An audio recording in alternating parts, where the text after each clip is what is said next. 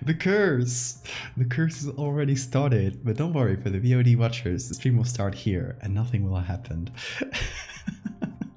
Okay. Apparently, Voice which is the program I use for audio, just kind of broke. And it wasn't like even responding. I couldn't like click on anything, so I had to restart it. So we're good. Hey, welcome everybody. We're live for the first day out of 10. Yes, you heard that right. If you hadn't seen it before on Twitter, or heard me mention it on the last few streams, we are going to be doing a 10 stream marathon, and I decided to turn it into a little bit of an event, so anyone can participate as well. I think it's going to be very fun, so I'll explain that in a minute. Just to get some stuff out of the way though. Welcome everybody. Didn't even have time, like a lot of people. Welcome folks. Just a general welcome to everybody. And we have a new emote too, before I forget. Look at this little animated nightcrawler just doing a little walk. It is made by Human Person. That is, I'm gonna link to their Twitter, because Human Person without like only the consonants. Hold on. I'm gonna share his link on the chat. He made the little nightcrawlers. He also made them into a cute little animation with sunglasses, which is great as well. But yeah, those were originally made for the channel. It is a snazzy pants little man, absolutely. It's still the 31st for me, and it was for me until 20 minutes ago. So I am doing, even though this challenge starts on the 1st of August, we're starting one day early so that we will have each prompt done before the day off, so I can post it on the correct day, if that makes sense. Also, Jesus, thank you so much for the resub. Yeah, I'm seeing a lot of love for the Nightcrawlers. I'll be sure to tell Matt, Human Person, because he did an amazing job, in my opinion. It works so well for Twitch too. It's just like perfectly readable, so that's great. So, finally managed to catch a stream after like a month. Well, it's a perfect time because we're starting a 10-day marathon. Let me explain. In case you hadn't seen it, let me just move a couple things over. Okay. In case you hadn't seen it, I posted this on Twitter yesterday. I called it the Cursed Footage Challenge. And I styled it a little bit after one of those like email, oh, you've been cursed and now you have to do these 10 things. So the idea is 10 pieces of found footage in 10 days. Starting August 1st. Obviously, this is like just a general challenge. If you want to participate and, you know, maybe you don't have time to do all 10 or you don't have time right now, you can just do it later or do just a few of the prompts. But if you want to participate like in the moment, which is the best way of, you know, getting some eyes on it too, then now is the best moment, of course. So it's all about found footage, but it doesn't have to be a, you know, Photoshop thing. It can be a painting. It can be, you know, something that at least like works within the found footage genre. So it can be writing, like some found a diary of someone who lived through something like that. Those kinds of things work great as well. You can even do an audio recording, like anything works, as long as this set of prompts inspires you to do something. You're free to participate. I will be, to the best of my ability, showing everyone's work in each stream. So since I do the streams one day in advance, I'll be showing, like tomorrow, I'll be showing what everyone made for the first prompt and so on. So we'll kind of go one day behind, like checking everyone's work. So yeah, if you want it to be like shown on the stream, that's also a nice opportunity for that. If you want to like stay on track with the prompts each day. I'll try to catch up to if someone did like the first prompt on the 5th day or whatever. I'll try to get it included as well. So don't like stress about it if you want to participate. That's the most important thing. Like it's just a fun little extra challenge. Absolutely do not stress about it. So I guess just to explain a little bit, this is my 100k celebration thing. I was thinking what would be a fun way to celebrate that I just got to 100,000. So I figured I would challenge myself to do something. I would challenge myself to do 10 streams in 10 days and 10 edits. And then I decided, let's go one step further and just make it a general challenge for everybody. So it has a bit of everything. It's a challenge for me, a challenge for anybody who wishes to take it. This challenge is gonna kill you. You don't have to do it. Do not stress, okay? And if you don't have time to finish a lot, just don't stress about it. My niche is realistic painting style, and it takes so long to do. Then like focus on one thing if you want, or take. You can even just take this slow and say, okay, I'm gonna make one of these a week, or one of these a month if you want. Like it can be anything you want. As long as it inspires you to make something, that is what makes me happy. He's forcing us to do it. I'm not forcing you. Patchy, hey. So yeah, if your art style just like takes a long time, either just do quick sketches, do something that you can just get done in a few minutes each day, or just decide like, okay, what's my favorite prompt out of all of this, and just work on it for a week. That's also a perfectly fine way to do this. Thank you for the follows, Lethal Shadows, Audi Kiss, and Anna Pandemonium. Welcome, folks. You're all forced to provide at least one piece or else. Nah, I'm kidding. You've already written 1 to 6 written and some photos planned. Nice, damn, you're an efficient worker. Nice. So just in case you want to do something found footage, don't really know where to find pictures, thank you Mechtel for reminding me. Hop onto the Discord and go to the Sacrificial Altar channel. That is where people can send images for others to use. So if you have an image to share so that any artist can use it for this challenge or anywhere else, feel free to drop it on there. Or if you want to use an image, don't really know where to get it, it's also a great place for that. So hop onto the Discord. We also have a couple channels now for the challenge itself. So you'll see them up top below the introduction channels. They're called Cursed Footage Art and Cursed Footage Discussion. So the art one, as the name implies, just for your whatever art or writing you do, and the discussion is just to talk about anything else about the challenge. So if that sounds interesting to you, definitely check out the Discord. Or if you just want to share it with the Discord and don't really want to put it out on social media, which is fine as well. We do have an Nightcrawler emote, yes. Those who just got here. Look at the little guy. Okay, walk. They are very cute.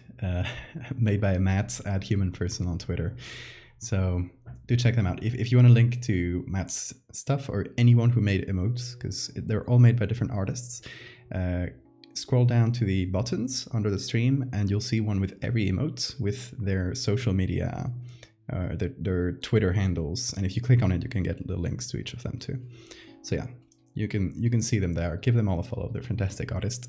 I try to just commission a different artists for each of the emotes. That's where they all have different styles, but I think it's worth it to not have the consistency, just to be able to showcase a bunch of cool artists that I love. Straight up audibly gasped. It's very good. Thistle, thank you so much for the follow. Okay, folks, so this prompt list that you see here is quote unquote, it's a lie. It's not really a lie. The original idea I have for this is with each of these days, just for the challenge for myself, right? For each of these days, revisit something I've done in the past that I want to update or do a second part to, or just do a different take on it. So we're gonna go back through time, and since this is the first stream, the introduction, we'll kind of go through what I want to do each day, maybe change a couple things as we go. But I essentially want to use each of these prompts as an excuse to revisit some stuff. And if you got any guesses to like any of these prompts, what they could be, like what piece of what image I've done could they represent, drop your predictions in chat, because I would love to see what you think. Also, Farley and the Illumination took my cat.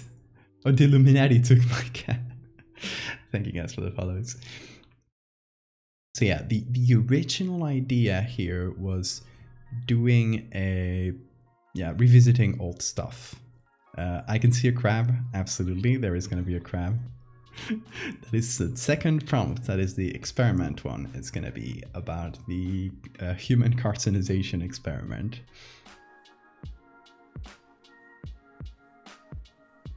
Beyond the Stars could be a rogue planet. Yep, it's going to be about the flesh planets that I did a while ago. I did in November. Called, for us, it's called Terry the Meat Planet. But for the rest of the world, it's called Xipetotec, which is a Aztec god.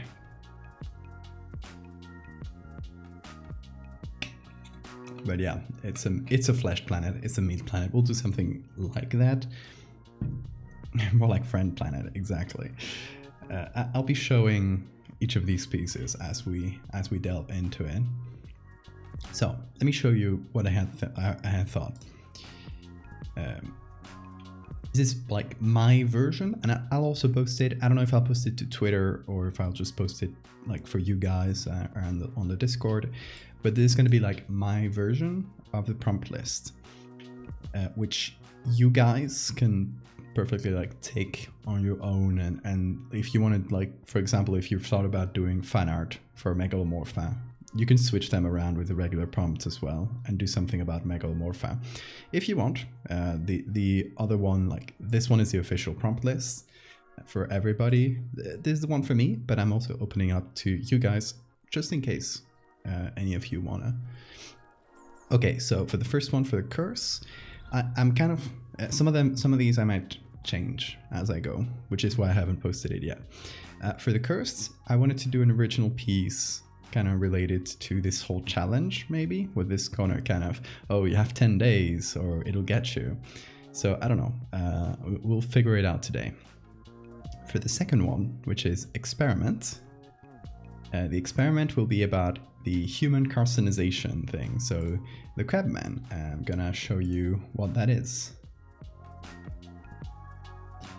That is one I made for Eerie Vember. Here it is.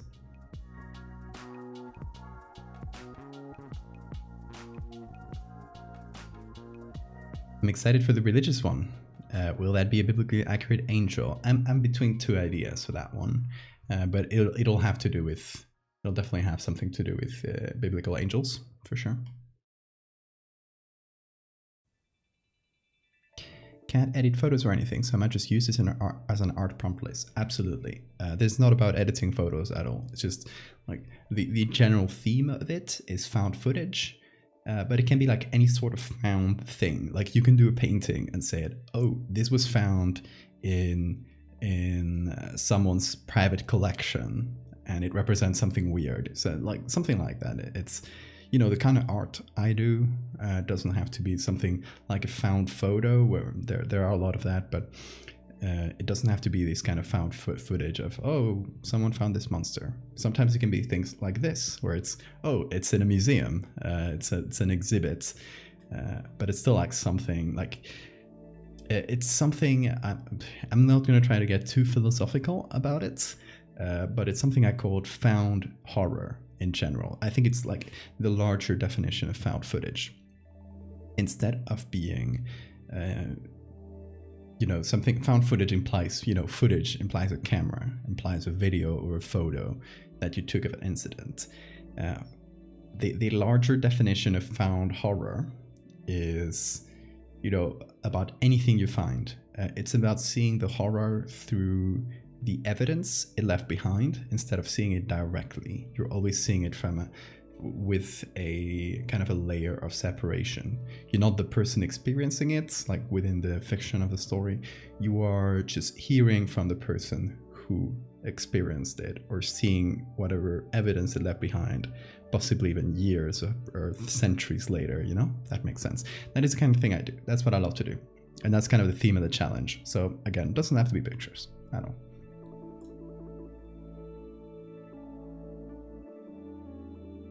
My goal is to get the Megalomorpha piece done by the 5th. I believe in myself. Okay, you can do this. So the crab one will be for the 2nd day, yeah. Time for crab. Idea for the curse, a VHS tape of some old knockoff cartoon character. And we'll watch what curses you to be followed. Now let's see a realistic version. Isn't that kind of cartoon cat? Kind of? Based and crab pilled.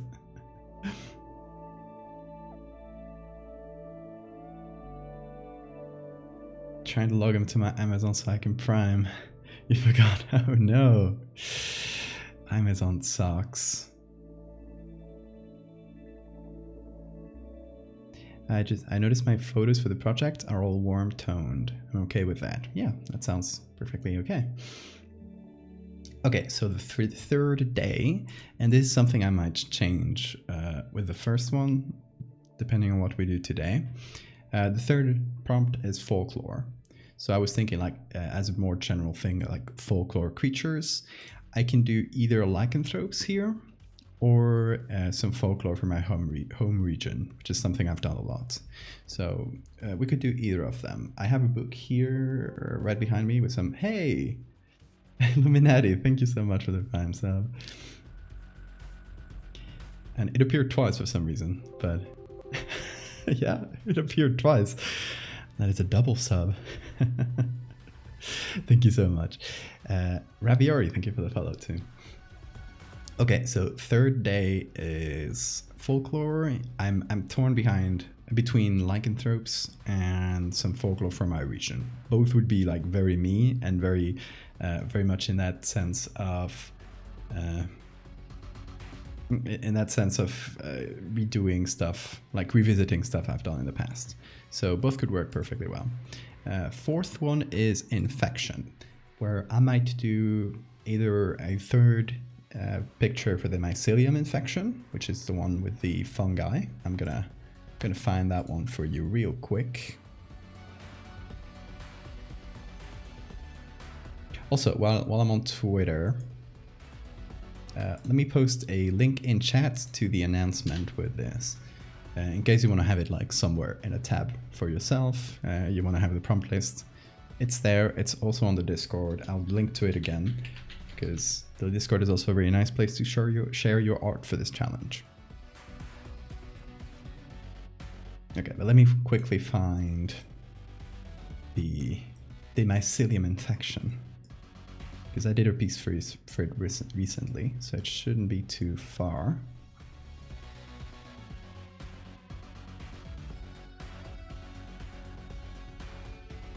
You can run a poll if you want chat to decide for you. I mean, ultimately it's my decision, but if I'm having trouble deciding, yeah, we can always run a poll.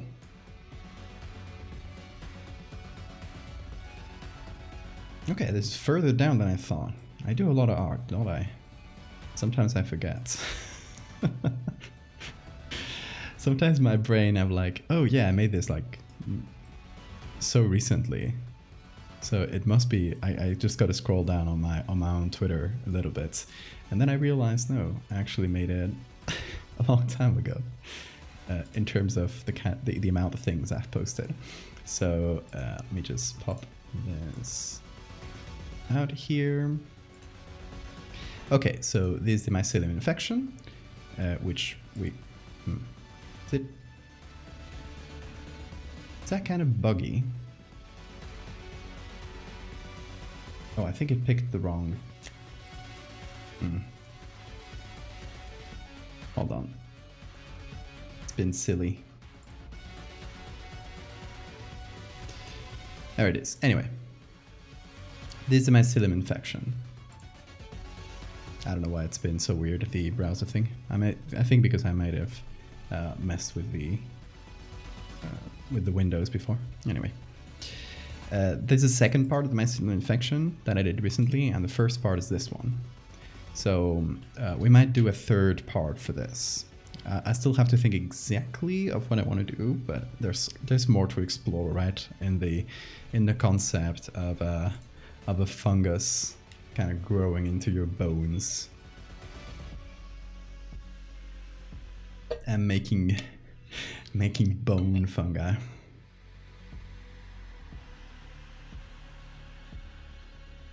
They aren't let you talk to a human. Oh, Amazon? They won't. They never do that. They're so annoying. The ideal state of existence, for sure. Okay, so yeah, we got these two.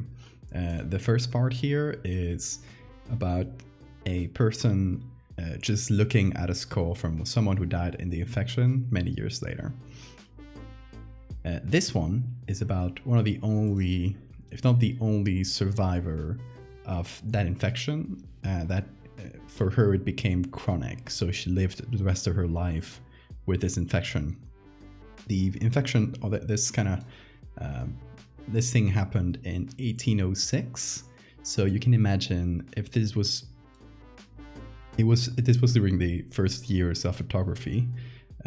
It's 1855, so she's lived most of her life with just big ass fungi growing from her face. Imagine that state of existence.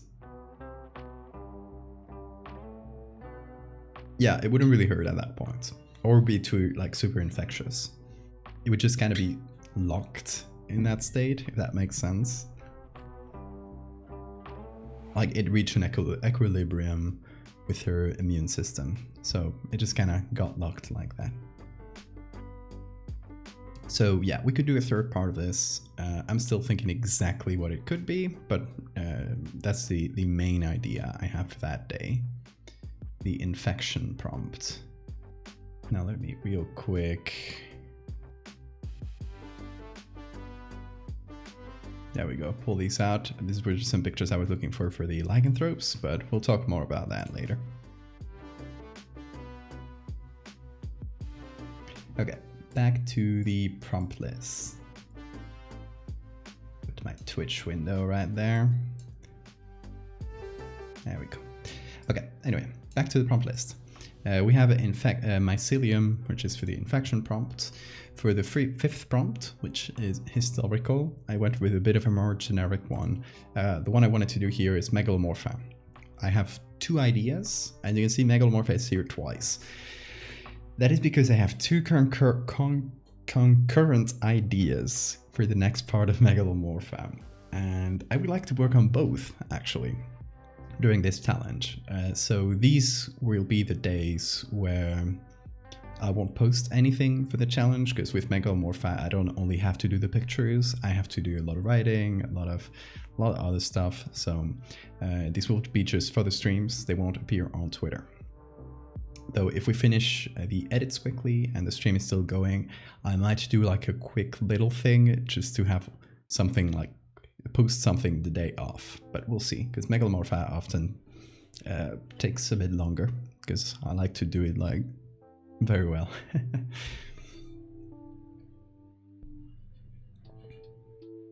As long as it were to grow on my blind side, it wouldn't ruin my vision. There you go.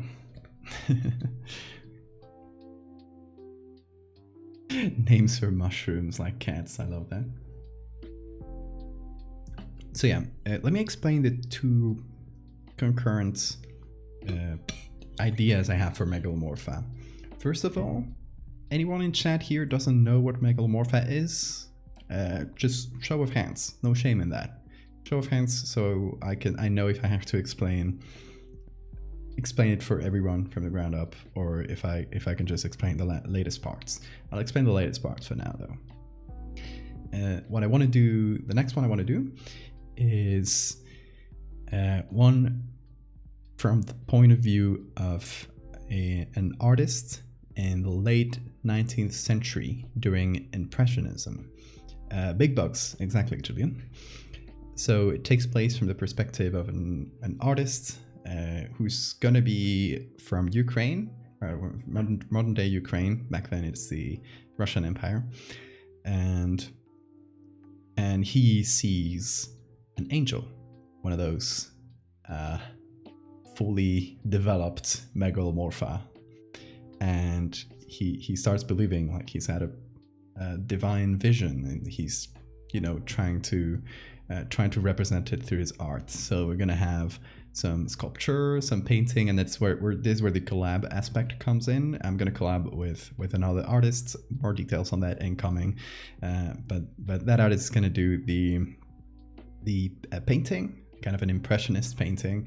I'm gonna do a sculpture, and then we're gonna collab on some writing. So it's this artist like who's obsessed with this one experience he had with a megalomorpha, like this one encounter, and he's trying to just represent it through art, if that makes sense. And through that, we are seeing the inner mind. Through all that expressiveness, we're seeing that the inner thoughts and the mind of a person who is actively being like brainwashed by the bugs. So it's gonna be, again, we're both trying to make an interesting story, and that is also one piece of the larger lore, if that makes sense. No clue? Okay, so Megalomorpha is my main series. If you haven't heard about it, I'm gonna put a link in chat. There's a little paragraph explaining what it is, and you got a link to see every story in there. It's all about big bugs. Each of the parts, it's its own separate individual story that can be read separately, but they also make like one piece of the larger puzzle.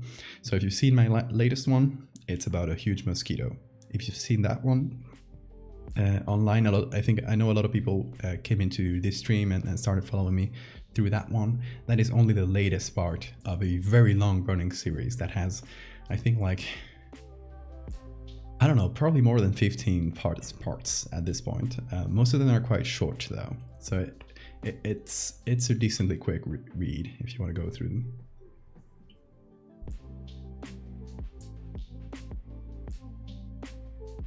There's a mosquito in my room and it is taunting me. Well, that is the Megalomorpha curse for you. Can't wait for the new collabs. Yeah, the next part of Megalomorpha is going to be a collab. That is the one I would want to do on the 5th for historical. So we're going to do this from the perspective of a painter or an artist, like a multi-talented artist in the late 19th century. And it's going to be in Ukraine because the artist I'm collabing with is from Ukraine. So on the 8th, just to jump to the other Megalomorpha, the prompt is ritual. And I want to do another for Megalomorpha. So this is before that collab thing came through. This is the idea I had for the next part of Megalomorpha. And it's going to be fairly similar in concept to the one with the family and the mosquito. But instead of a mosquito, it's going to be a fly. So flies are famously eaters of dead things, eaters of carrion. And I'm going to use as a base for the story the concept of a Tower of Silence, which is an ancient Zoroastrian tradition where they're buried their dead in an open tower, so essentially just some tall walls around a circle. They, instead of burying a dead person, they'll put them on top of some metal bars and leave them out in the open for birds to eat them, mostly like vultures and stuff. And once that happens, once the bones are picked clean, they will fall through the iron grid and fall down into a pit below to keep decomposing. So this is an ancient Zoroastrian belief where they believe in kind of like giving the dead back to nature, and kind of that whole cyclical view of nature, which is very cool. It's still practiced in some places actually, but it's being phased out. Like very few people practice it in the world. So I don't know where I'll set the story, but I'll use that, you know, that concept of the Tower of Silence as a base. So we'll have a community somewhere in the world. It might not be tied to Zoroastrianism. That's a hard one to say, but they're gonna, as a funerary rite, possibly for thousands of years, they've been giving out this their dead to this huge fly that's just been eating them. So yeah, a whole community kind of having a strange relation with one of these bugs. So those are the two ideas I want to do for Megalomorpha.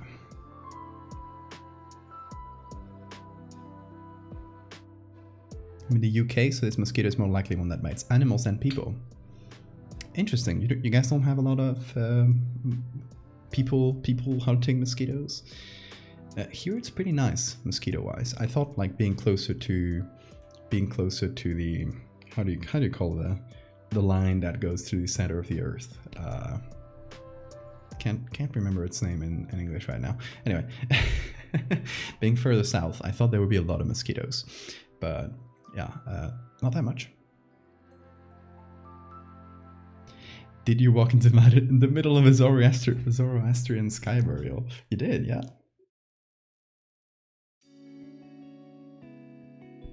So essentially, yeah, that a sky burial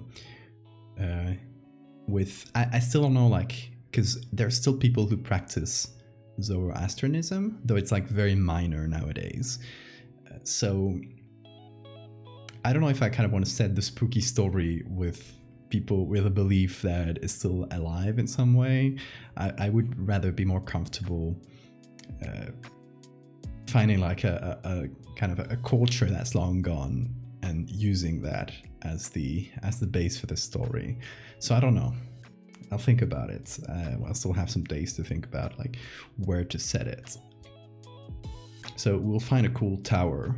Maybe like make it culturally distinct from the ones that are actually used. Just like find a cool tower and use it as the base. Horseflies. Yeah, we'll find like a cool creepy fly to use it. Equator. Yeah, thank you. For some reason I forgot the word equator.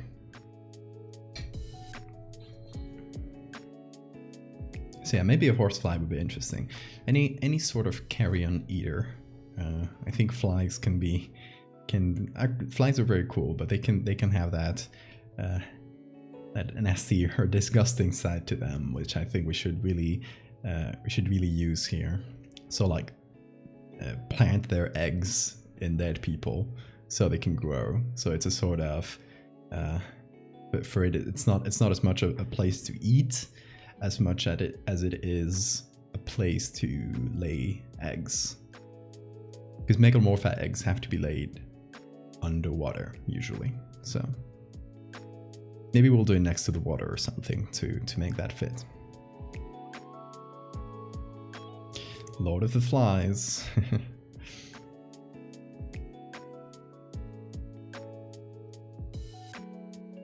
I got bit by a horse so bad it left a scar because the horse got bit by a horsefly and was angry about it. It was a chain of bites. Now you have to bite someone and continue the chain, you know?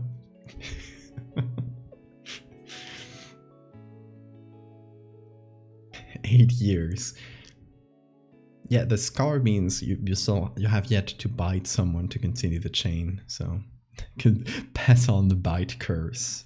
And maybe the scar will disappear. It really makes you think.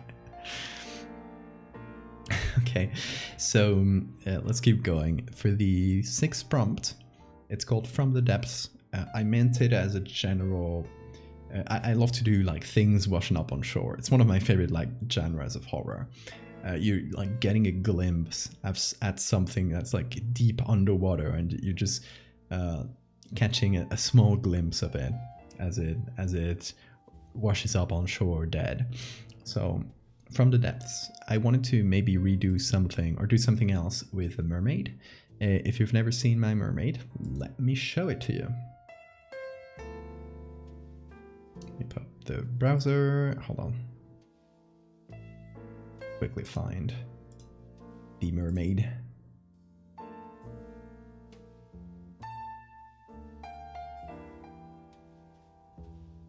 Okay, by the way, this is a little collection I have called Assorted Art. Most of my art is on there. I reached the limits of tweets, so I can't put all of it, but a lot of my art is on there, if you want to see it all on Twitter.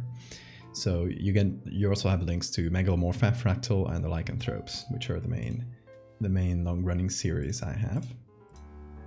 In case you want to take a look, in case you want to look at some more spooky art.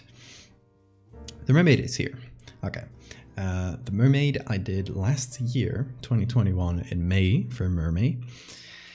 And here's the concept. I set it in a little town called River John in Canada, and it was very funny because this piece went like fairly viral to the point where it came to the attention of people from the CBC, the Canadian, CBN,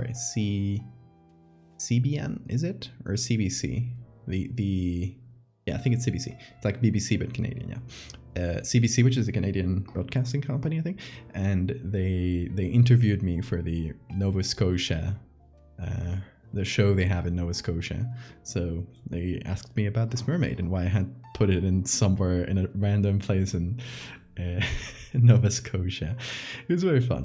Anyway, this is a take on a mermaid that's based on a whale. So it's a small whale that washed up ashore, and they just gave it a creepy long human arm and some hair like on its face to kind of hide it. Blowhole here. Of course it has mermaid tits, which a lot of people commented on. And I was wondering if I should do a kind of a second take on that. Maybe a living version of this, just to have like a different perspective on these mermaids. So maybe finding images of little whales like this in the water, taken by a scuba diver, something like that. We'll see what we find, and turn them into mermaids, and just have like, ooh, creepy mermaid found down in the depths below. Just a bit of Twitter to put a limit on the amounts of tweet you can add, right? It was weird. I found out accidentally. When you reach 100, it just kind of it adds a new one, but it removes the first one. So you're stuck at 99 essentially. So yeah, the Twitter moments are slightly buggy, but there's still a nice way of, you know, putting all my art in one place. It's really useful for myself too. Sometimes I share it, but it's really useful for myself because I got all my art kind of classified by general themes on here. So if I want to find something, like the tweet for something quickly, I just go here. It's also a nice thing for you guys if you want to see more art. Bro, stop trying to spread misinformation. I love to do that.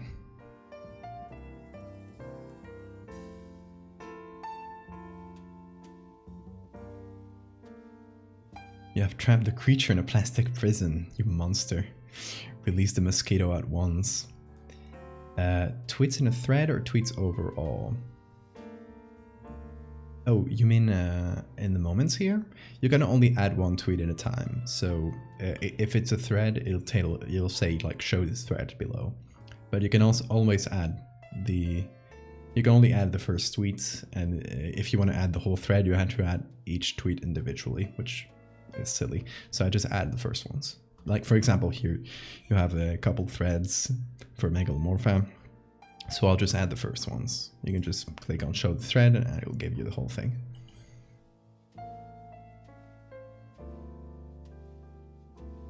Manatee would be fun for a mermaid as well. Spreading misinformation is my favorite hobby. It is. I guess it's my work now. Since I'm making a living from this. By the way, subscribe to my Patreon. You might still have time if you want to get the. I'm gonna reveal it already. I think depending on your time zone, if you subscribe to the Patreon right now, I'm gonna give you the link.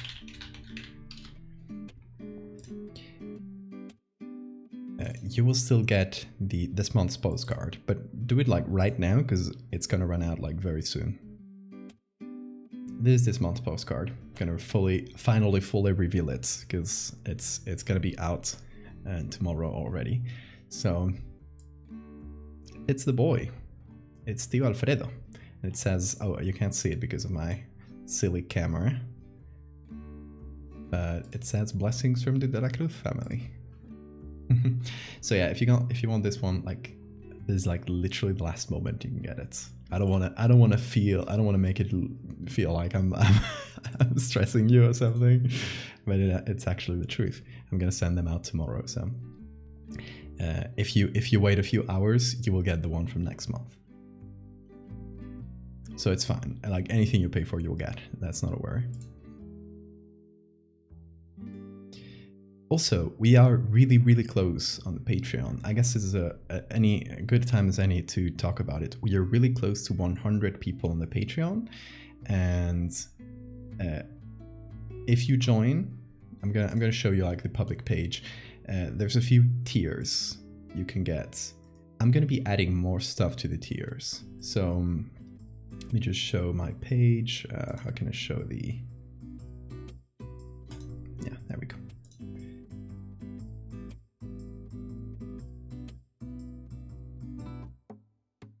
So there are a few tiers currently. You can get the digital one, which will allow you to see all my work in progress stuff, join a Discord. It's kind of like subscribing on here on Twitch, but I get like 90% of what you pay instead of just 50%. So it's a great way to support me.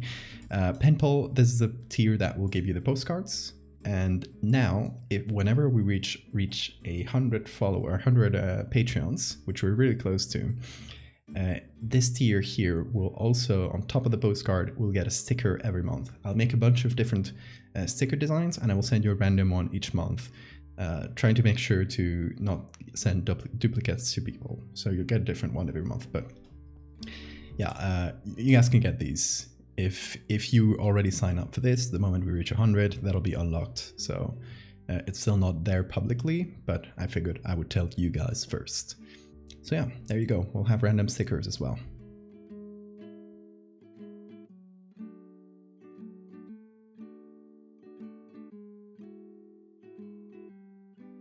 30th your birthday. I'll get to see werewolves. Nice. So yeah, I'll stop the plugging, but it's important Patreon news. So do join it if you want. And oh, another thing I'm gonna add at 100. That's for every tier, from the digital to the last tiers. Everyone that subscribes from Patreon will get at the end of each month a newsletter with all the art I have posted, all of the work in progress stuff I haven't posted yet. And some art recommendations. So I'll try to make like a nicely formatted newsletter where you get to see everything and get links to it on social media as well, but you can read it directly from the newsletter. I know it's very hard to like keep track of stuff through social media, so I figured it would be a nice way of, you know, never missing anything. Anyway, back to this.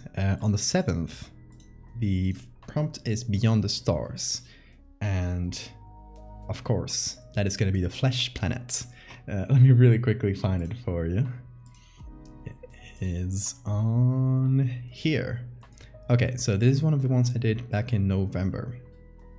It's called Cipetotek. I don't really know how to pronounce it well. It's named after an Aztec god who is the flayed god. It's a god without his skin on. It's very creepy, really cool. And it felt appropriate, right? Since planets are named after ancient gods, and there's a flayed planet of sorts. So it is a planet made of meat, and as scary as it might look, it's actually a really nice friend to everybody. We call it Terry the Meat Planet. And if you look at our LOL emote, this cursed laughing emote that Okideer made, that is what it represents. That's Terry the Meat Planet. So it's a good friend of the show. If you hadn't met Terry before, say hi to them for me. Also, thank you to Mr. Lotchort for the follow. And I think I missed Ravioli and Custis the Librarian. If you guys are still here, thank you for the follows. Terry is great. Okay, so I'll give you some Terry lore so you understand why Terry is actually harmless and cool. Terry is a wandering, sentient planet made pretty much entirely of meat. There was probably at some point a planet under there, but it was kind of just taken over by this huge organism that is able to live in space. It has its own atmosphere, which is can kind of breathe through that. It works all in a closed loop system, if that makes sense. And it lives through, it gets its energy from the sun directly, kind of like plants. But it doesn't do it through, like us, the green chlorophyll that is in plants. It does it through something that looks like a modified hemoglobin. So it looks more like our blood than plants, which is why it looks red. The thing about hemoglobin is its main component, or its like central component, is iron. And to move around through the universe, as it does from star to star, it needs to expel some matter. It essentially just farts around the universe, if you wanna think about it that way. It can propel itself around and move from solar system to solar system. And to maintain this cycle, the only external thing it needs is iron. So it just goes around like asteroid belts, and it eats the asteroids. It doesn't really eat it, it just makes them collide against it. And then all the iron gets absorbed into its huge system. But it's quote unquote, it's a way of eating, right? It doesn't like have a huge mouth and then eats you. It just like collides against things, and that's how it absorbs the nutrients. So that is Terry. That is Terry, the meat planet.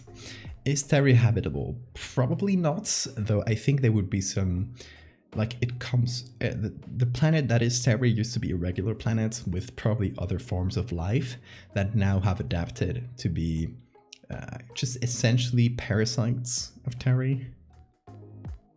So it kind of forms a cycle, right? They're parasites, but eventually they die, and when they die, they get reabsorbed into Terry. So it doesn't bother Terry too much. It doesn't take that much energy out of it. So is Terry edible? Don't eat Terry. It would probably taste absolutely terrible. Can I cut a little piece of Terry for my stew? Don't. Be nice to Terry. They're a nice little planet. Why is everyone asking if Terry is edible? Terry is based. We all love Terry. So it's actually a net positive for us if he's hanging around, if they're hanging around in the solar system, because they just go around and eat asteroids, which reduces our chances of an asteroid impact. So that's nice.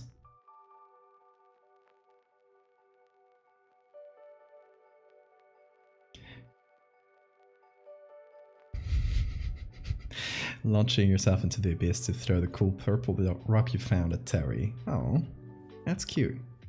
Yeah, you can give Terry a snack, but don't snack on Terry. That would be not nice.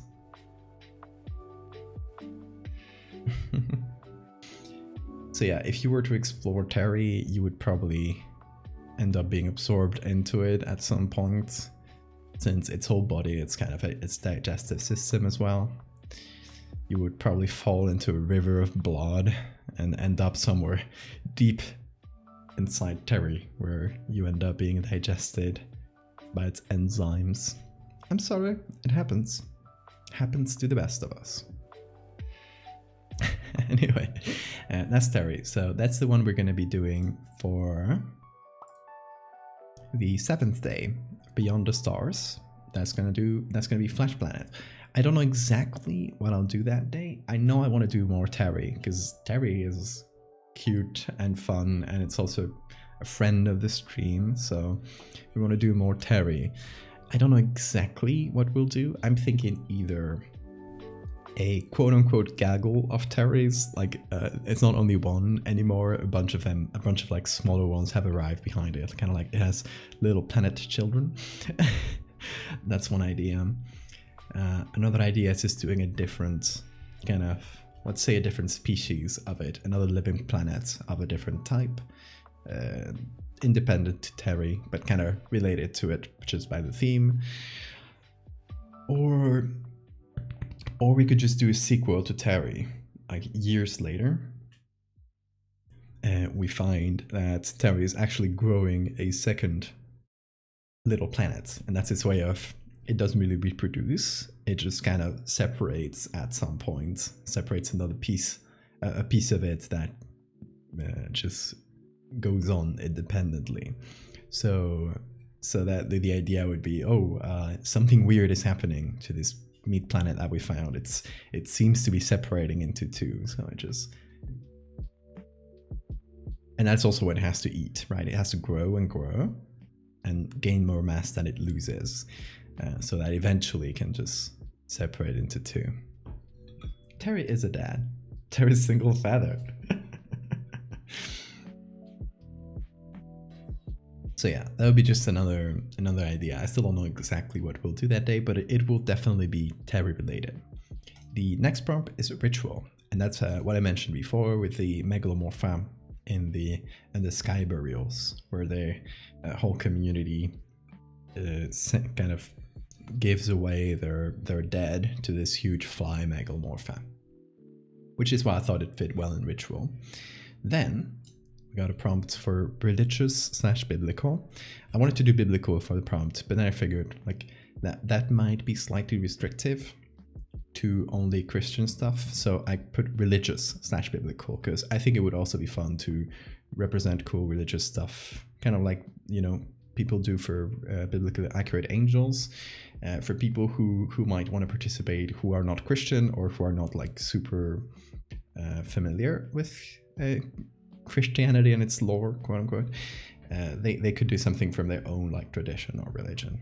So I let it, like, I opened that up a little bit, which is why it's a longer prompt and it has like a slash in it. But yeah, I wanted to do either a biblical angel, just like represent a cool biblical angel I haven't done before. Probably a cherubim. A cherubim is a type of angel that has 3 heads. I think it's 3 heads, maybe 4 heads. One of them is an eagle, one of them is a bull. I think one of them is a lion, and then a human, so 4 heads.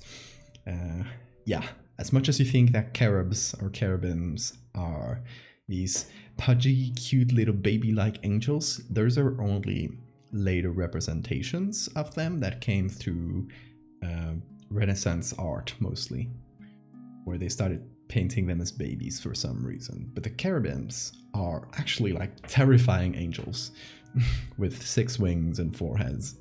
So that might be a fun one.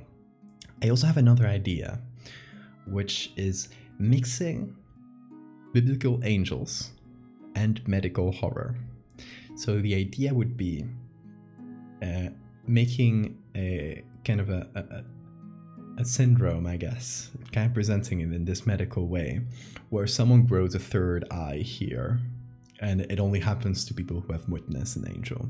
So it's like, oh, people who have this have witnessed something that have, you know, left them unable to speak or something. Or it kind of like implied through the text that they have had some kind of religious experience and seen something that has left them like essentially shocked and horrified, and now they have this 3rd eye. And they just can't stop interacting with the world or something. I thought that would be fun, just like a 3rd eye, like a sideways eye here in the middle. So either biblical cherubim or like biblical angel syndrome. I wish that were me. How dare you inspire me when I have 10 other whips to work on? Please work out your own face. Don't get burned out. The COVID vaccine turned me into biblically accurate angel. Oh yes, also, if you want to collab, because I think there's a great opportunity to collab, like with an artist and a writer, for example, or with two different like kinds of artists. If you want to collab on any of these prompts, what I recommend you do is go to the Discord, and there you will find a channel. You will find under the first cursed footage channels, you'll find one called cursed footage discussion. Just go there and tell people, hey, I have this idea, who wants to work on it with me? And you'll probably find people who are more than willing. Because also I think it's easier to get through all these long challenges with some help. So yeah, definitely try to find people to collab with if you want to help each other. When will the demon cars spew me out? I think it's the 4th, if I recall correctly. I have a reminder on my phone, so I don't think I forgot about you. That is the 6th. So the mermaid day.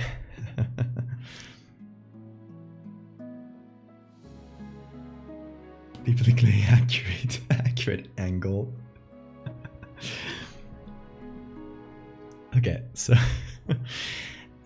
yeah, for the 9th day, I wanted to do either biblically accurate angel or this kind of biblical syndrome, where we mix together some angel stuff and some medical horror stuff. I thought it would be a nice combination, even though it's not a second part to something I've done before necessarily. And for the 10th, the prompt is apocalyptic. So I wanted to do Fractal, since Fractal is a inherently apocalyptic series. I'm gonna, just in case any of you guys don't know Fractal series, I just posted a new part recently, but you can see all of them right there. The Fractal series is basically this apocalypse story set in a parallel version of our own world that starts in 2006, if I recall correctly. And in this version of our world, a fractal kind of chemical compound has spilled into the water, and that kept replicating itself again and again and again, and eventually it takes over the world and destroys society. So that's what's going on. So we'll do the next part, or work at least on a little bit of the next part of the Fractal series on the 10th, which the stream will be on the 9th. Again, all these prompts, personally, I will be working on them the day before. So today we're doing the one for the curse, that'll be posted tomorrow. Tomorrow we'll be doing the carcinization one, and so on. Love me some fractals. Fractal angel, that'd be fun. But maybe after I'm done with the Fractal series, because I don't want people to get confused and think it's part of the series.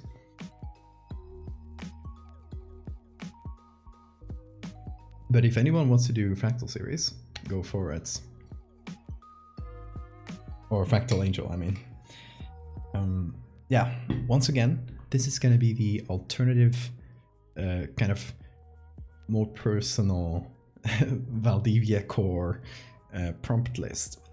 If you guys want to take any of these days to do something based on any of the worlds in my series, that's a great opportunity to do so. You don't have to like stick to the canon or anything like that. Just like in case it inspires you, if you find that more interesting to then working on the more general prompts, try this ones. This will be kind of the alternative take. I'll post it to Twitter either after the stream or probably tomorrow to kind of remind people of the challenge as it starts.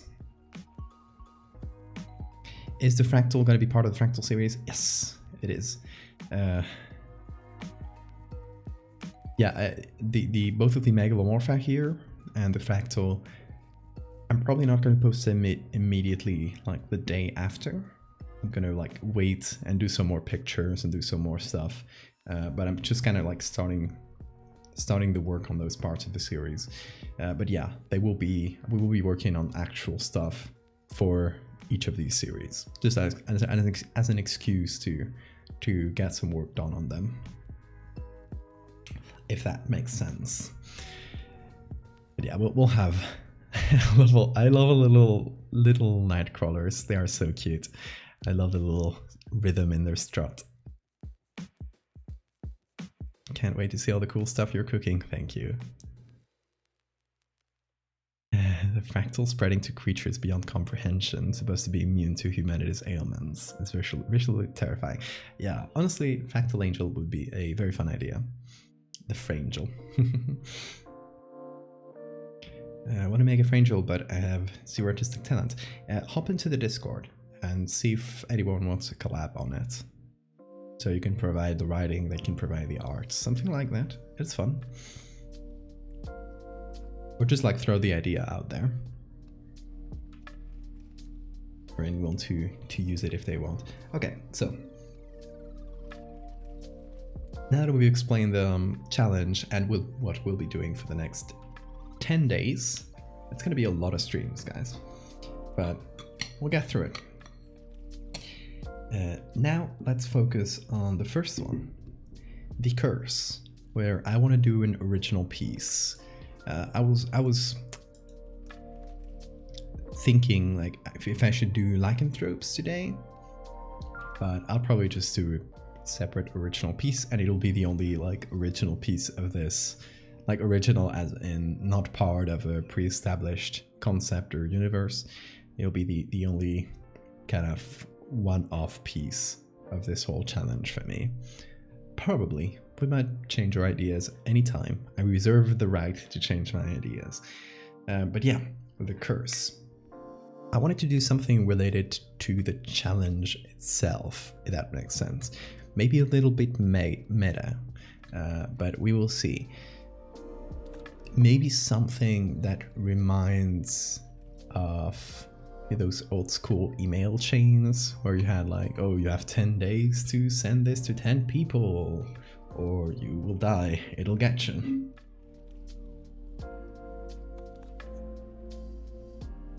Curse of the Flying Scissors, that's very specific. You've had any bad experiences with flying scissors?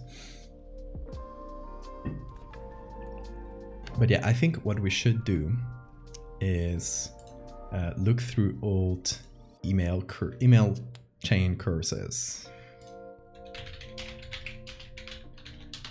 and see what we can find. Bloody Mary chain email or chain letters. Wikipedia has an article.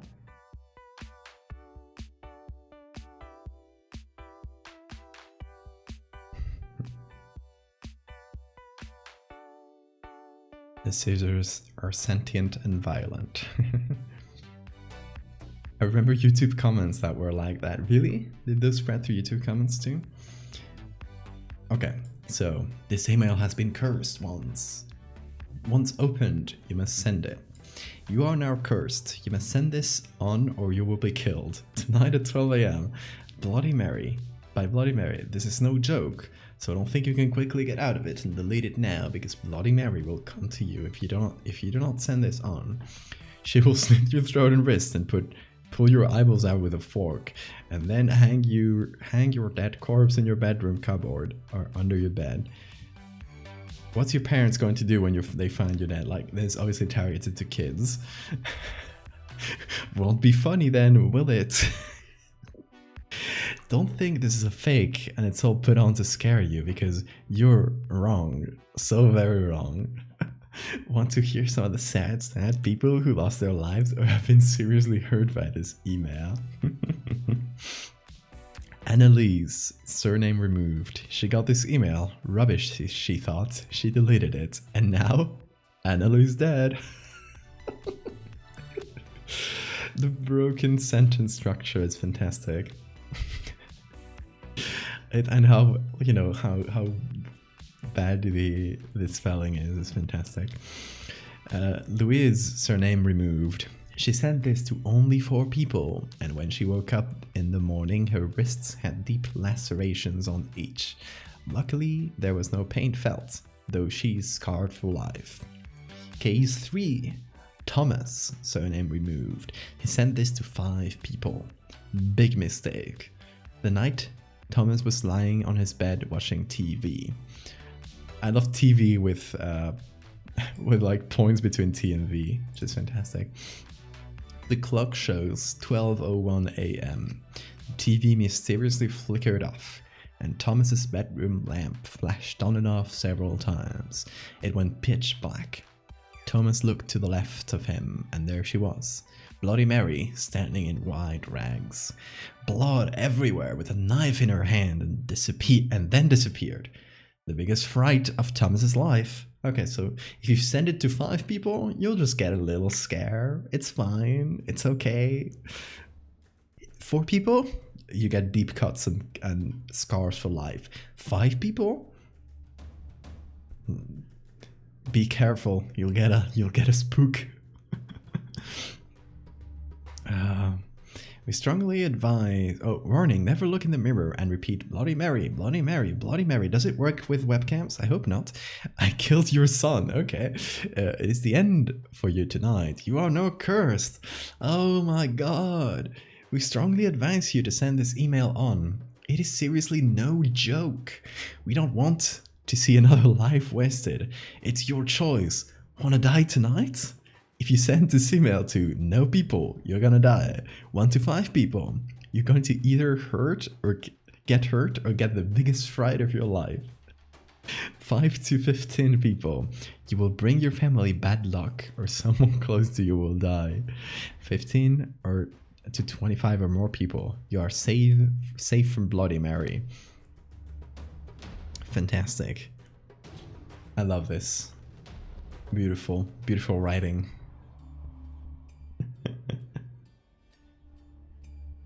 Everyone would be down bad for Mary, let's be honest. For sure. A game I played had this witch that enchanted email, so spammers would get rashes or get ill. I love that. Love that.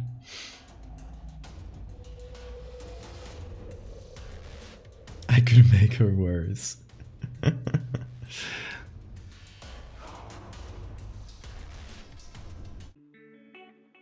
So, chain letters. They apparently have a lot of history. Like, they used to be like, oh, get blessed if you send this to 10 people. You'll get blessed by this prayer to God. Like, they're actually a very old concept. Chain letters.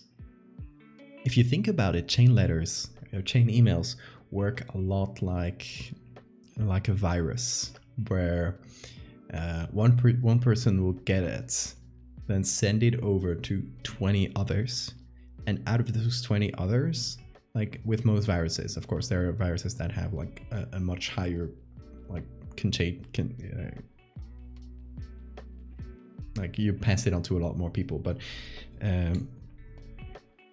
you'll send it to 25 people, and out of those 25, like 1 or 2 may send it to another 25 people, and it will eventually reach the people who are most likely to send it forward, which are usually kids, and it'll start spreading much faster there, which is why it's way more common in those circles. It's fun. It's a fun concept, really, the idea of chain emails. Chain VHS tapes. See, that would be... Are those an actual thing? I feel like this would be like way less efficient at being sent forward. Because letters are fairly easy. You can copy the message. Back before, you know, you had like printers, you could just copy the contents of the letter. It would take time though, but it still worked well enough. In the case of emails, it's as easy as copy pasting, which makes them way more effective, which is why they exploded after email. Like if you love God, ignore if you love Satan. That's true. That's another great example of those, that chain email, like as virus mentality. Chain letter, but as a physical letter? Yeah, those were a thing for many, many years before email. Like, here is one. They were usually like, yeah, Prosperity Club, where you would send money with the chain letters, which is a weird thing, but it happened. Chain tweets were a thing? Really? There's always a little small part of indie town that thinks, but what if it's real? That's why they prey on. That's why they that small part of the brain. That's what they're trying to get. Chain pigeons. I love that. So I think it would be fun to take some inspiration from those old school chain letters, but kind of make it a little bit tongue-in-cheek, of course, because I think the concept itself, it's hard to not be silly with it. So maybe we do something tongue-in-cheek with the concept of, you know, you will get this curse if you don't retweet this tweet or something like that. Kind of more social media oriented.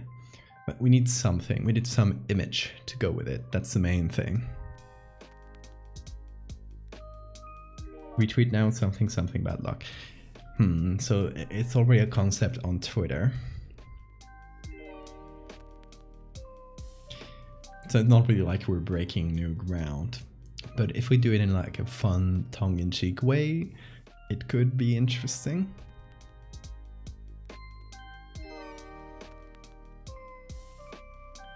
Kind of like just taking the general concept of the... where is it? Oh, by the way, look at this cool mock art that Ken Revolve did on Twitter. Fantastic. Look at the little guy. Anyway, just going with the general concept of the challenge where, oh, you have this curse and now you have to do 10 images in 10 days. That's kind of a tongue-in-cheek thing, but maybe we can take a little bit from that energy.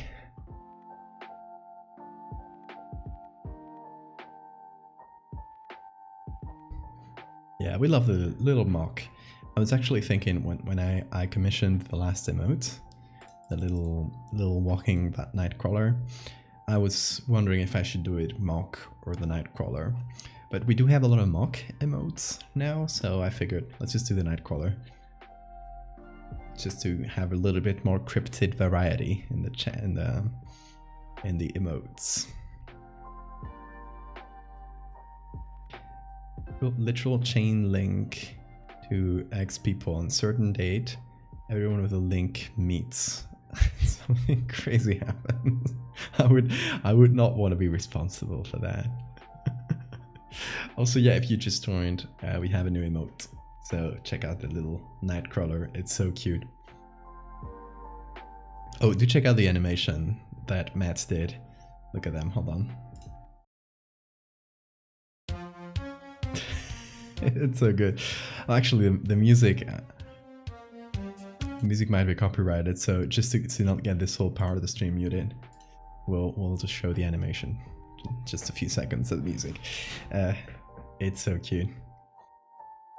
Put little sunglasses on them, but it's the same as the emote.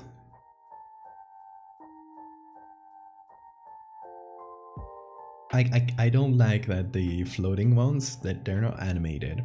I hope they fix that someday, because the animated emotes are still fairly new, so I hope they do let them animate at some point.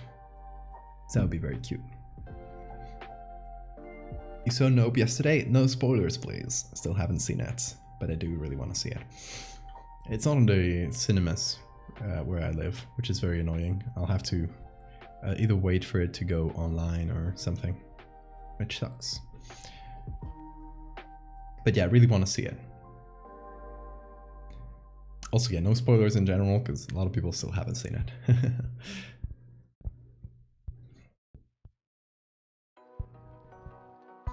Yeah, physical chain letters existed. That is true. So it's not something like... Maybe we could do the historical take on it, which I tend to do a lot. But it's already a thing, right? We don't have... Maybe an actual chain letter or chain email that did cause people to die. Like it actually worked. And we presented just unironically like... someone who just shared it with 2 people died in this way. Someone who didn't share it died in this other way. Something like that. Like those actual examples that were in the Bloody Mary thing, but as actual events that happened.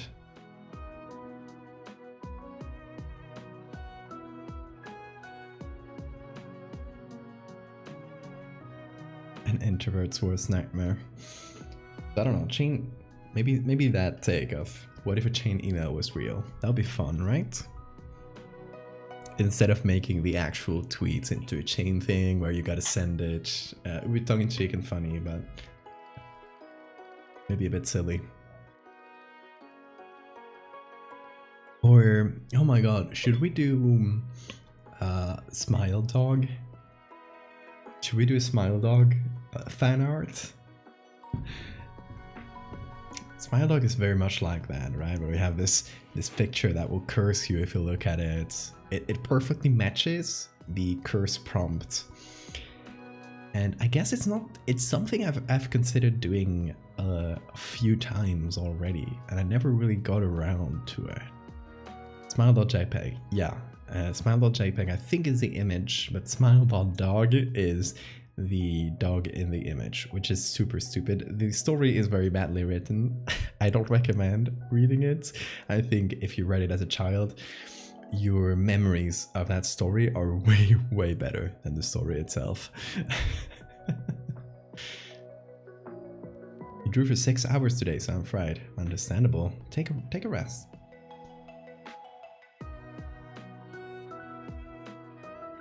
So I don't know, do you guys remember Smile.jpg? David did such a great GIF of Smile Dog. I thought I've seen an image, like a poster he made of it. Like as if it was a movie or a season of Channel Zero. And I've seen some people do that a few takes on. So I guess it's fairly topical because people have been doing takes or fan art of Smile.jpg for a while. You know, I think it should be fairly easy. And I'm planning for these 10 days of streaming, I'm not going to aim for a specific number of hours, but I'll kind of, we'll feel it as we go. If we make an image and it's a really quick one, we might do another one, these kinds of things, right? If for Megalomorpha we do something, but we still have time, we'll do another one so we can post something the next day, if that makes sense. But I figure maybe we'll think about something else later, but I kind of want to do a Smile.jpg fan art, and we can read the story as we go. Man door, Hank, and hooky car door. Oh, that's a very good one too. Fan art of man door, hand hook car door. That it doesn't really fit the curse thing, right? It's more of a slasher. Just a little husky guy. Yeah, okay, so let's consider this for real. We're gonna do a few things. First, Smile.jpg, don't worry, I won't curse you. I put a filter on my screen that will make it safe for you to see. So you don't have to worry. Let's see. Is the creepypasta here? Nope. Can I just read it? Maybe Know Your Meme has a link to it?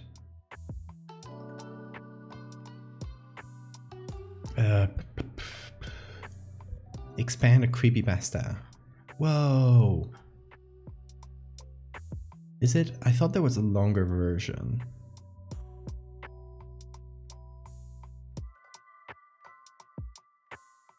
Anyway, there's a whole story with a lady that saw it and was like kind of scarred for life. But the protagonist explains a little bit of the concept behind Smile.jpg. In 2005, when I was only in 10th grade, Smile.jpg was first brought to my attention by my burgeoning internet interests in web-based phenomena. Mary was the most often cited victim, this lady that got scarred by it, of what is sometimes referred to as smile.dog. I don't understand the concept here. So there's a weird, really weird thing. The image, this is called smile.jpg, but the dog in it is called smile.dog. Like, is the dog some type of file? I don't really understand it. It's clunky writing and it's very silly and it's fun. I like it. Can I pet Smile Dog? You can try. Can't believe I was threatened by a dog with dentures. Oh yeah, with Wi-Fi failure, who's Tom here. Tom, you better come here. Did a cool take on it recently. I saw that one.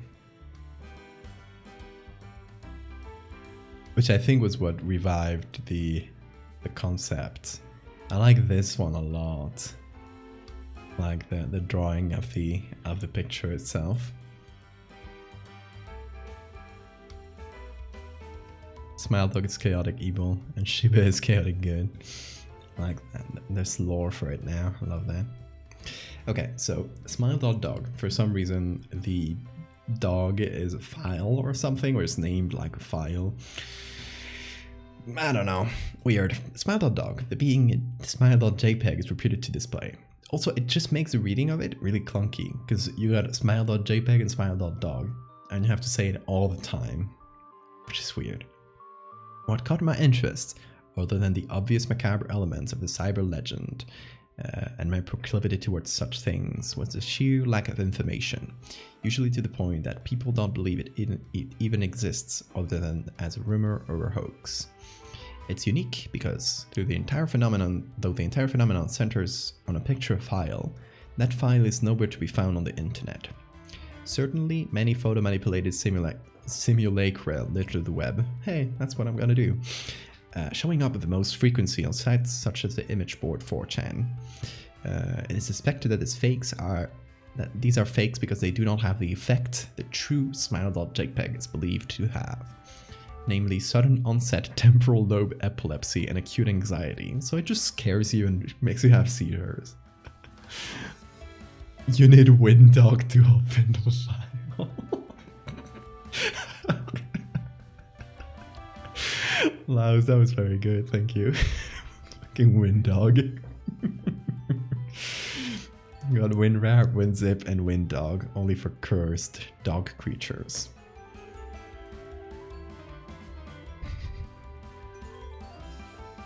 I thought you were saying smile dog dog. It's hard to say, smile.dog.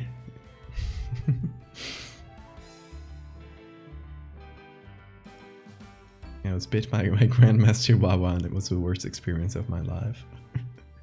Bless you, honey, you were bit by everything. Remember to buy the free trial of Windog.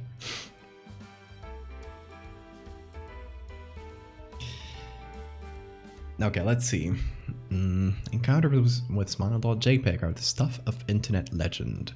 Mary E's story is not unique. There are unverified rumors of Smile.jpg showing up the early days of Usenet, and even one persistent tale, and in 2002, a hacker flooded the forums of humor and satire websites Something Awful with a deluge of Smile.dog pictures. See, like, why do you say Smile.dog pictures? Like, are there several of them? Is there one? The one is supposed to be called Smile.jpg. Why do you call them Smile.dog pictures? It's weird. Rendering almost half the forum's users at the time epileptic. It is also said that in the mid to late 90s, that Smile.jpg circulated on Usenet and was as an attachment to a chain email with the subject line, "Smile, God loves you." Yet despite the huge exposure the stunts would generate, there are very few people who admit having experienced any of them, and no trace of the file or any link has ever been discovered. Adobe dog. Inconsistency. I pointed out an inconsistency in your 2010 creepypasta.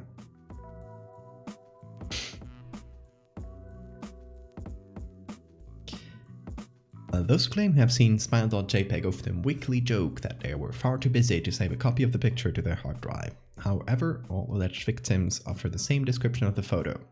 That's the important part here. We're not gonna go as much for the actual photo of it. We're gonna try and do like maybe a slightly different take on it. But let's see.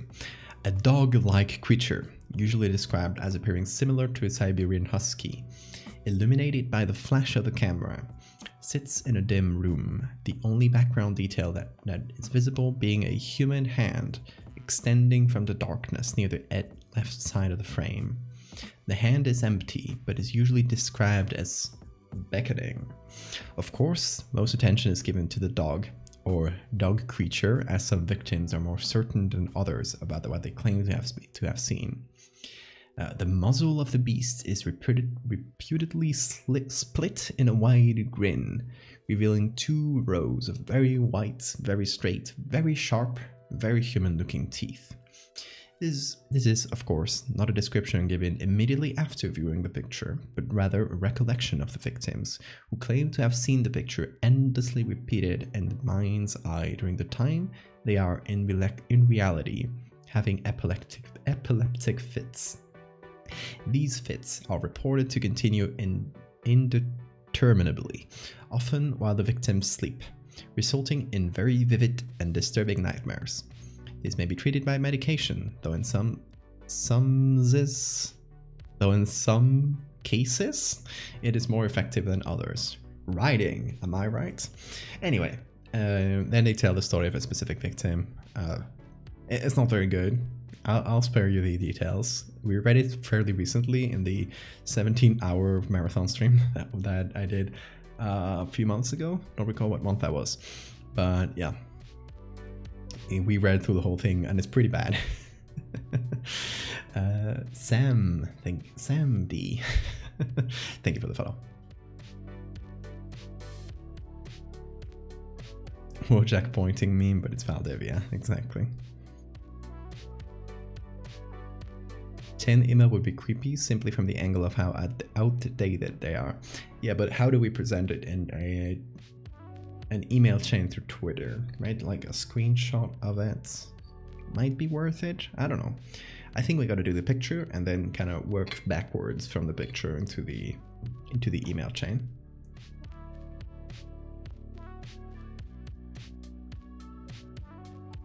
Anyway, I'm down 1 out of 2 bottles of water. Drinking a lot of water today. Got the big one though.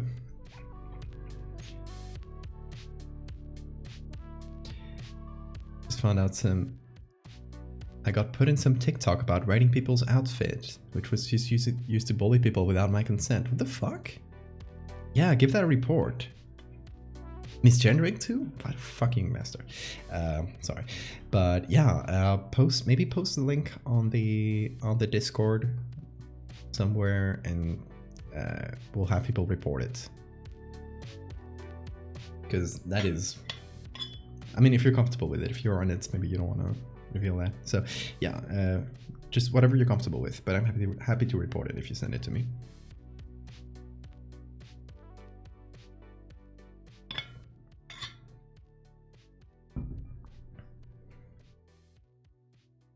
So yeah, okay. Smile.jpg. I think we should do a take on it. I think Tom's here is very good. We got the hand, we got the window. That's the only thing, again, in the photo. Dog-like creature. They don't actually say that there is a window behind it. Like, that's not necessarily part of the photo. I think it just became a thing because the photo, like the classic photo of Smile.jpg, has a window.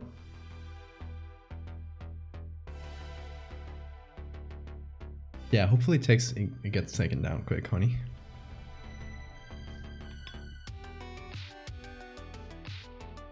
Hey, is the Alfredo more related to yellow tones or blue tones? Asking for a friend. That's a hard one. I would say yellow. I don't know why. It feels more, I think because old yellowed pictures. Maybe. I don't know. I would say yellow. Okay, so that's what we're gonna do. We have the original. Let me just pull out the image here. The original classic Smile.jpg. And the hand is here in the background. It's very, very dim. I wouldn't say this hand is beckoning. It's more like grabbing. I feel like a beckoning hand. It's kind of like doing this gesture, right? What is a beckoning gesture for a hand? Is it like this or is it like this?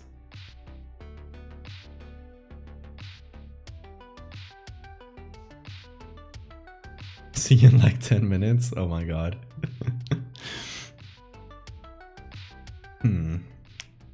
What is beckoning? But apart from that, we will go to Unsplash and we'll look for Husky. And let's take one that is not too cute. Everything under, like the mouth is not super important. Like if the Husky has its tongue out, that's fine, because we're gonna put human teeth in there.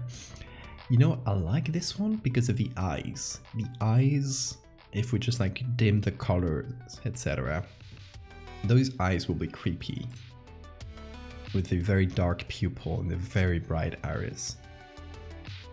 It's gone? Hell yeah, honey. I'm glad it's gone. Fuck that person. Hope they get their account taken down.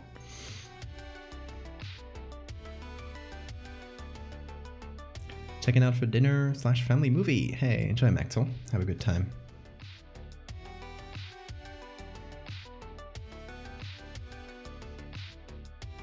Don't have to deal with TikTok customer service. Hell yeah. And supporting work when you need it to. When they're actual bigots, for sure.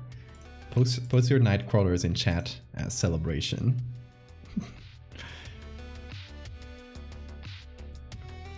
Another bigot been destroyed. Dog spotted. This one's nice as well. Again, it looks cute, but it's very easy to make something cute look creepy. Oh, a puppy. Jokes aside. I don't know about this one, because it is a puppy and it does have puppy proportions. But it could also be very, very easily turned into something creepy. Like you dim the lights, you put the human teeth on there, boom, creepy. Hell yeah, trans rights. I was gonna show off my trans color orchid that I showed on stream a few days ago, but it's lost nearly all of its flowers now. You know, orchids, they tend to lose their flowers real quick. So the trans rights orchid will have to wait a little bit more until it flowers again. Smilepuppy.jpg. Oh my god. Nipup's eyebrows going hard, yeah. This one kind of has a creepy face. We have used this specific image in an edit before. Shout out if you recognize which one it is, put it in chat. I doubt people will, but it's a fairly recent one, so maybe you will.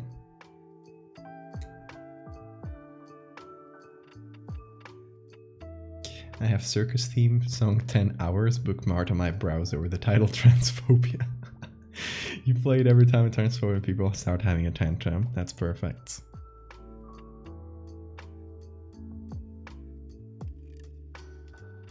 Give it the teeth of Pacu fish. Let me look that up. Pacu fish. Oh yeah, I think I've seen those. Oh yeah, they have way too human teeth. Wait, what the fuck is that headline? A testicle-eating Pacu fish found in New Jersey. What? What the hell is that headline? Why is it called bolt cutter? Oh my god. Is there a real story behind that? Anyway, that would be dependent on finding images of the teeth that are in the public domain and stuff, so we'll look later. It's gonna be way easier to find human smiles and just edit them a bit. Ball consumer. Balls consumed.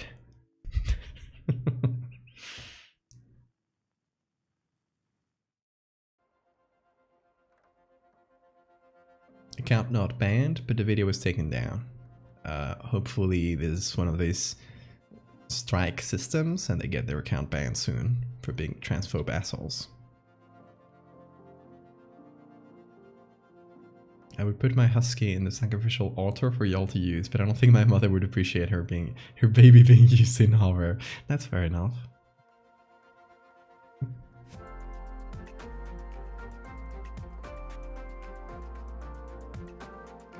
fish out there and dim bloodlines. Oh my god, should we use this one?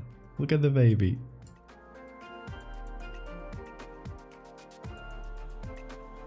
Someone get a clip of Val saying ball consumer, balls consumed with 0 contacts, please. Maybe too late. It may be too late. You should have done that while you had the time. Ooh, this one's good because the husky is jumping, so we're not going to see a lot of it, so because it's going to be cut off here, but it kind of has a pose that feels a bit more bipedal than quadrupedal, like even if we cut it here, right? Which is interesting. I like that. Twitch mobile renders clip attempts futile. Oh, fair enough. I'm enjoying seeing all the puppies. Oh, this one has heterochromia. Very cute. That's when you have 2 eyes of different colors.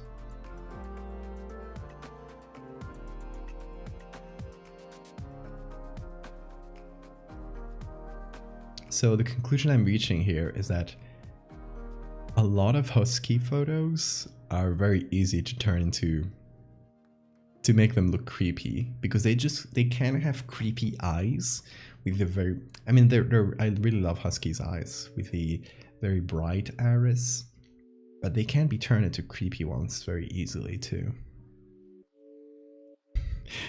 What's a smile.dog doing? Twitch mobile is gatekeeping Valdevia ball consumer content.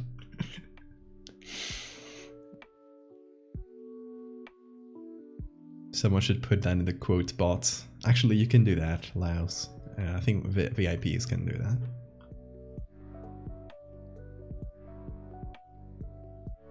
That definition of heterochromia doesn't specify they have to be your eyes. True. If you acquire 2 different eyes of different colors, you might have heterochromia.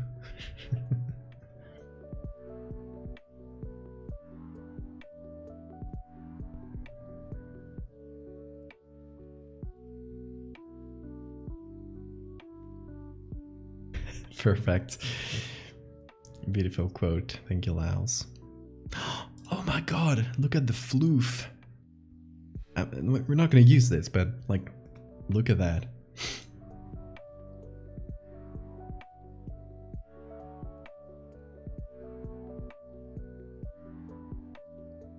I'm sorry, I'm getting distracted by all the nice dogs.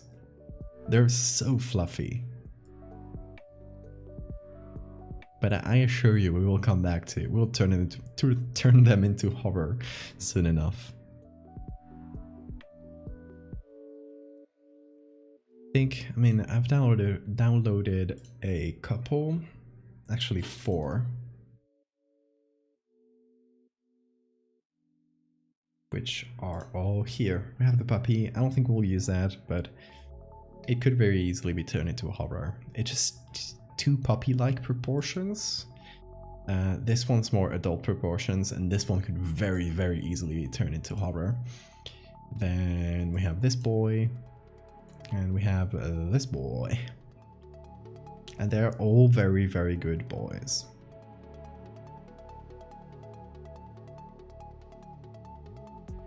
You didn't attribute the quote to anyone. Fair enough. I've said them both, so.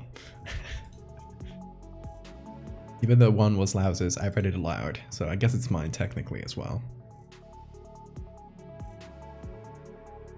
Or good girls. I mean, even if it's a good girl, all dogs are good boys in general as a concept, as a non-gendered concept. If Smile Dog was a German Shepherd, I would. It'd be sad with all the curse images I have of my dog. Where did you clip the ball consumer thing? God damn it. I thought I was safe from that.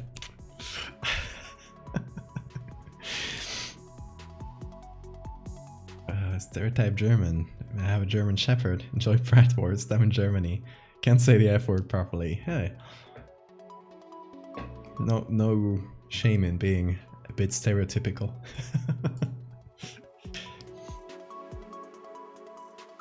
Okay, we'll just open a new image. We'll just use my default thing and drop in one of these. I'm thinking this one. It's good. Also, something I was also thinking or looking at while looking for these images were that they were lit from the back, or either from the front directly or from the back, because they're supposed to be lit by a flash. That's described in the photo.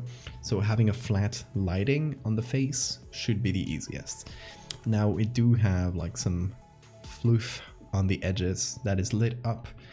We'll see what we do about that. We might leave it lit up, darken it a little, or kind of just invert the lighting, make all the center area just very lit up.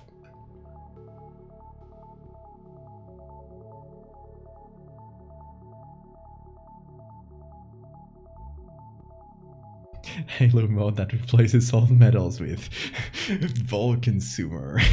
Vols consume.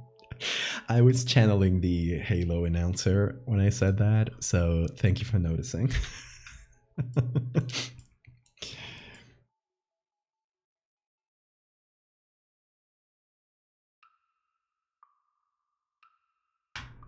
So here we could have our base for the cute little Smile.dog. It's so silly. Why is it called Smile.dog? I hate it.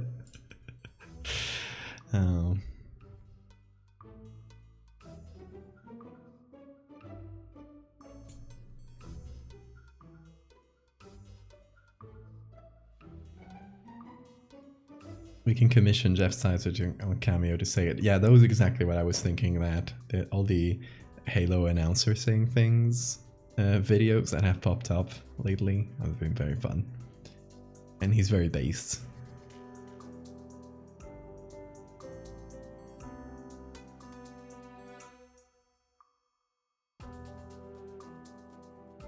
Yeah, we have the Kurz Gesagt music. I have a lot of trouble saying that word, I guess.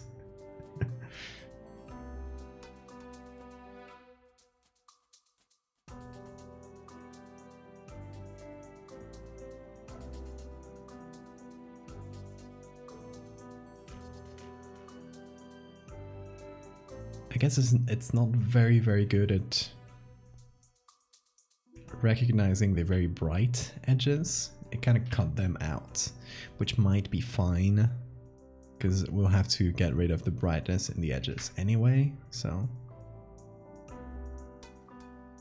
for now let's kind of leave it like this, and we'll refine the selection as needed.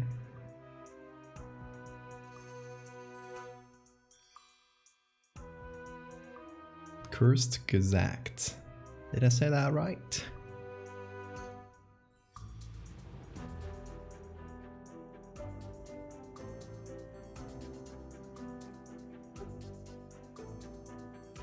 It's a lawnmower? Someone's mowing the lawn at 3 AM? What the fuck?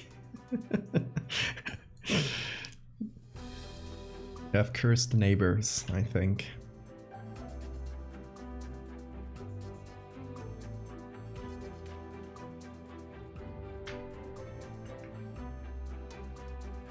We have the only cursed neighbors we have, and I'm thankful it's only that, is a family, a couple levels over us that has about 1 trillion kids, and they have like, since they're on top of the building, they have the outside section, like a little terrace, and the kids are out there just like screaming their asses off, and I assume their parents can't really handle them because there's a million of them. So thankfully it doesn't go until the night, so it doesn't bother me. Like, they're kids and they're gonna do kid things as long as they're not like screaming at night while I'm streaming, I'm fine. But it's slightly cursed because you have occasional kid, like really loud kid screams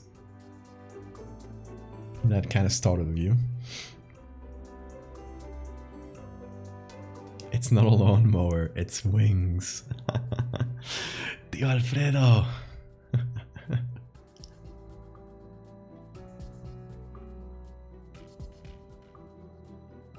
There was one recently that stood in the middle of the parking lot outside my house, just standing there screaming. Yeah, that's kind of what I get here. It's fine. I assume it's only going to be during the summer because the kids are on vacation. So like, there's a million kids and they probably have not a lot to do. So they kind of just run around up there and scream. Which is kind of a sad thing to think about, but I bet they're having fun. Just unfortunate enough to be living right under them and working at home, but it's fine. It'll be one more month of occasional screaming kids after they come back, and after that they'll come back to school.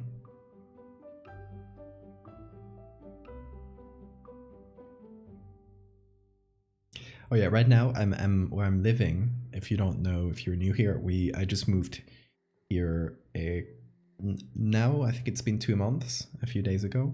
So like 2 months and a little bit more ago, and we just moved to the Canary Islands, which is very nice so far. Very nice place. And where we live, it's kind of very small streets. It's kind of like off one of the off a regular street. It's a smaller one that's only one way, so there's not a lot of cars passing, and there's a million cats just living out there in that specific street, and the neighbors just put out food for them. Like, they're just like the neighborhood's cats, and the neighbors just take care of them.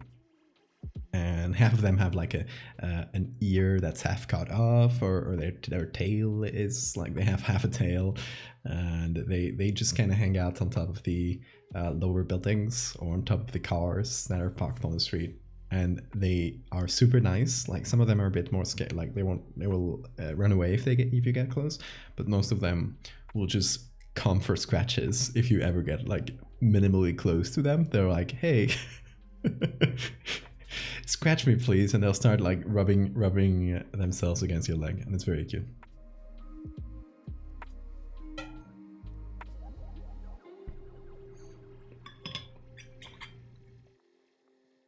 So it's nice. One day I'll steal one of them and I'll bring it home. And to the vet. I think they're being taken to the vet since the neighbors take care of them. This is now pet chat. It happens. It happens. I put a dog on screen and it's what happens, you know? Okay, we gotta do something here. I'm gonna go to curves. There's a lot of reds that I gotta remove, mostly in the bright areas. And now there's some greens to remove in the bright areas. Changing the tone of the image and the colors. So yellow is blue. Yellow is the opposite of blue. I was thinking of how the colors relate to each other. So in trying to remove the yellows here, there's still a bit of orange, but it's now dimmed. I don't want to go that much harder than that because it's gonna start looking weird. But I'm gonna go with color and get a regular brown from here to put it there.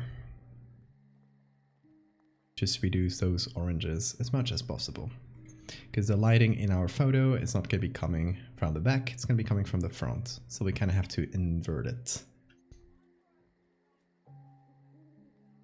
Help, I'm trying to pet the dog, but there's a glass wall in the way. Don't worry, the dog appreciates it. He looks very scary. Like those are the eyes of a killer right there.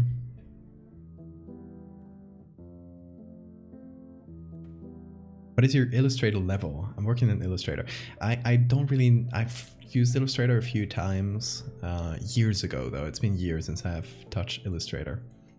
So very basic level.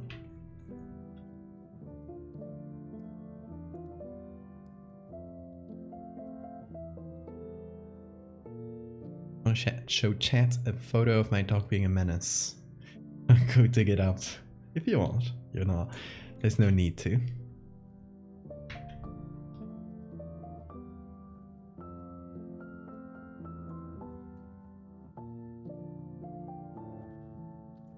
Okay, we need a room, a hand, and human teeth. I do have one that I'm looking for specifically in terms of human teeth. I think we'll do the teeth first. We'll kind of get the dog. We figure out the dog and then the background, if that makes sense. So we got the husky. We're gonna look for Smile, and I'm looking for one specific Smile photo that I know is on this website. I've used it before. I could find it on my downloads. Here it is. This is a person, like, not a judgment on this person. They look cute, but their smile, they show a lot of gum in their smile, and I think if you just take that out of context, it is a very creepy set of teeth that I've actually used before when I've wanted to make creepy smiles. Again, no judgment on this person.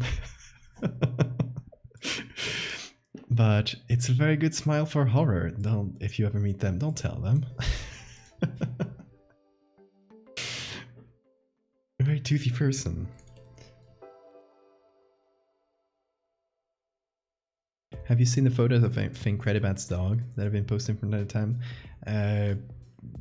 Probably. Because I never usually miss posts on the server, but I don't recall that one dog at the top of my head. Oh yeah, nice teeth, absolutely.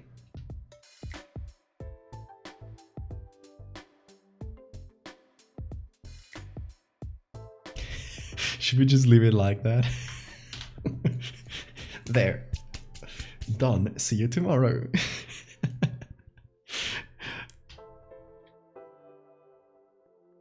Oh, let me see.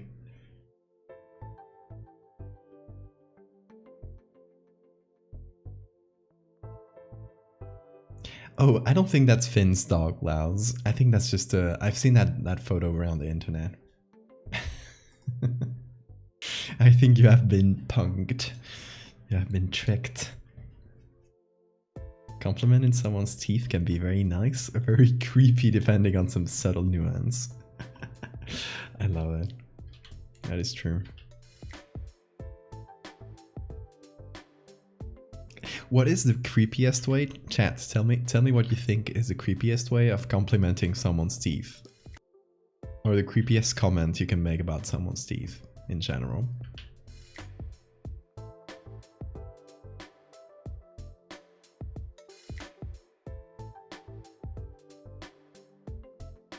I'm thinking it would be something like, whoa, you have those are some very nice gums. Let me look at them. Give me a quick look at those gums.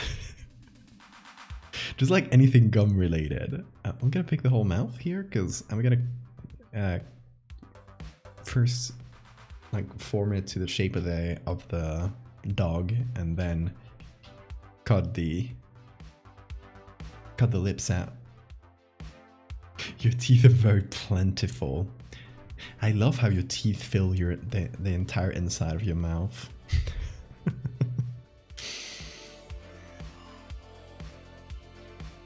I can only make a link through Facebook. You can post it to Discord and then send the Discord link. Like just say open link and send that one. It's a nice way of sending photos. You can just send it to yourself or to some. You can send it to the Discord staff room itself. They have a good bone structure and tooth orientation. Those teeth make you a prime ball consumer. I don't know why I do that voice.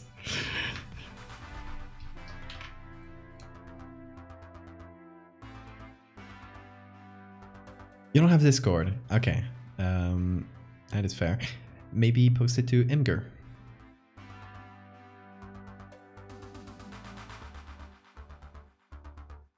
Okay, don't worry about the lips doing weird things.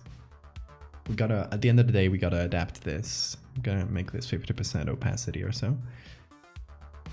We have to adapt that smile to what the dog has.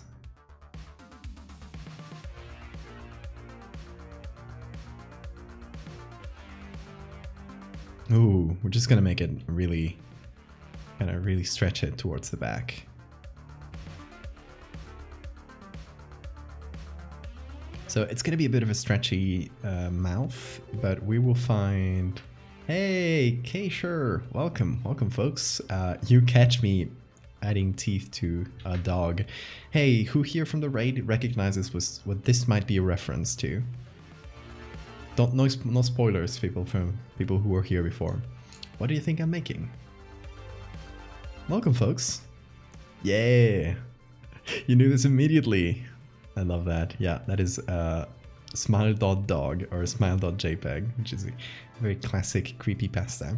And we're doing a 10-day stream marathon where we stream every day making some new horror art. We do, as you can see, we do Photoshop art here if you've never been here before.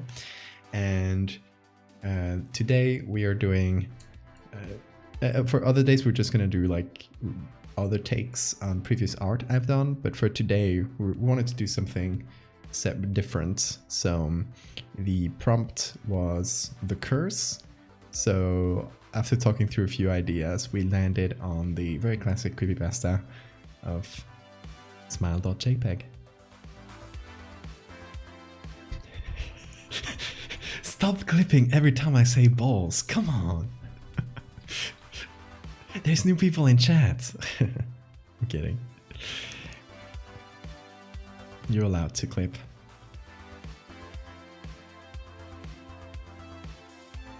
Okay, some of these teeth will be like very weird and messed up, but maybe that's fine because they're supposed to be like strange sharp teeth or something. We'll probably add some more to fix up any gaps, like this part here I don't really love, so I might just add some extra teeth. And this is very creepy already, but this is just the beginning. Guys, you're making me look bad in front of the new people. Come on, stop clipping me while I say balls. When your dog has better dental health than you.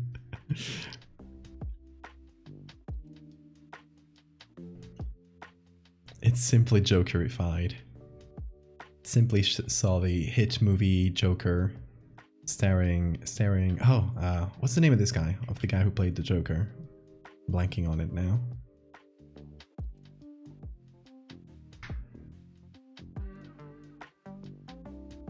They have dental insurance in hell. In creepypasta hell, where all the creepypasta characters go after people have forgotten about them. This dog thought about society and couldn't stop laughing. I can't stop thinking of the concept that they're gonna make a second Joker movie and it's gonna be a musical movie. Like, what the fuck is going on in the world?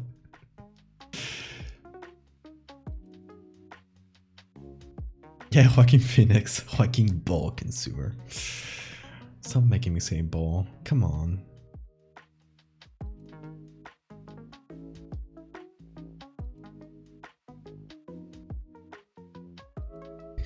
It's gonna be like Airbud. Okay, new movie idea. Someone, if you're a Hollywood producer, I know you guys love to watch my stream. I'm just pitching this to you verbally, right? You can pay me later, but no idea. Okay, Joker movie, but it's like Airbud. I didn't steal this from chat, by the way. Don't look at chat. The musical thing is real? I think so.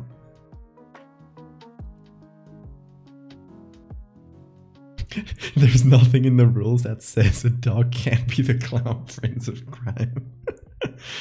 Oh.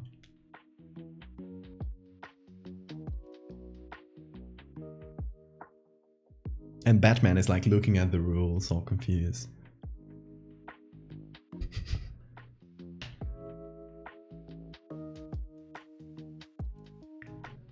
Oh, here's a concept. Should we leave the tongue? I was thinking of deleting it, but maybe it would be fun to just keep the human teeth, but leave the dog tongue.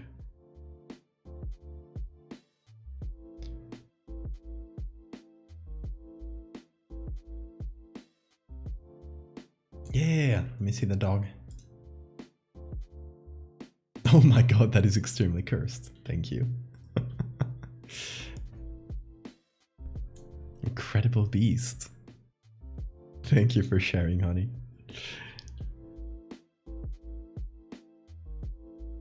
Okay, so now we gotta cut this around the front teeth, or the upper row.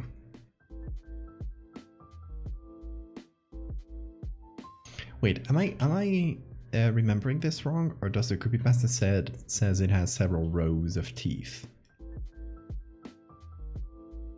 Let me give it a quick check. Oh, I don't know. Tongue or not tongue?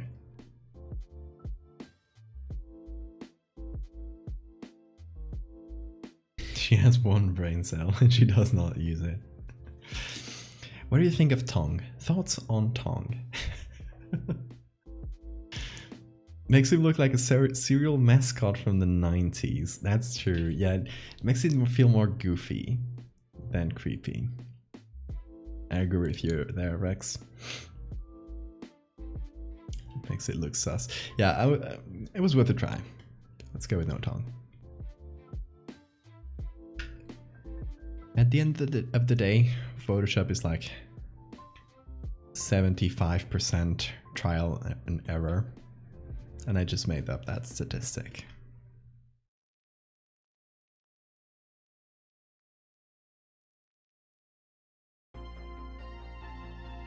It's gonna sell you pizza rolls. How specific?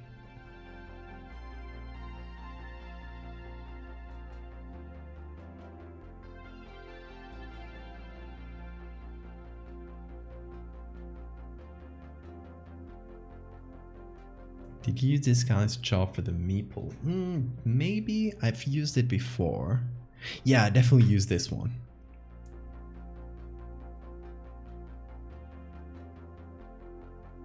Yeah, I recall that was for the first edit I did for that. That's really good memory.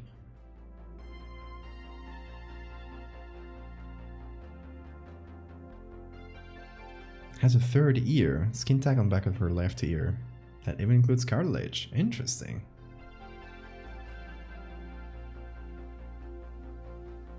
I think we should keep the whole gum. Like, we have gum for days here. I think we should get some use out of it, shouldn't we? It just makes the dog go.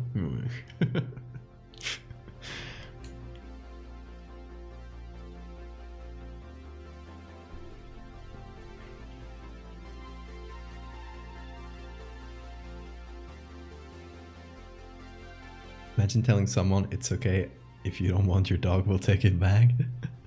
Yeah. Yeah, I'm glad you guys took her in.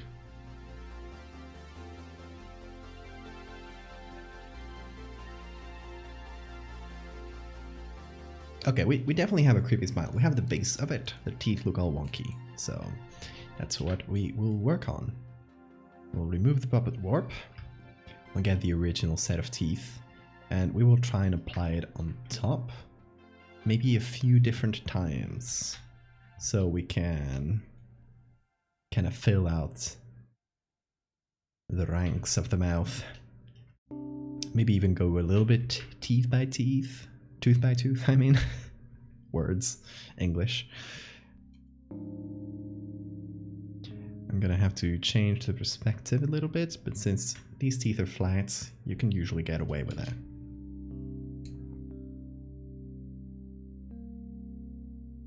He's gonna teach me how to skateboard. He's a radical little dog. He knows all the skateboard tricks. And he will curse you too, but that's fine.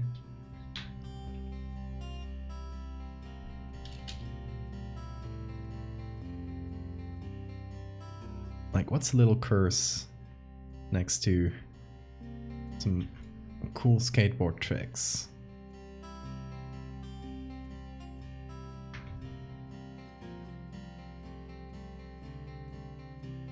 Okay, the front teeth look a little bit less scuffed.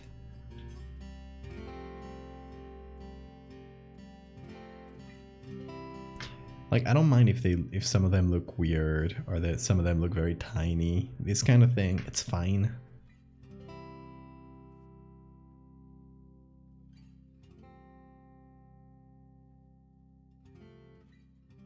Because it's supposed to be a weird cursed mouth anyway, so you can get away with that kind of thing.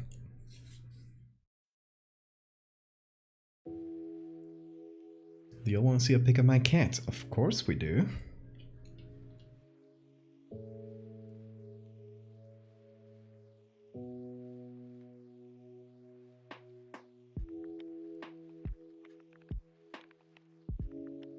Okay, let's see. We're gonna do this part of the teeth.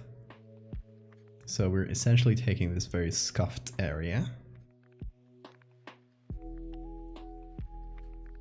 moving it around. Ignore the front teeth here. We're just looking at these four, essentially.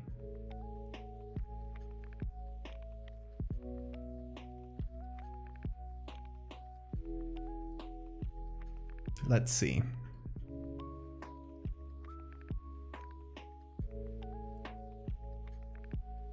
Move them down a bit. There we go. That's better.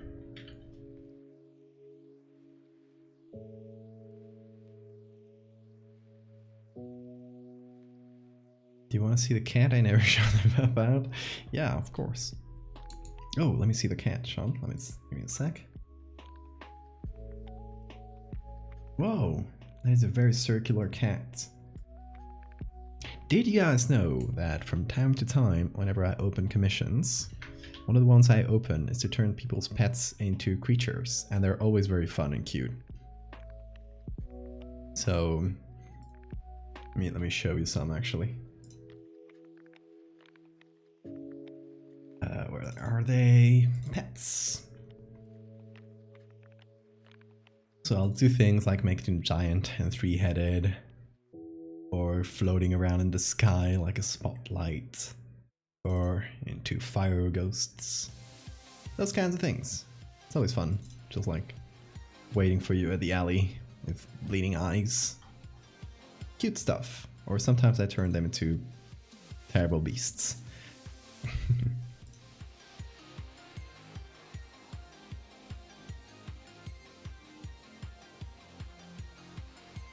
Oh, Rex, that's a very cool dog. In the middle of attacking and destroying. A blurry creature, for sure.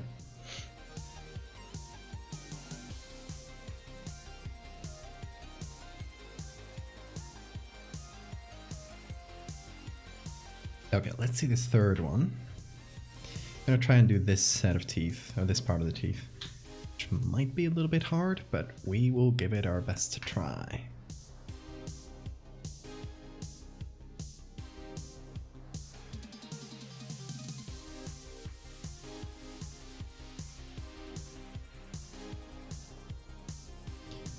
It's going to be a lot of warping here, because these teeth are the ones that are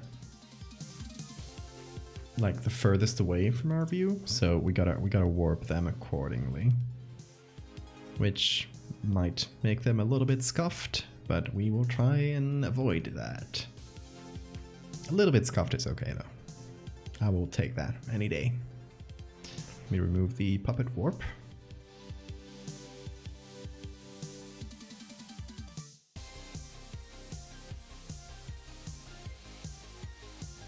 Oh, cat with the balloon. Twitter stole his pixels. Twitter hates that cat, I guess.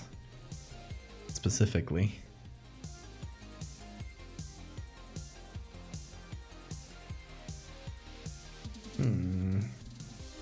Doesn't really match the angle, does it? Just to go a little bit further up like that.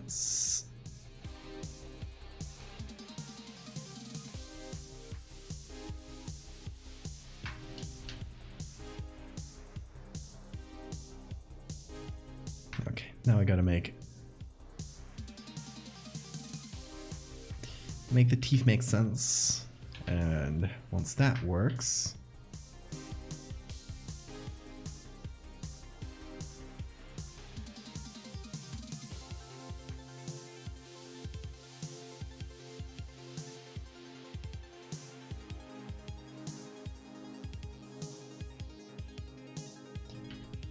okay, I'm gonna finish the mouth, then I'll do a super quick break to just fill up on water and go to the toilet. But it should be a quick one.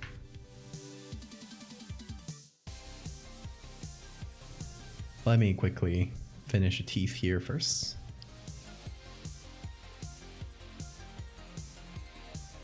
I want to make them fit the mouth, which is a little bit hard.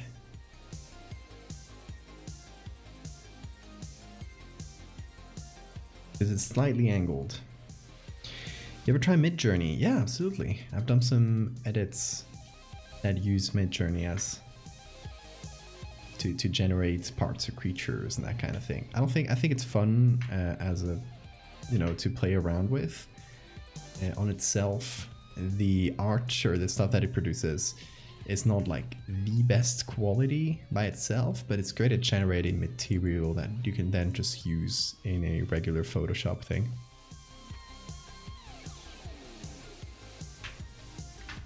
Which is what I've been using it for. It's been great so far. Okay, let me just make this into a smart object. Then we're gonna blur it accordingly. Let me get close here. We gotta blur the noise out and also just make it a bit blurrier in general, because it needs to match the blurry level of the dog. It's better. Give this a little bit of contrast. It's gotta be darker, way darker.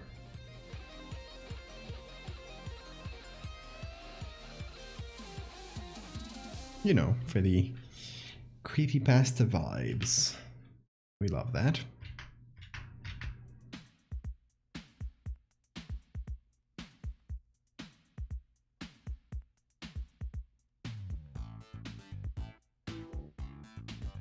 Let me see, Rex. Oh, that's a cute little guy. Thank you for the photos. It is a good boy. Absolutely.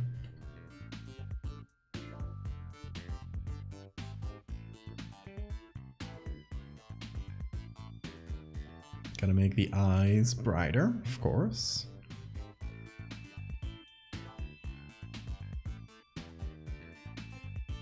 Just told my cat, the internet people love you, and it bit me. I think you just have a curse where you get bit by everything. I'm very sorry to tell you this. Okay, now we have a dog with human teeth.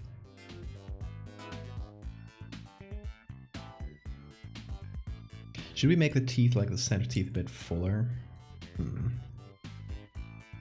know what? I will leave you with the laughing dog for now. I will go really quick, as I said. I'll put a little BRB thing here. I'll just go like about 3 minutes or so. Just time to go to the toilet and get some water. So I will be right back, guys. Do not go anywhere.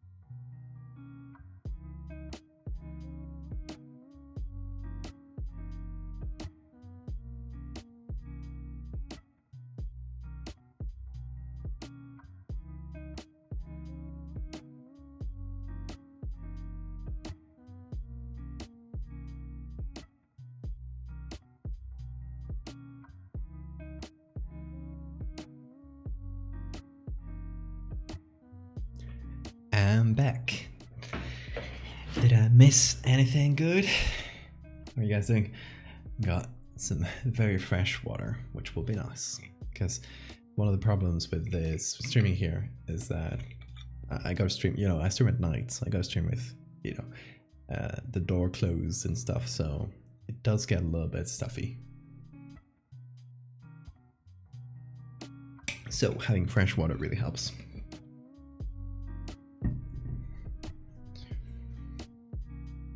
Oh, do we have more pet pictures?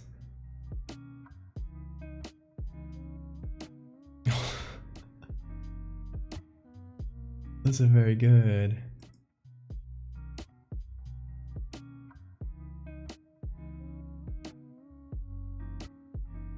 And this is where I strike, the googly eyes. There they are. Perfect.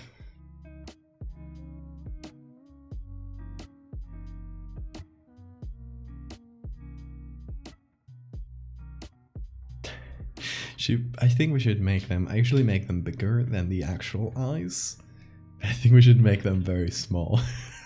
I think we should just make a life-size googly eyes, because it's very funny.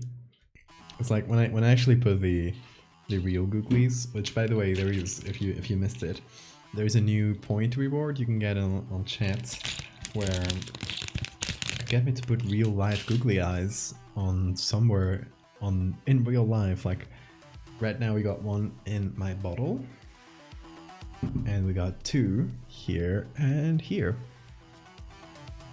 and eventually I might even put some here.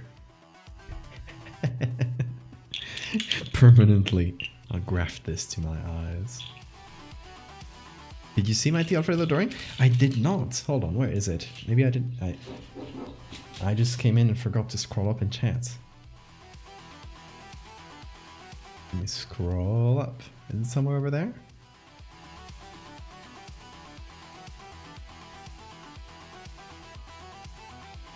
Or where is it? Where can I find it? I assume the Discord, right?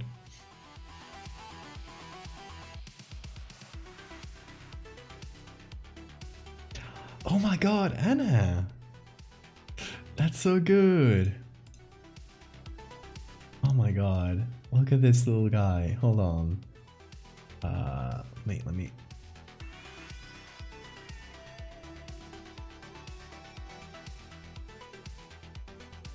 Look at this! That's so cool. With the little human arms too. Oh, that's gonna be my profile pic now. Once again, I keep changing it.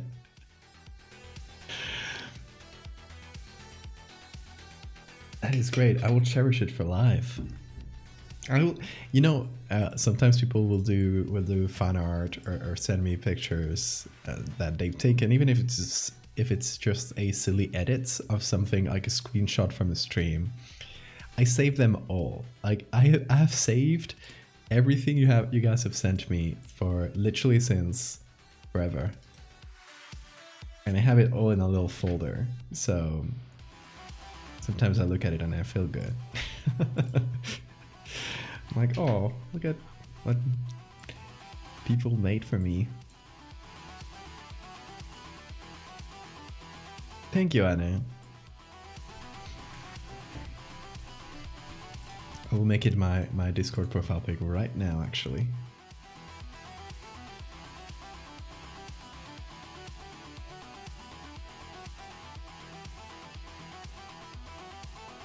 Let me see, where did I put it?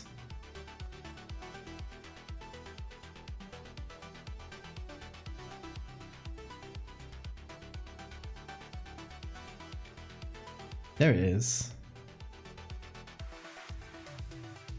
Beautiful.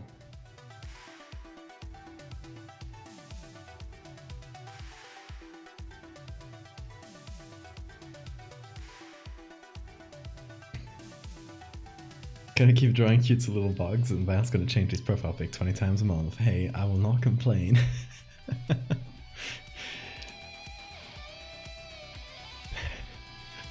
You clip the IRL googly eyes. I want to see what they look like, because I obviously can't see what I put on the googly eyes.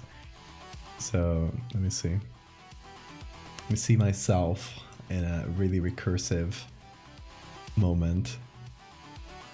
Hold on. Can I? There it is. Muted myself so the music doesn't like clip itself. Hold on. Oh, that's so good. I thought they would be centered on my eyes, but they're inside, so it feels like I'm cross-eyed. No, I'll have to take a screen cap of this.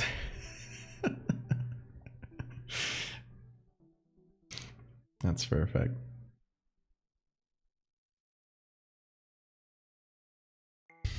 Hey, Sora, you come in at the perfect time.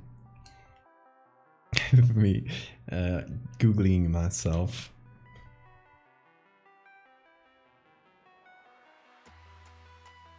Oh, I'd love to get a plushie of one of my creatures. It'll be a thing eventually. Like either Mach or a Megalomorphi or something. But it's gotta happen. You hate Smiling Dog? Well, too bad.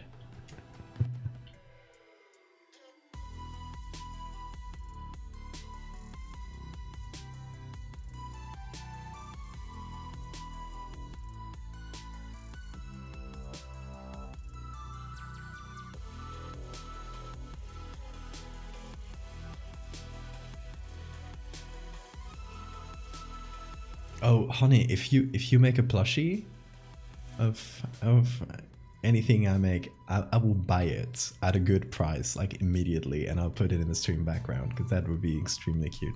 Also, thank you for the save reminder. Can you believe I haven't saved this yet? Smile JPEG. I can't call it smile.jpg because then Photoshop will think it's a JPEG. So no dot.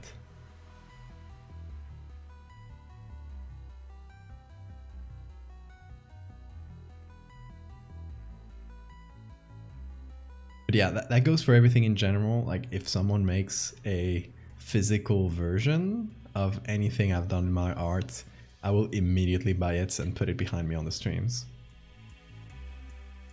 Because I gotta put I actually got it here, so it's not visible behind me.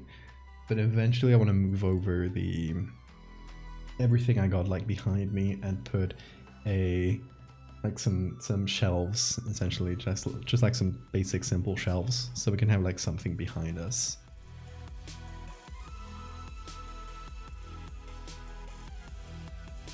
Just a little bit of decor.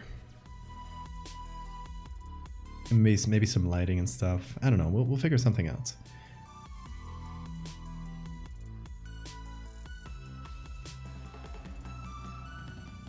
Might be able to make a Terry plushie. Oh, that would be lovely. I could squish Terry.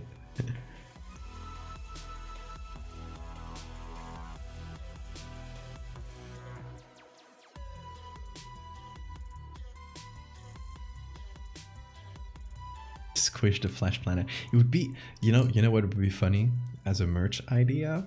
You know the stress balls, those kind of squishy balls that you can kind of crush on your hands.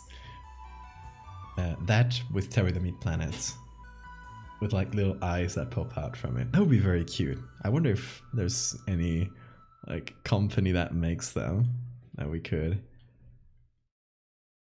ask for those.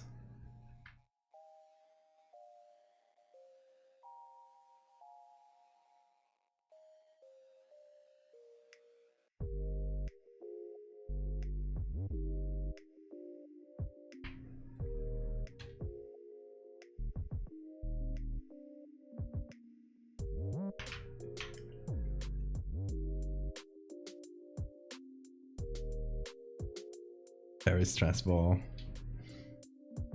It would be very good, right? I'll have to find the stress ball company. I'm sure it's out there.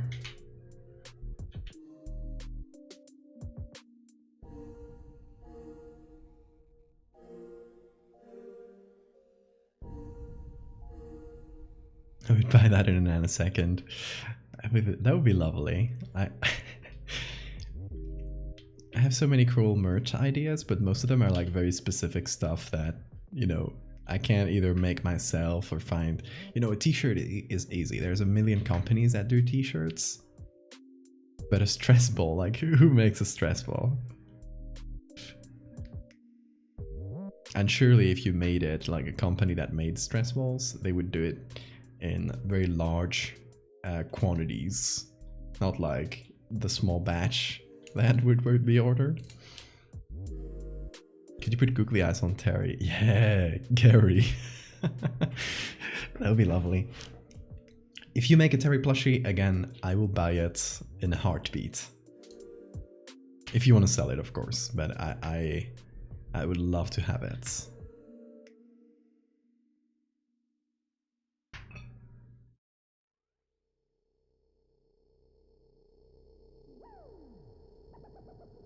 Okay, let's actually start working on everything, like the whole background and stuff. Let's look at it for now. Yeah. Okay, we got something creepy going. There is a hand beckoning coming from the left side of the frame. That is specifically mentioned, that it comes from the left side of the frame. What is not mentioned in the description is that the background has a window, though all the actual depictions or art of smile.dog or smile.jpg, sorry, that I've seen have windows in the background. So it's probably one of those things that weren't really mentioned in the story, but became part of the common depiction. So I think we could add a window.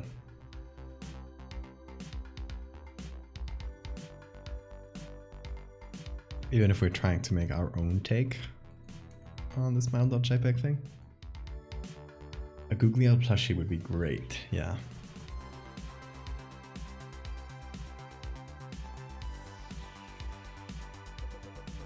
Probably wouldn't be able to ship it. I will pay for shipping if needed, if that is a concern.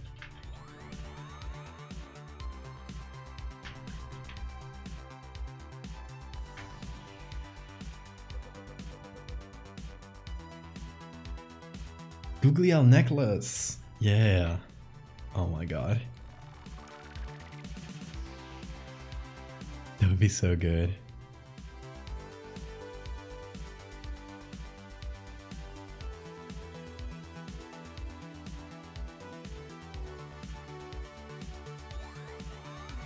Okay. I love the googly eyes, just make it like 100 times goofier, which is funny.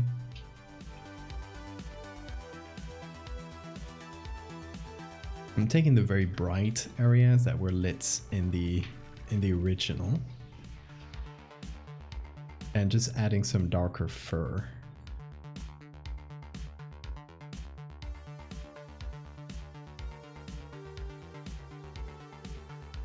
I need to see the googly eye jewelry. You have made a frangel. Where the Discord where I posted. If you want to do it for like for the cursed footage challenge, you can post it on there. If you just want to post it in general, post it to the Art Dungeon channel. And let me know when you post it. I'll be on the lookout. I want to see it. I want to see the frangel.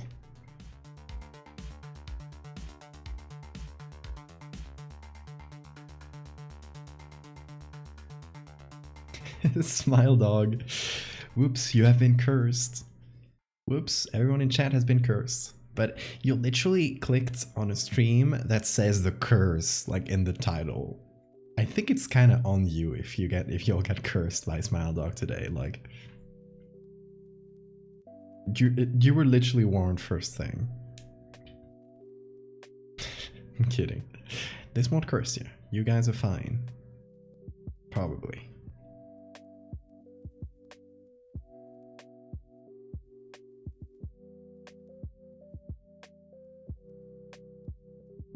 So I'm trying to redo the lighting just a little bit. Because because this was backlit and we want it to be front lit. So we're removing all the backlighting and then we'll be doing the flash in the center.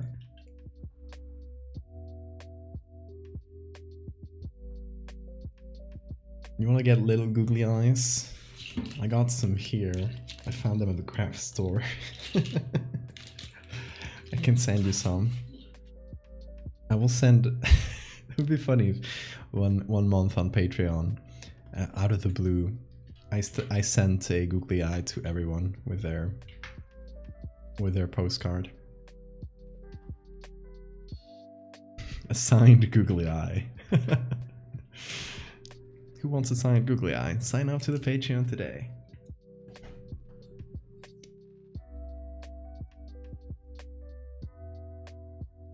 Discord doesn't want the Frangel? Is it too large? Maybe.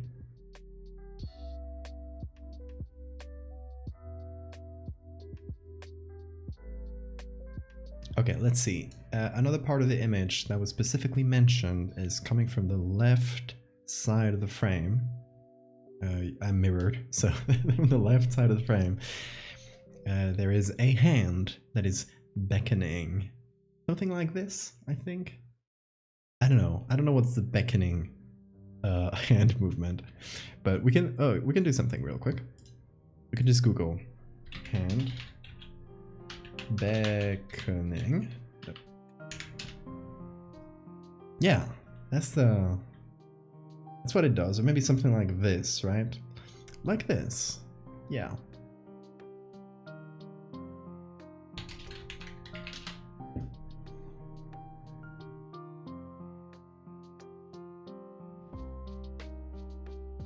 Have you seen those giant googly eyes that are a foot in diameter? Eventually those will be in the background. If you guys pay enough points, they'll appear in the background. Oh, this one's interesting. It is very contrasty, and if you turn it around, it feels beckony. Beckony, that's the word, I guess. It was 14 megabytes. Yeah, anything above 8 megabytes, it won't get sent through Discord.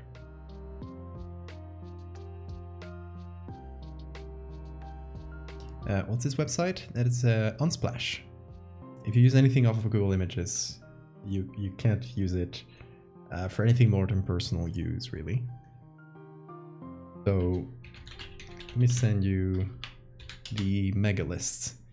The mega list here is a little document where I have a bunch of pages for free stock images mostly. So give it a look. Like everything you find in there, unless specified, is going to be, free to use commercially even.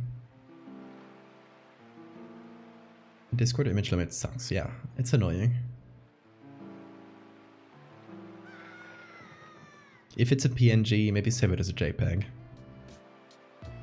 because that'll reduce the size quite a bit. Trying to see what's the best hand beckoning. This one's okay if we remove the plant.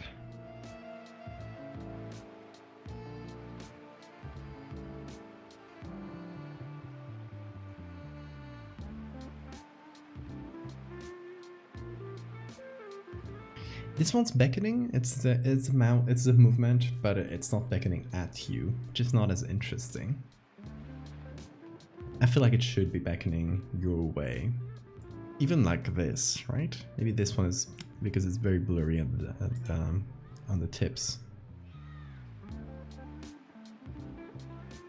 What if I use my own hand? That would require me getting on my camera, lighting a photo with a clean background behind it. The time that takes, I can find 10 images that are better on Unsplash. A lot of it is efficiency at the end of the day. Like, I'll take my own pictures sometimes, but it's mostly when I can't find anything else. When it's worth the time just going out and take your own, essentially.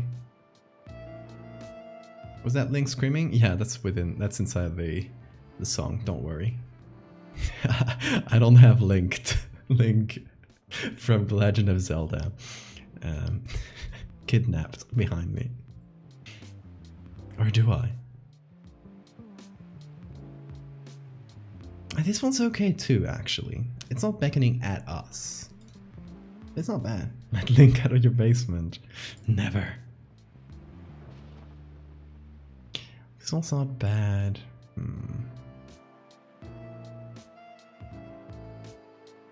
You know he's in there. You'll never get him.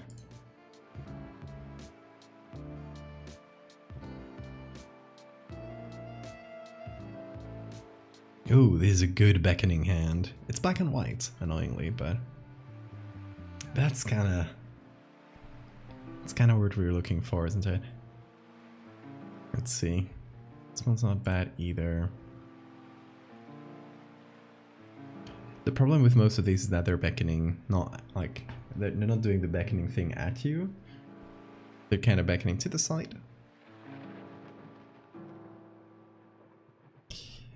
Which is not necessarily a bad thing. Like the photo, the hand is explicitly coming from the side of the image, so it does make more sense. In any case, let's just go back to Photoshop, and we've downloaded a few.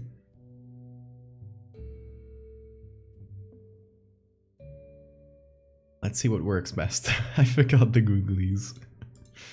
It's very good. Let me try this one, just out of curiosity. It's a bit of the... It's the most... probably the weirdest one of them all.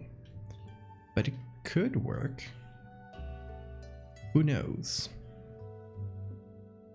Oh yeah, Nightbot sometimes gets desynced, and it's supposed to send those two messages at like a few different intervals of minutes. Sometimes it just gets confused and sends them at the same time. I don't know. But yeah, listen to Nightbot. Nightbot is right. You should follow me on Twitter and join the Discord. I assume most of you guys follow me on Twitter already, but there's a chance that some of you might not.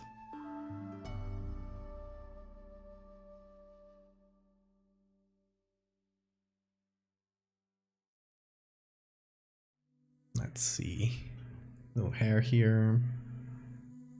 Oh, and thank you for the savior matter. I will do that right now. Also the hand with the googly eyes on it. It's very funny. Ooh, this one's good. This one does have the beckoning thing to it. Okay, hold on. How big should it be? It has to pet to be able to pet the dog. The hand is petting the dog. Depends on the size of the husky. Never had a husky, and I'm not super familiar with like how big they are, but something like this or slightly smaller should be fine. Twitter bad? I mean, Twitter's been good for me. I feel like Twitter, as much bad rap as it gets, and deservedly so, I think compared to all the other social media, it's the one that if you control it very well and set a bunch of limits, it can be the most like a customizable one, so you can actually have a pretty nice experience on Twitter. I think so my experience on Twitter, if you want an example, I have hundreds of words muted. Like anything, every time I see a tweet like that, you know, American politics, I absolutely despise learning about politics and that kind of stuff on Twitter. I turn off all those words. I turn off words that of any media property where people have hot takes. I hate that. I don't like hot takes. I find them boring. I just turn off. Like every time I start seeing a lot of people talk about a show, I just mute that. Those kinds of things. Then everyone I follow, whenever I follow them, I give it a quick check and see if they have if they retweet a lot of things that I'm not interested in, and I turn off retweets like immediately after following them for a bunch of people. And then of course you choose who you follow, you call your followed list from time to time if someone's tweeting a lot of stuff that you're not interested in, and you always order your feed in chronological order, not in the algorithmical order. So if you do all of those things, and another thing I have done is through the ad blocker, you can set filters to block specific parts of websites. I have turned off the trending topics. So doing all of that, Twitter's a nicer place. Much better. Anyway, sorry for the tangent, but I feel like I gotta talk about this stuff because a lot of people don't know you can customize Twitter so much. So yeah, curate a lot.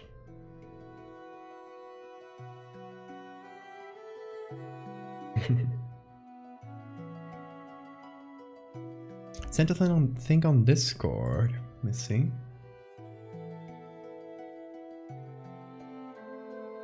Ooh. Oh, that's lovely, Karakan. Oh, and the fractal angel. Hold on. Let me show you guys. Let's see. Let me just pull Discord in. That should be easier. Okay, so we have Karakan sent this. That's lovely. Let me see. There we go. That's so cool. Cool little picture. And what else do we have? Frangel! Fractal Angel. Oh, I love this. You did great, Chaos. With the eyes here in the middle. And the snowflake. Snowflakes are one of the most beautiful fractals in nature. So that's fantastic. And we got a lot more things that people already posted. People were super fast start with the start of the challenge, which has been great. I really love this one by Dr. Laurel here on the Discord, and Literary Derp on Twitter, who did a little creepypasta based on my own tweets. So let me actually put a link in the chat. Let me show you. Okay. Prompt 1, the curse. Is this a prank? What's happening? At Valdevia art. I compiled a screenshot of what you posted earlier, and it's just deeply disturbing. Hope you can give some answers because I don't understand what happened. So he starts posting my own tweet, but the image is blank. And then a bunch of replies that I apparently made, all with blank images and binary. I did translate the binary. I don't recall what it says. Bunch of that, and like just blank replies to everybody. Radia says, "Well, there's something there. Holy shit, that scared the crap out of me. Thanks for the nightmares." You can see a very, very hard to see face here.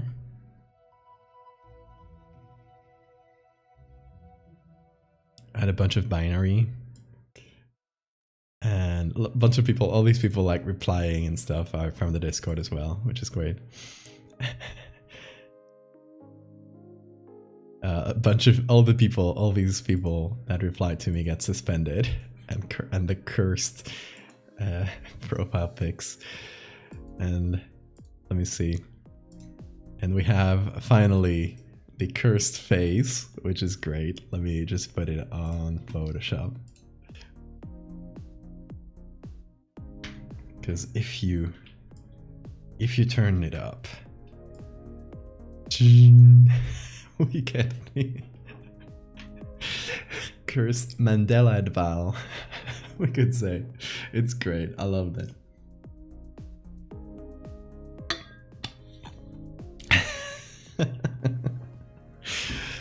Spooked ya. I tapped out for 2 seconds. It's very good, isn't it?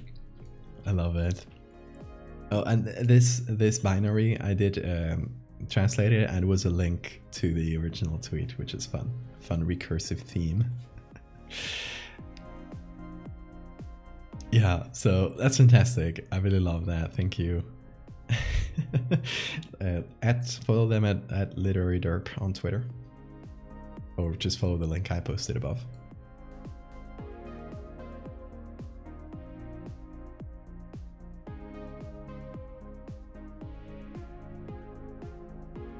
So yeah, and that was like literally the first thing, like at the moment, a few minutes after I unveiled the... No, well, just after I opened up the channels on the Discord, he just posted that out of the blue, which is very funny. Like, I wasn't expecting any submissions today, and literally that drops. That was very good. Hold on, let me do a levels thing. I just darken the whole thing.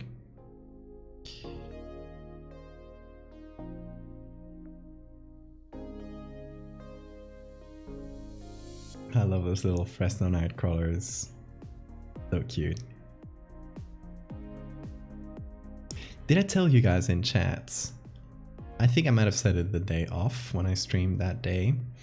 But last week I did an interview for a local Fresno for a local Fresno newspaper that was doing an article on the Nightcrawlers and how they became famous on the internet. And the person writing it must have come across the latest edits I did of them, and so he contacted me on by email. I was like, hey, do you want to do an interview? And I'm like, sure.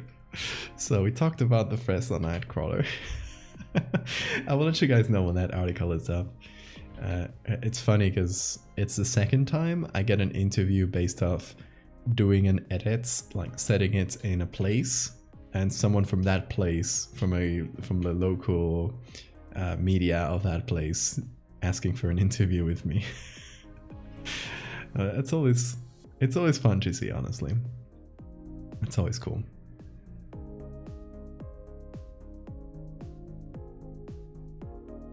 Hopefully I can figure out the Amazon, because sub is running out in 4 days. I bet you'll be able to get like back into your account soon enough.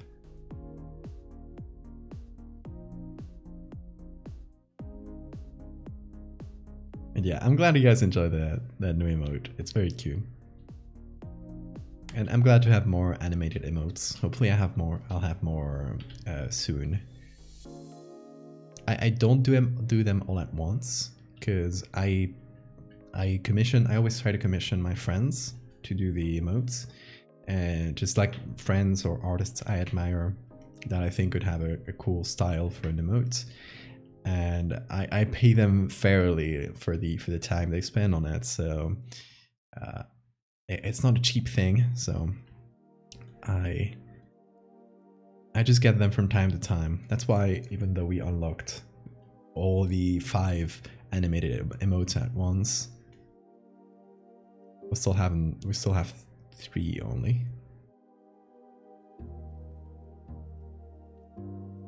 And one of them is because it was like the Mothman High emote. It was meant to be a standard emote, but the animated ones were revealed as Theo, who made them, was working on it. So I was like, hey, can we upgrade that emote from a regular one to animated? Just add a frame. And they were like, sure. So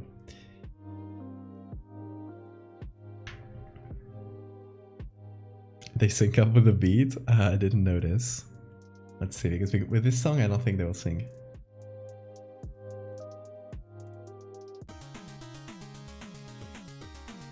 Oh, they sync with this one, I think. Put some Nightcrawlers in the chat. Let's make them sync. It's so good. I love the little strut. Just a very confident strut. Okay,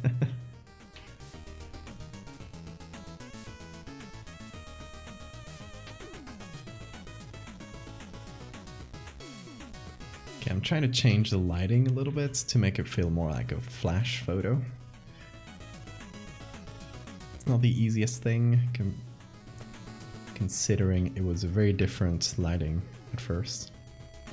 But I will give it my best try.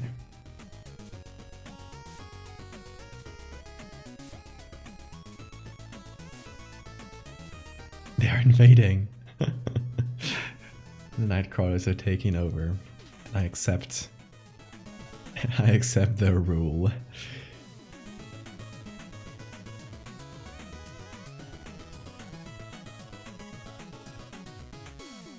I accept the Nightcrawler overlords.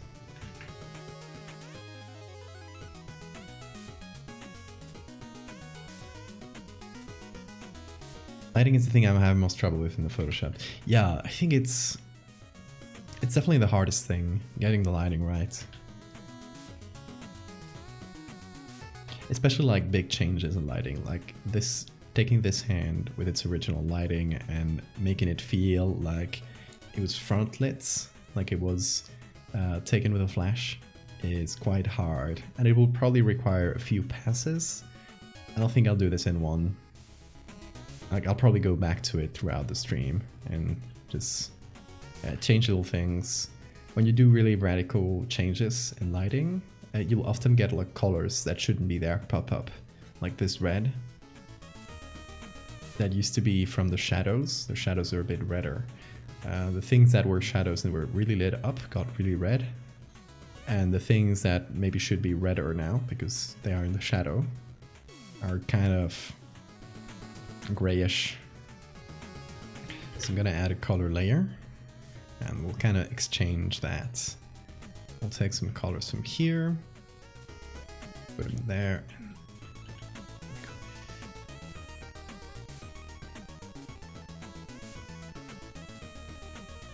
Reduce those red patches. And if it comes up a little bit uncanny and weird, maybe that's okay, because it's supposed to be like a horrible spectral hand. So sometimes for horror you can get away with doing things a little bit more uncanny. The Nightcrawlers are everywhere. They're taking over. I love it.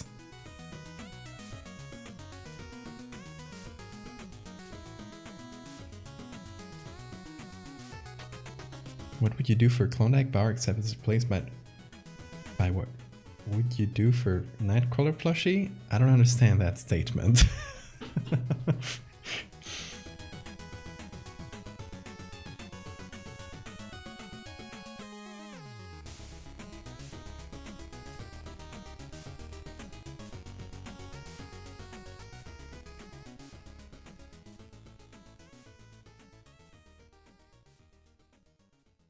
I have no access to the Nightcrawlers. It's fine. It's okay. You can enjoy the ones that appear.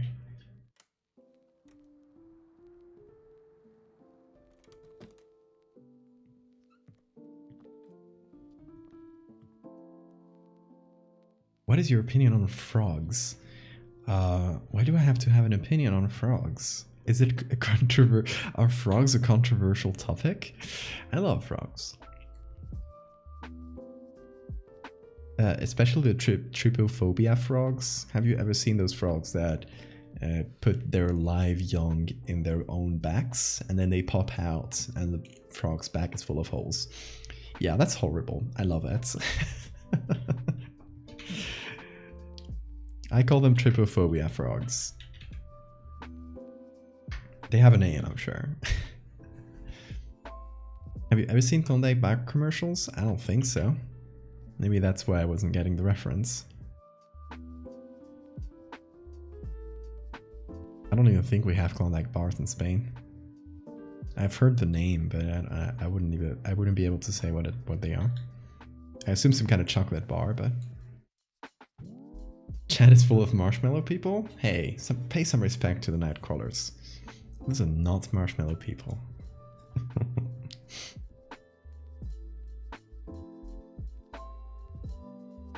You refuse to look at those frogs.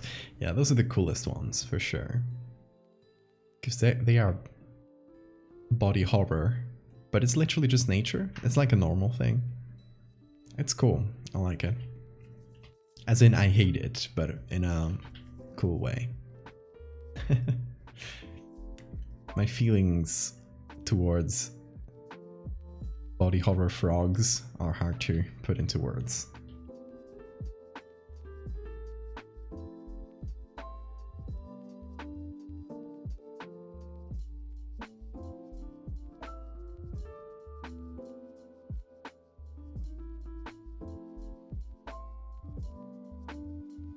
How many nightcrawlers can I send in one message without being too much? I don't know. There's probably a spam filter, so don't test it. I would say.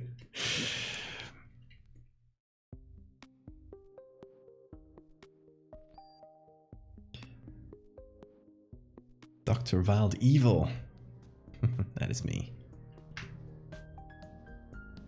Actually, they're mushroom people. The nightcrawlers? Yeah, according to my pet theory, they are actually just walking spores. But that's just because I like being a contrarian.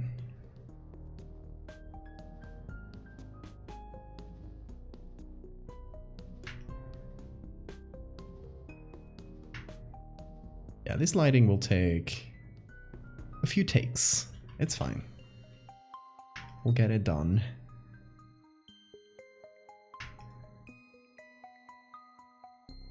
Because the lighting is all coming from the front. It's a flash photo. Or it's gonna be a flash photo.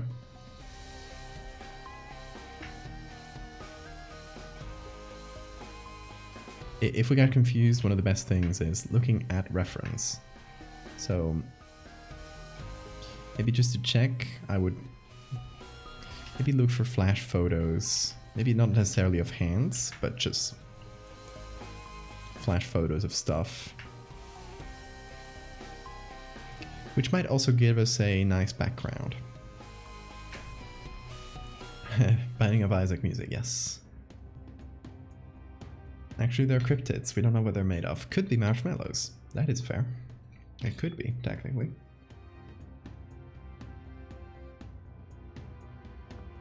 Hell yeah, well. Can't wait to see what you come up with.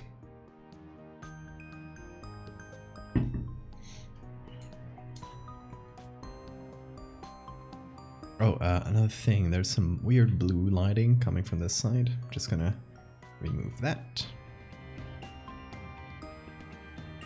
Anyway, we'll work more on the hand lighting. Group that up. Call it hand. Group that. Call it doggy. I was meant to say doggy with an I, but now it's just doggy. That's a doggy.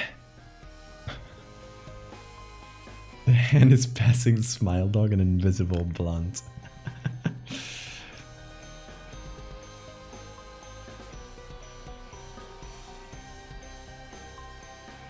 We do color balance, maybe? We gotta reduce the reds quite a bit. Sometimes the color balance filter is a nice way to do it.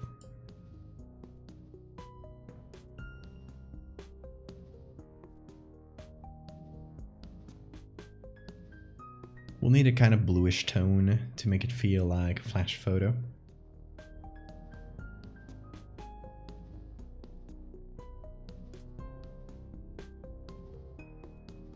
Imagine biting into a nightcrawler and it just bleeds.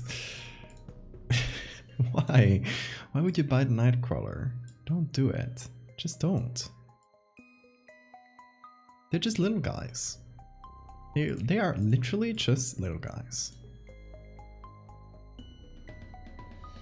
And you can't be mean to them.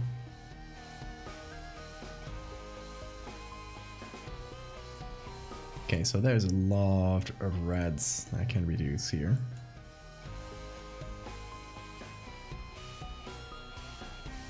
Everything bites me, I'm gonna bite back. Well, that's fair enough.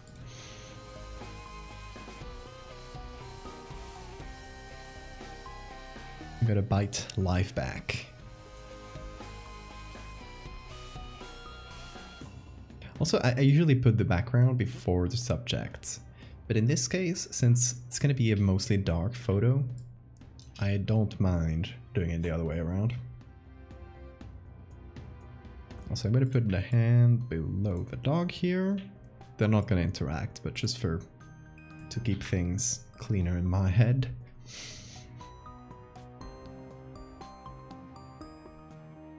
Nightcrawlers all have mouths of teeth. They can't bite you.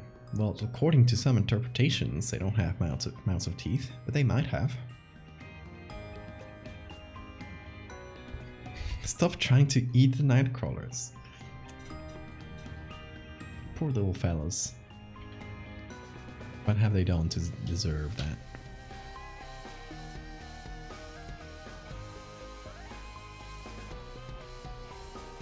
They are literally just grooving.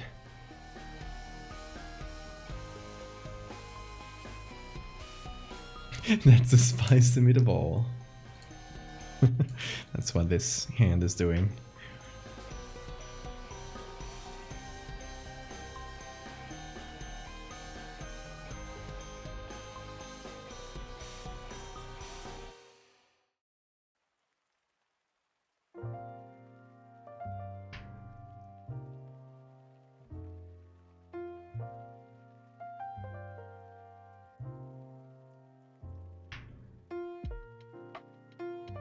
Okay. We have all the main elements of the Smile.jpg photo except for a background. So let's try and find that right now. Let me save that, by the way. Also, by the way, there's a lot of people joining and maybe some of you don't know what the hell we're doing. We are doing a 10-day challenge of my own creation called Cursed Footage. You can find the info on my Twitter, which I'll just put my Twitter on there. You can find it in the last few tweets. It's a 10-day challenge with 10 prompts, all about found footage. So it's about creating either photographs or anything from a sketch made by a witness, testimony, anything like that. Anything that feels like just evidence of something you found. And we have 10 prompts. Today we're starting with the first one, the curse. So yeah, we'll be streaming all these 10 days as we make them. And if you read this, you have been cursed as well. So now you have to participate.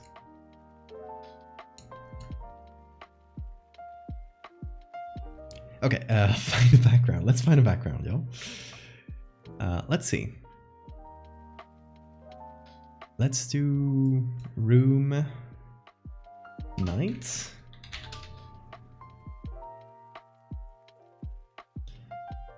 Yeah, we want something not that different from this, like a window, pretty dark.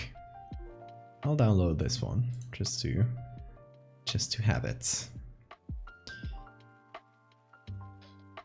Usually most interpretations will have that window in the back, so we'll try and find something like that. But it could be something like this, right? Where you get the closed blinds. That could work as well.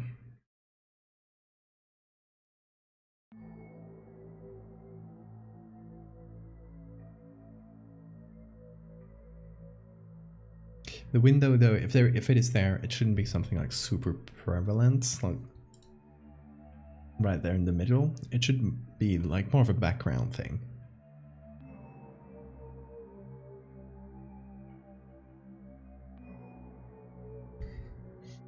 Nightcrawler is going to the grocery. You don't want anything.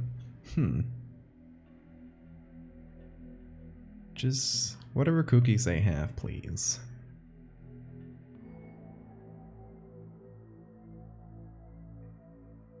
Let's see, there are a lot of artsy photos of rooms, and I don't really want that. I don't want anything artsy. I just want it to be... Oh, did I? Hold on. No, these are... Apparently I didn't open those first ones. That one there. I think there was another one. I thought I had opened them in a new tab, but they aren't here.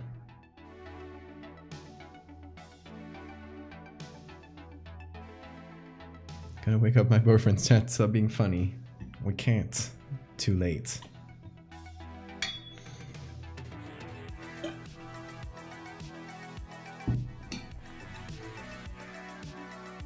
Oh, there are some good similar pictures. We actually got 3 of this one corner as it gets closer and closer, which is creepy.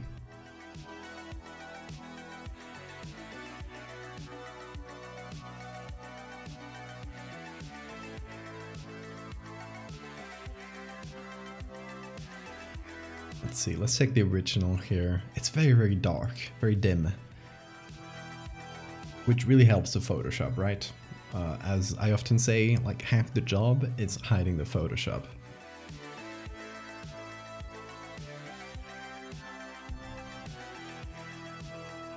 Valdevia chat kills a man, not clickbait.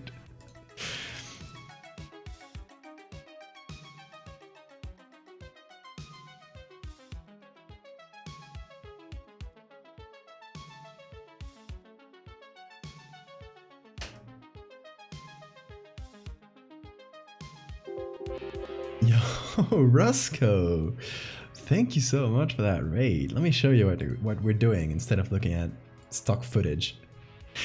Hey, who here recognizes this image, or what this image is becoming?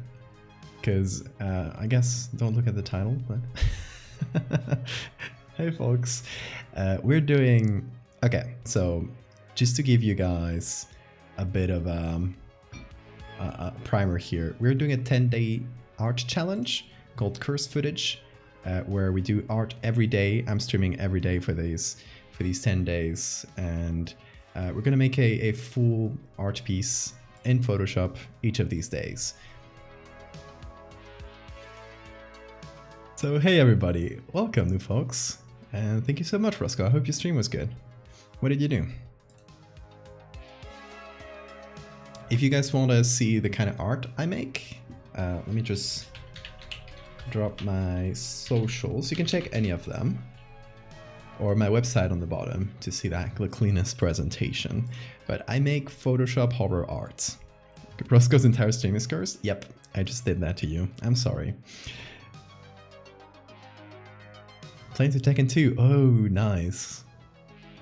I don't think I've ever played 2.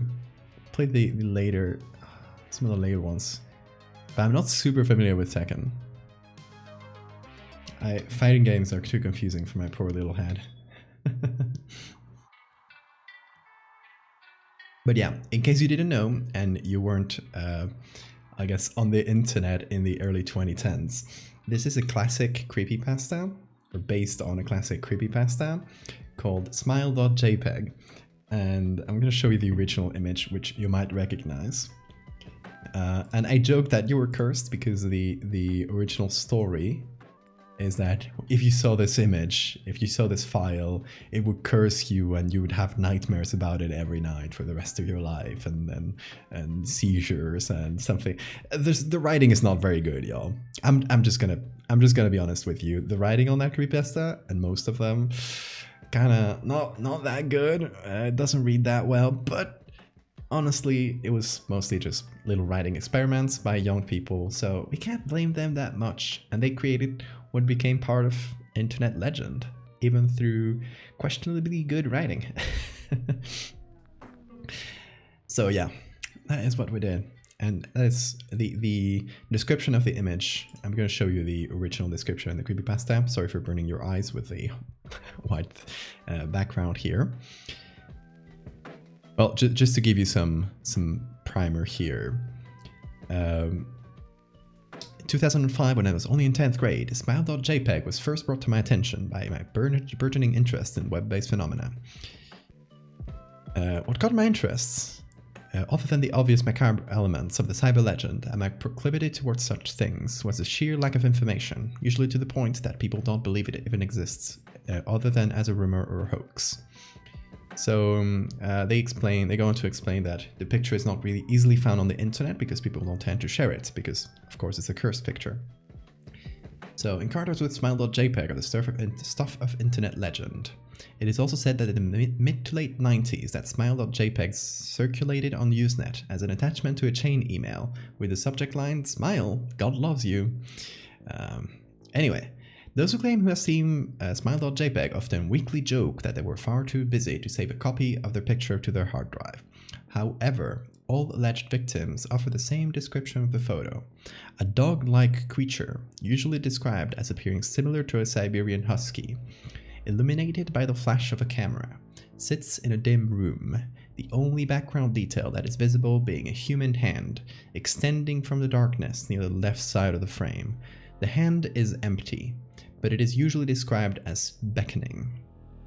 Of course, most attention is given to the dog, or dog creature, as some victims are more certain than others, or they claim to have seen. The muzzle of the beast is reputedly split in a wide grin, revealing 2 rows of very white, very straight, very sharp, very human-looking teeth. Writing. This is not a description given immediately after viewing the picture, but rather a recollection of the victims, who claim to have seen the picture endlessly repeated in their mind's eye during the time they are, in reality, having epileptic fits. Anyway, yeah, and then they go on to explain a specific case. The writing is eh. Anyway, we've done so far is taking this dog here. Very cute initially. This was the original image. We cut it out and we gave it human teeth. And then googly eyes, just for the stream, just for us. And the beckoning hand. They describe it as coming from the darkness, not from the side of the frame. So maybe we will give it a little bit of,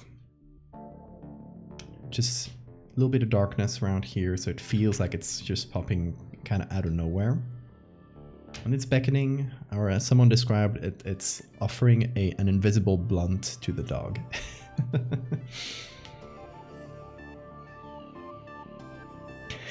And people are also sharing a bunch of very personal information about the Fresno Nightcrawler in chat. Quieres? Psh, quieres? Anyway, let's keep going. We were looking for a background, and the background in most pictures is for like kind of a regular room with a window behind it. It's described specifically as dim. So we found this one, which seems to fit the description fairly well. We're exposing the Fresno Nightcrawler, which is rude. You shouldn't do that. So I feel like the picture has to feel like it's been taken kind of from ground level, like looking up at the dog a little bit, just from the angle.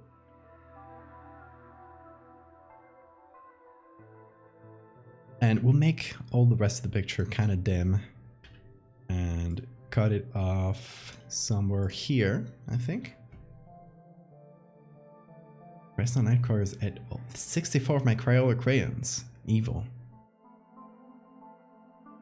My dumb ass thought we make the image tomorrow, so I spent all day finishing and posting my 7K. Hey, send us a link in the Discord. I want to read it later. But don't worry. Yeah, I'm just doing it one day in advance, so no worries about that. So I can post it the day off. That way, like every stream, I'll do the one for the next prompt. So yeah, we start on August 1st. So you're safe. You're fine.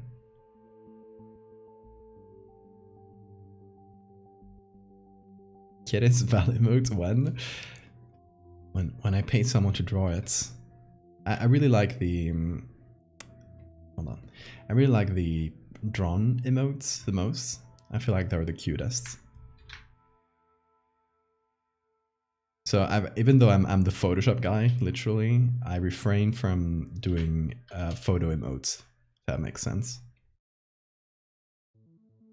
I just like the drawn ones, and I like to commission my friends to do them. And just artists I love. And people from chat sometimes.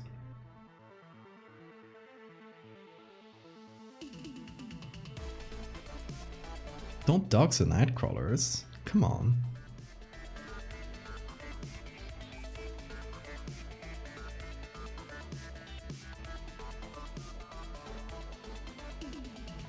They're all hidden in 14th Street, Fresno, California for...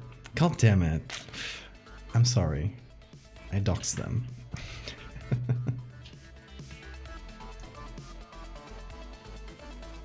Twitch crashed? Sorry, Sean. Are you back?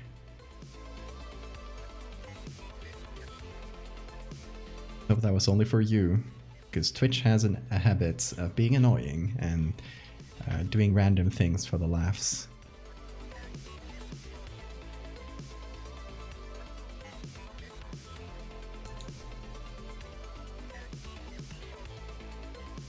Don't you hate it when you accidentally dox someone? I'm sorry. They told me their address because I was gonna send them a package and I forgot. I couldn't say it on the internet.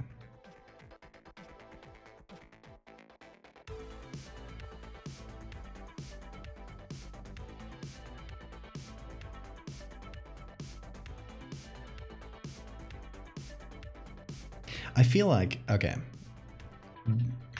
should we do the cursed version of this, like the messed up one, where it looks like a pig? Or it has like the flat muzzle.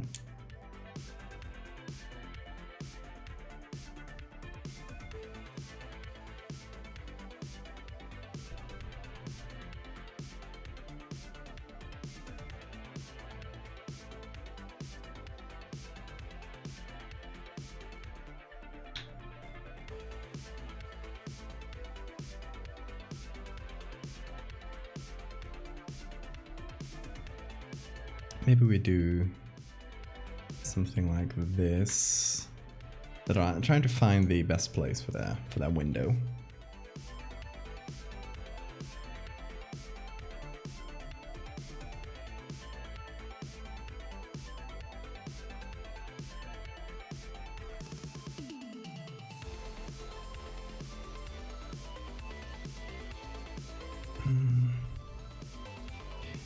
And I'm also gonna make the hand a little bit dark. Yeah, just like it's coming off from the darkness, like we can barely see it out there. We're struggling to see it. Alright, continue there.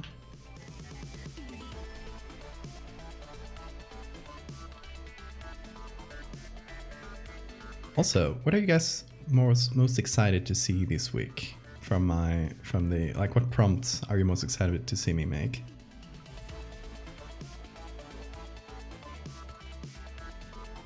Because as a reminder, there is the public prompt list, but these are the ones these are the ones I'm going to be making. So tomorrow I'm going to be making carcinization, which is based on the human carcinization edits that I did. Just gonna pop them right here real quick. This one here will become a crab meme, and then we'll do lycanthropes, we'll do the mycelium infection, we'll do a couple megalomorpha, we'll do Terry the Meat Planet, which I just saw flash before.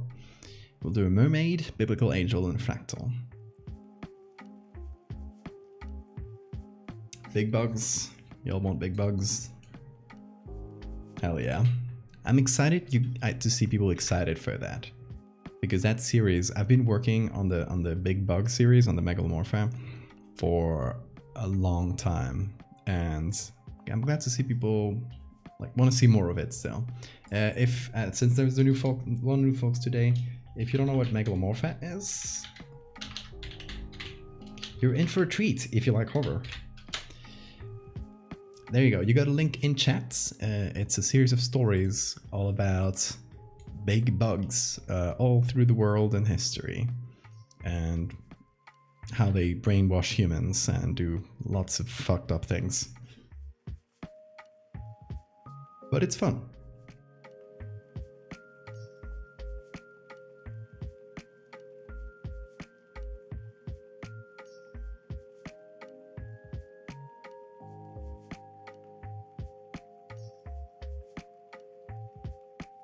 Okay, let me bring back some of the nose.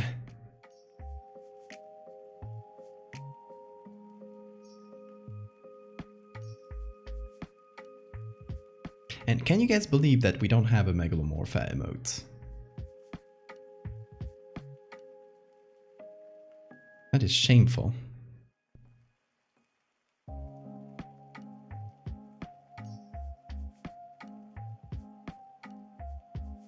Oh, the bright nose is somehow really scary.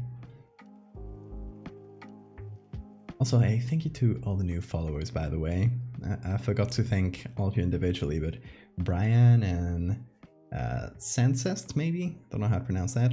Hip Hop Guinea Pig, Nox, and Zobby the Jobby. Welcome, folks.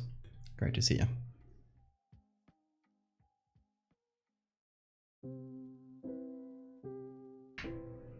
Yeah, giving Rudolph vibes for sure.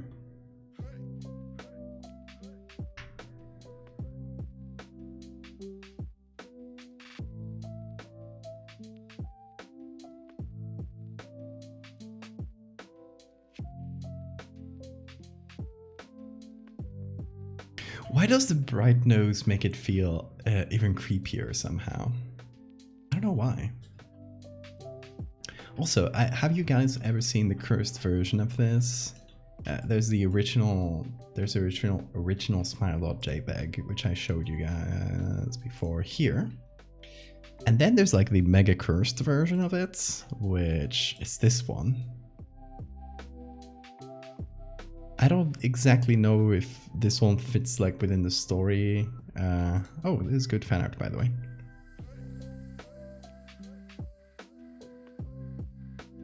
It's not even an edit of the same photo. It seems like a different, like someone made a different one for sure, because the window is simply different. So.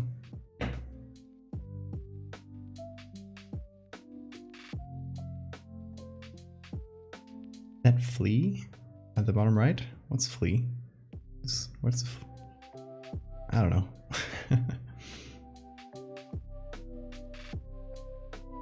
Right as you swap to the pic, my hearing went on air for a second. Well, you know, things are cursed like that. I hate this picture with a passion. I'm actually cursed, you are. Oh, Flea from Red Hot Chili Peppers. I think that was just a regular guy.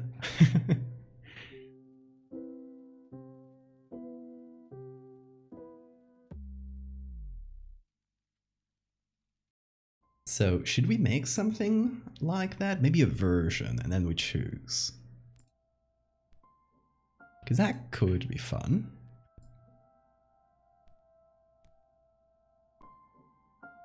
So, let's take a doggy copy, which I meant to write doggy, but I wrote doggy instead.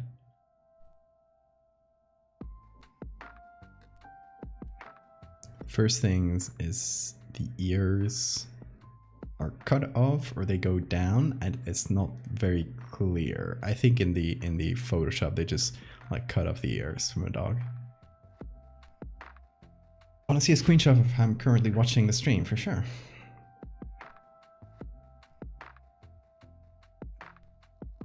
The red one is the one you saw as a kid. I saw the red one later. But it always freaked me out a bit more, because it's not just a dog with a smile, you know? It's like a messed up creature. So we can totally just edit that into the shape of the red dog.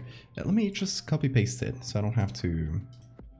Let me just get a fairly decent, not 300 pixel wide version of it. Oh, that's tiny anyway, but.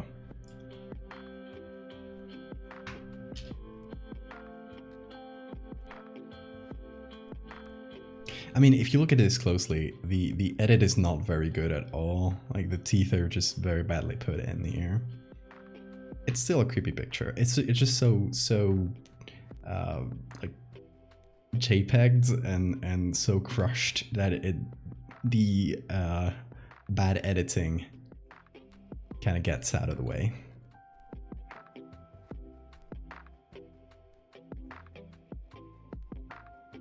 Is that your cat asleep? Oh, cute.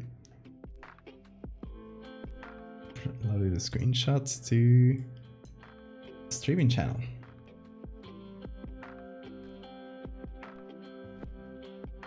Because the smile dog creeps you out.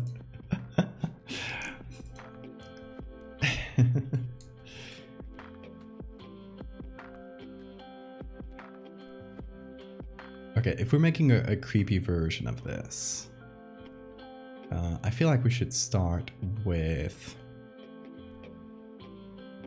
just a normal layer.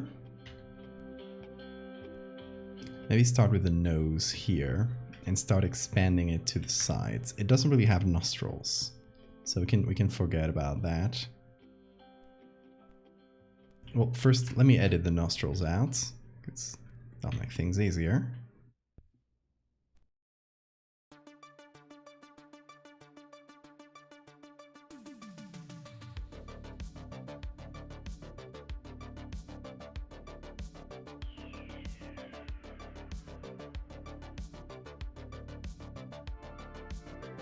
Is it twisted metal box art? Kinda.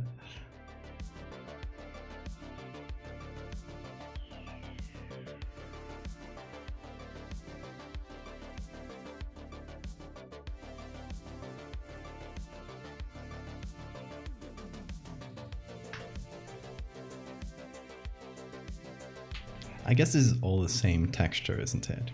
Should we just get a pig face and add it on? I feel like a pig nose or something would probably help. So let's hop into the browser and find a pig. Look at the little thing.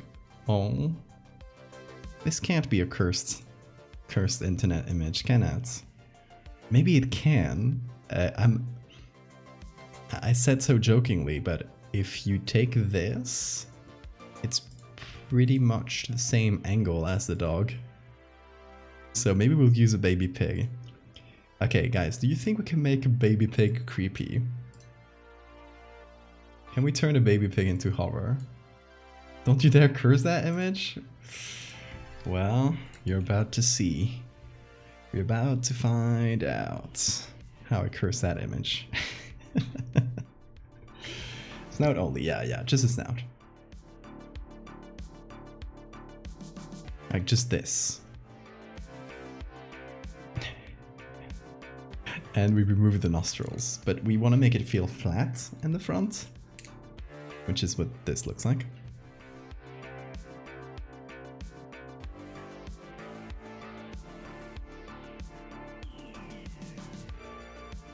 I'm an expert in making anything creepy. You're right.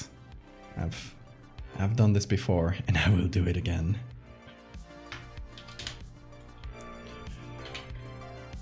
I will turn baby pigs into creepy photos. And you guys can't stop me. You can't.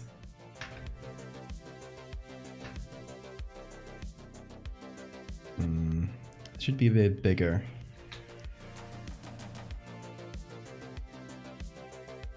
And maybe taller? Can you make concrete creepy? Already done so. Have you seen my redesign of SCP-173? Ooh. Please don't do weird things, Photoshop. Thank you. There we go. Just making it taller.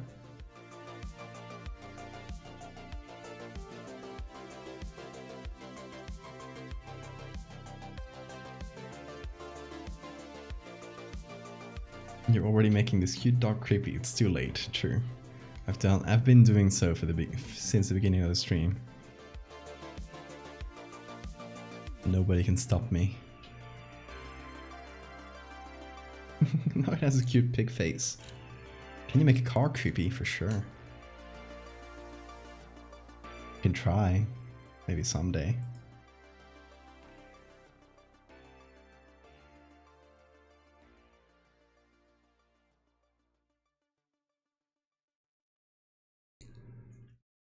Okay, we're partway there. Now let's do... Well, first let's change the colors here, because this needs to desaturate to not be pink.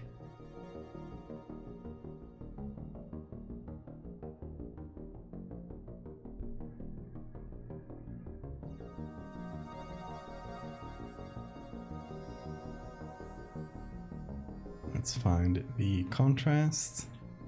There we go.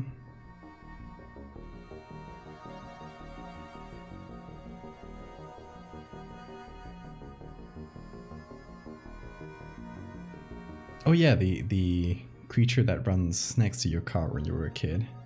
That's a fun one. It's a bit of an oldie, so many of you will probably not have seen it. I should do some reposts. Once I have a time where I don't have a lot of new art, I'll do some more reposts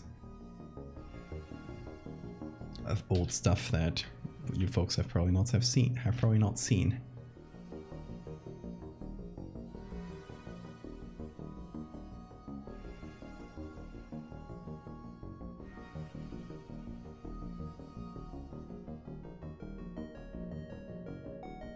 Okay, we have the shape, right? It's only part of the equation, though.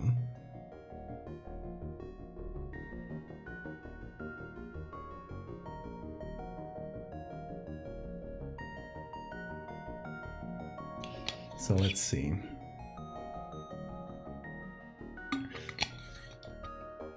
It kind of needs, I don't know, to change the shape of the face a little bit so that these, to remove these little bright parts and make it feel a bit more like there's a head of hair falling down.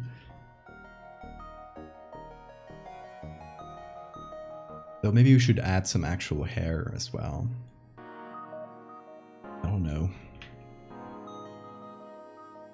Then we have to change the colors, but we should change the colors of the whole image if we do so.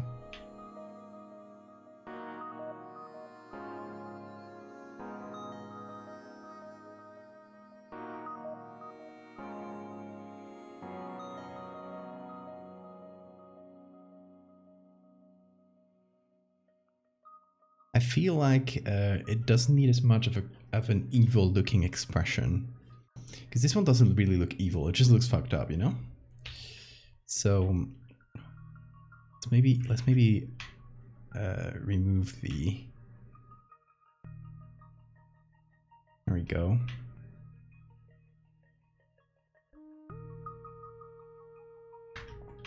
The little shape here that makes it look like angry eyebrows. Just remove that.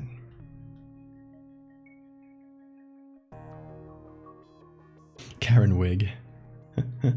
You went sicko mode on this dog's face. Yeah, don't worry, this is just an alternative version. Like, we've saved the original. Because I want to see if I can recreate the really messed up red one. Which, in my opinion, has always been slightly creepier. So I'm trying to recreate a lot of the face shapes. You can see that this was clearly based on a husky dog as well. Where they cut off their ears, the kind of the white markings on the face are the same. The nose was deleted, and the eyes were just like changed beyond recognition.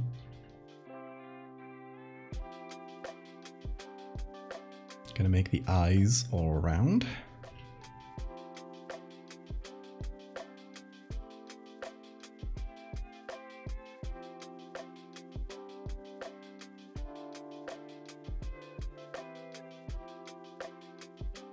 Something like this. Hold on. There we go.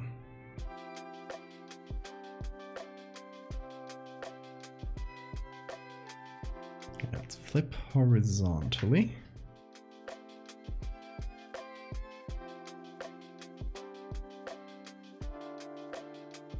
Beautiful.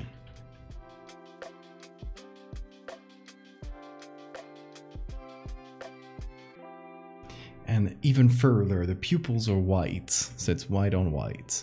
There's just a little black outline around the pupil.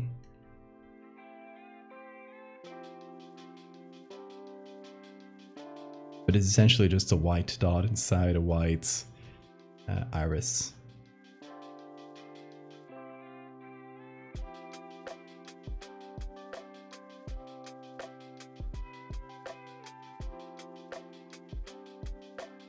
Getting there. It's definitely like part way there. What kind of joke does this dog make? Probably some very sick and funny jokes.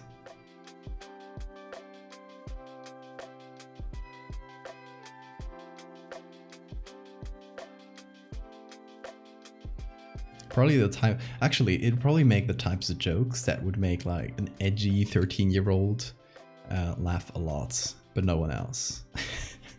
That would be my guess.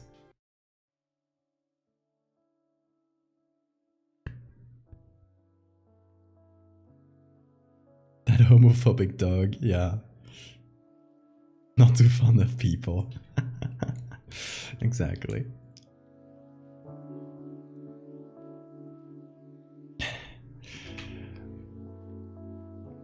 Just a funny little dog, isn't it?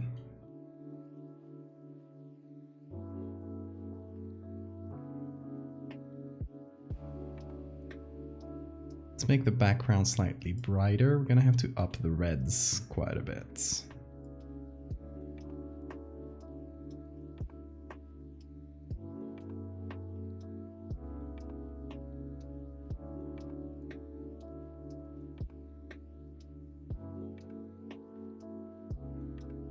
Not the attack helicopter jokes. No, I don't think Smile.dog would stoop down to those levels, to be honest. I feel like it's edgy, but it has like a minimum taste for jokes.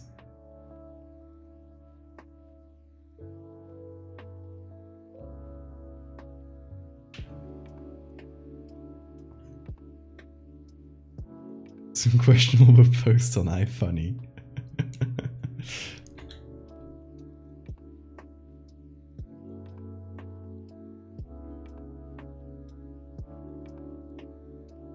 This dog is a Redditor, for sure.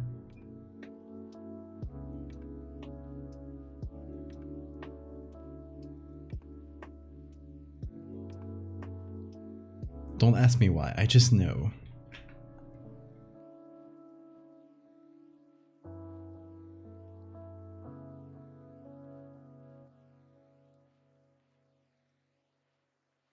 I feel like we got the creepiness of it. It needs to be like way more crushed to be the red one. So like put everything into a single layer. I'm gonna do a bunch of blurring, just enough that we don't lose detail. And then I'm gonna do a bunch of sharpen. This dog unironically likes wholesome 100k Chungus memes. Exactly. Aquabird, thank you for the follow. So we need like a crushed, crushed sharpened look. Then some red all around. Like all the colors need to be red. Maybe through color lookup. I think there are some that turn everything red. One of these. Ooh. We're about to go there, don't worry.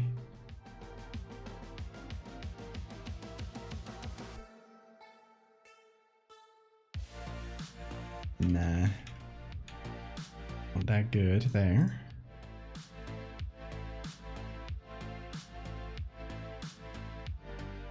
Let's take color balance. Turn all the colors red. One should.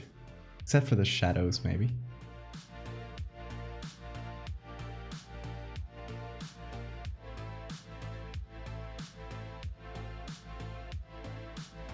Deep fry the image, exactly.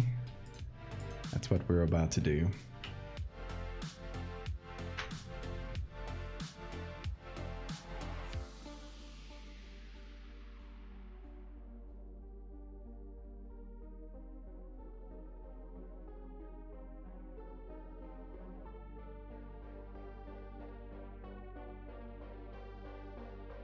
Just crush all the values so much. I don't know. We're just going along with it. It does feel a bit more like it, doesn't it?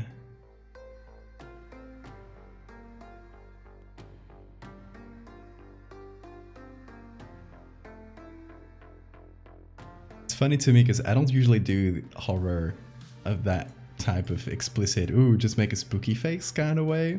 So this feels very weird to me, to be explicitly making a scary, creepy face.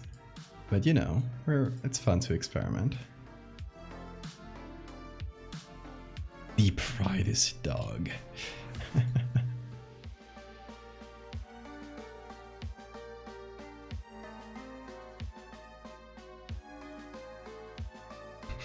Oh my god. I hate doing this to my own photo. It feels wrong. It feels wrong to do this to it. But it is there, like, right? It kind of is there. It's all just weird, ugly reds and oranges.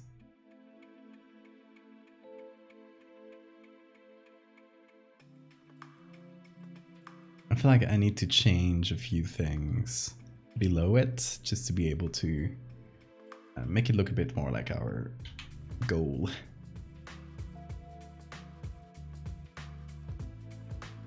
Like having a bigger separation, I think, between the face and the body. Kind of like they're two independent parts. And not really like one continuous thing. So we're kind of drawing a dark line. And also, let's make this part of the body a bit brighter.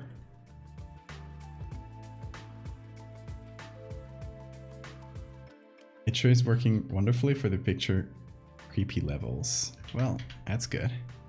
That means we're doing our job of recreating the most classic of boys.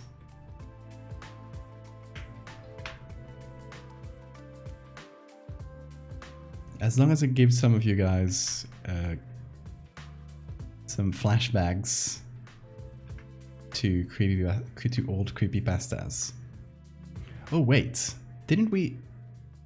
I completely forgot I had to remove the nose. I had to remove this. Of course, that's very important actually. The nostrils, that's the word. Should I remind you that I'm not looking at the picture? Oh, come on, don't compliment me if you're not looking at the picture.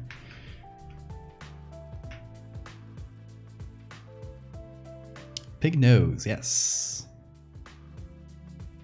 Because you know, the original always reminded me of a pig.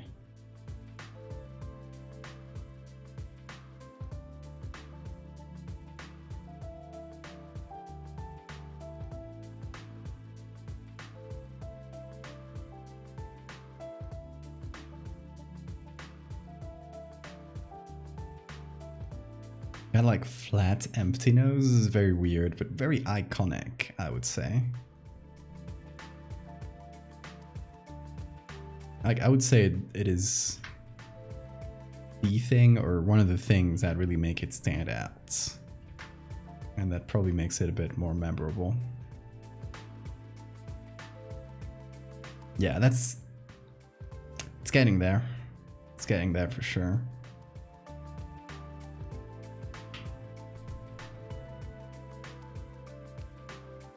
This is an original piece. Yeah, but we're basing it off this, which is a very old creepypasta. So we're kind of updating it and making it so it's not a absolutely dreadful Photoshop. Nothing against the picture, by the way.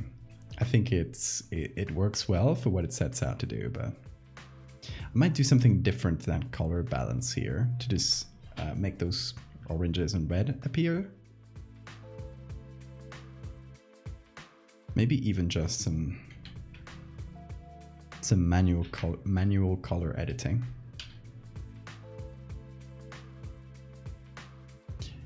How's it not gonna sniff? It doesn't need to sniff, it just needs to haunt your nightmares.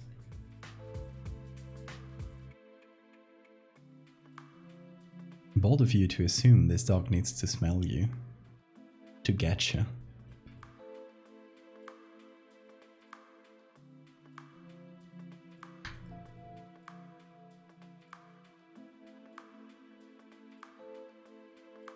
Trying to hopefully make it feel as reminiscent as possible to the old one, but hopefully, you know, a bit more quality there. Okay, Kales, you have a good night. Thanks for coming. It reminds me of Jeff the Killer. Oh, that's another classic. Another classic with some writing, for sure. Jeff the Killer was writing. That's what I call writing, baby.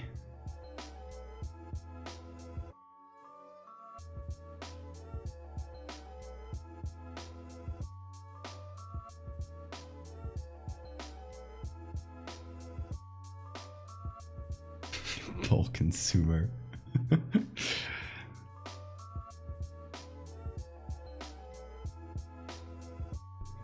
Let's do a hue saturation, maybe.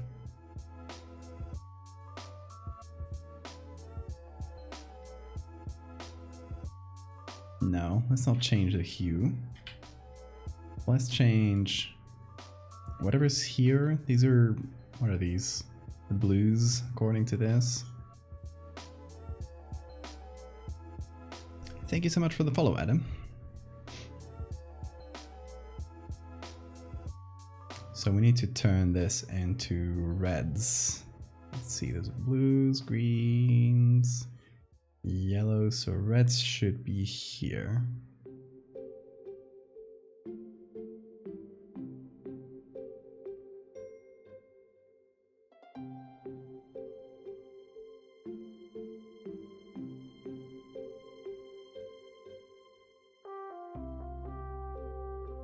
Let's see. I need to mess with this slider until it looks red enough and nothing else looks too blue.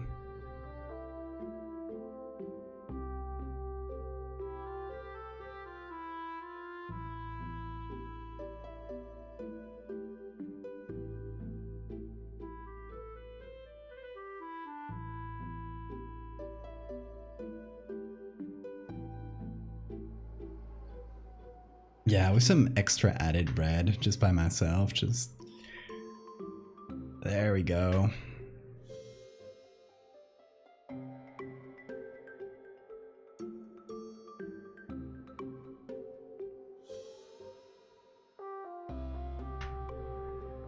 Bunch of red everywhere. Like this picture only has one color for if you think about it.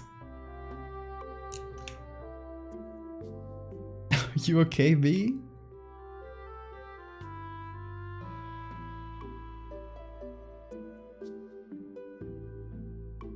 No, you're not. Understandable. I think my stream causes... I think the curse from my stream is actually working already. I'm so sorry.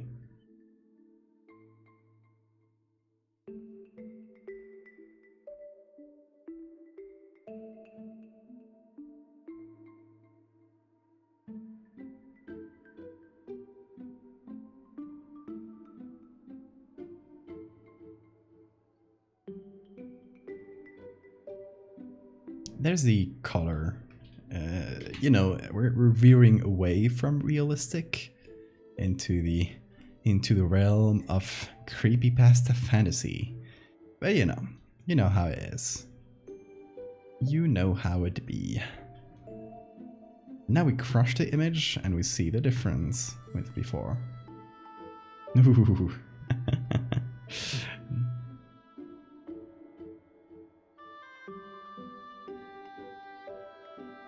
I love how this goes, how well this goes with the Stardew Valley music. There we go.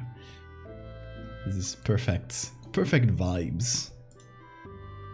Perfect chill vibes stream with Smile Dog. Okay, let's change to actually eerie music.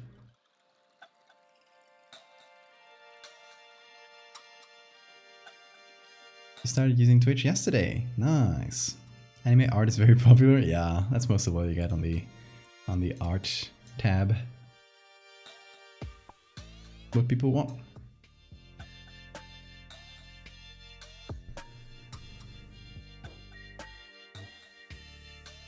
You're entering a world not of sight and sound, but of pasta. Creepy pasta. Well put, thank you. Oh, am I... How silly am I that I'm actually including this in the edits. Okay, let's try again.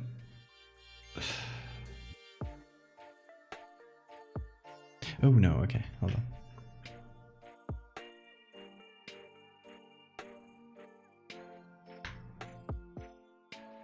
There we go. Now we won't actually have this in the corner. Cool fact, I've never watched an anime. There are a lot of good ones. It's like a whole ass genre. When was the last time you saved? Beats me, I don't know.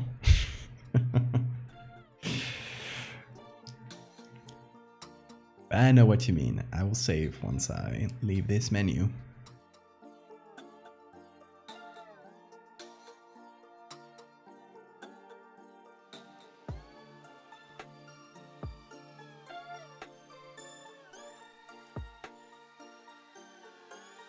Oh, increasing the clarity just makes it even more cursed.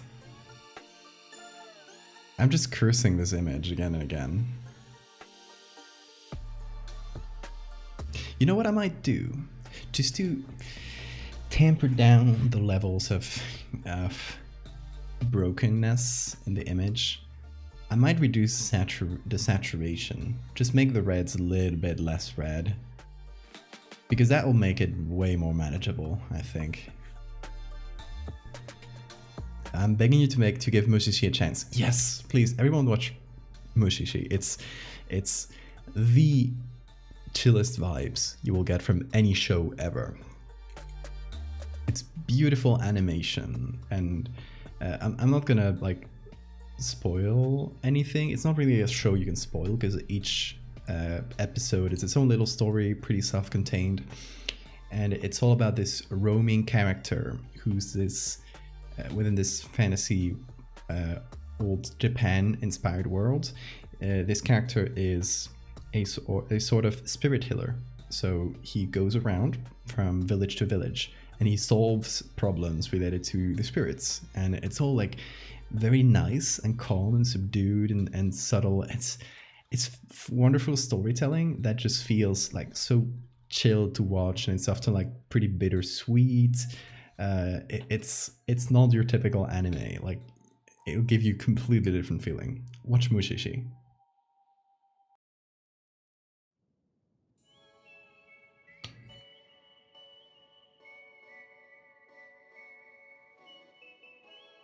If I have to get my boyfriend to drive my stupid ass to the hospital at 5 AM, I'm quitting existence.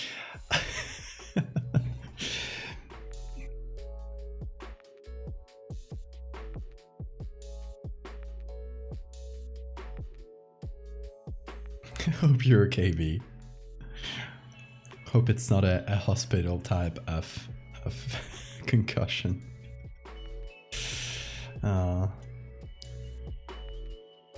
I walked slightly too fast and was slightly too tall.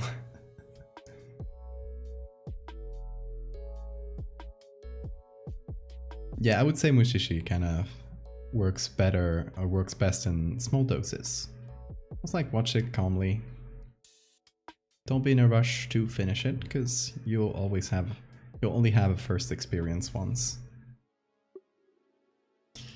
It does really, like, okay, now you remove this, it's a Smile dog. For me, like, it feels like it.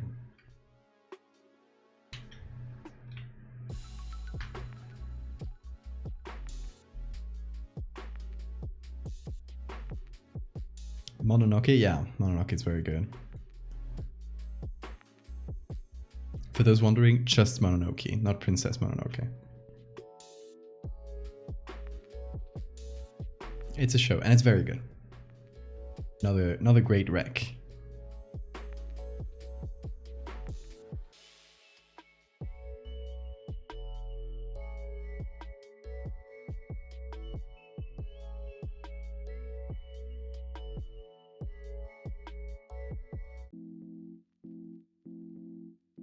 Mononoke gets a remake. Yeah, I've heard about that. I'm very excited.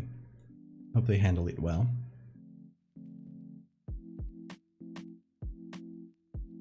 I saw that, Sora. Yeah, I'm excited.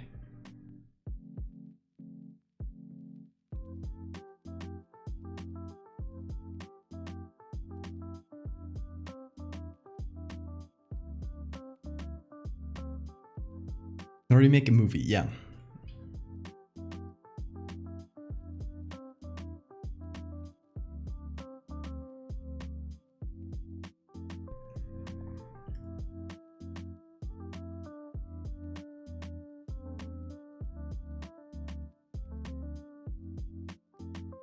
You'll get a... Oh. Like a theater version of Mononoke? I hadn't seen that one. Or maybe I skipped over it because I was excited for the movie.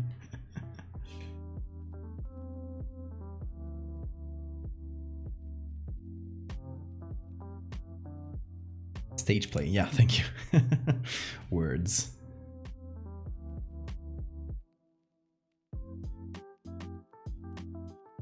Okay, if you'll see this like around the internet, is it immediately recognizable to you as the classic Smile dog?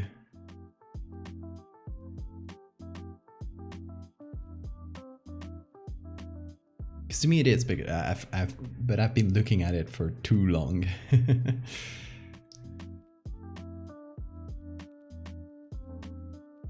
Oh, cool. Sorry, I'll check it out. Thank you.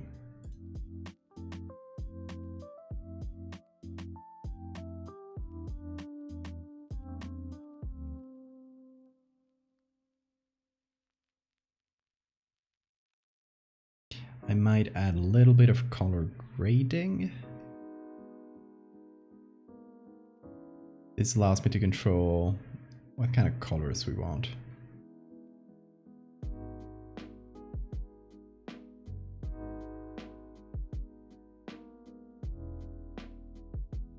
Maybe a bit more orange.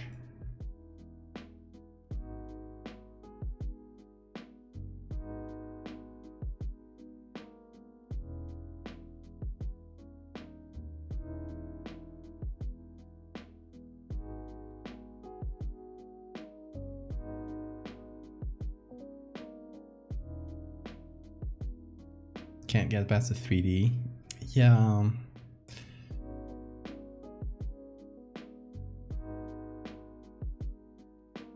Yeah, kind of. I'm always like a bit more cautious when there's 3D involved, but yeah, if well done, it can be good.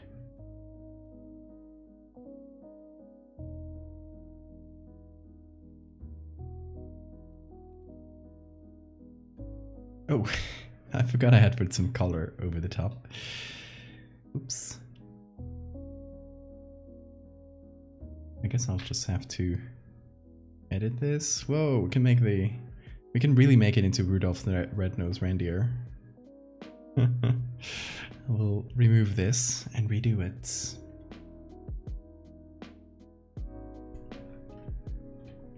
Add my own color.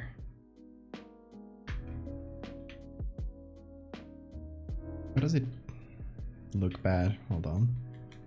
It looks pink. It shouldn't look pink. Why does it look pink? What the hell? Okay, there we go. I was just picking the colors from the wrong area. I felt like I was going insane.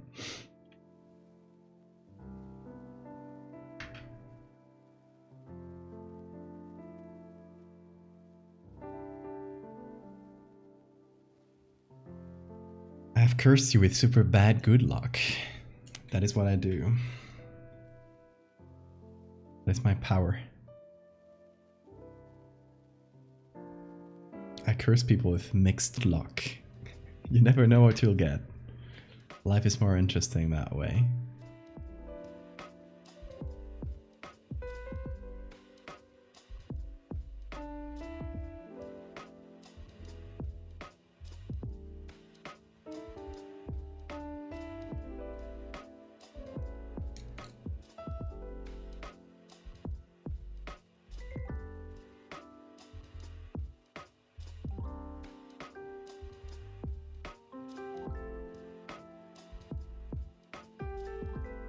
Oh yeah, Danganronpa. I never watched too much of that. I don't think it was my thing. That's fine.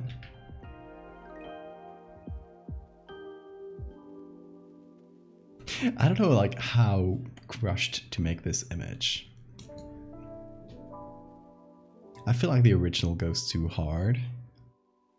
Not as in goes hard, as in it's cool. Goes hard as in it's very, the photo is very crushed. Like you don't even know what's photo, if there's drawn parts, where the original photo even was.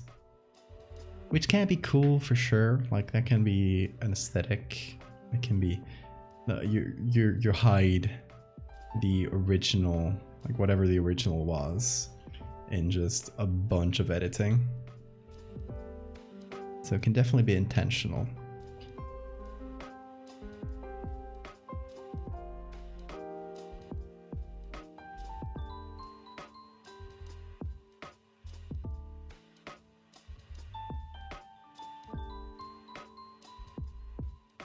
The OG indeed does not go and did not go hard.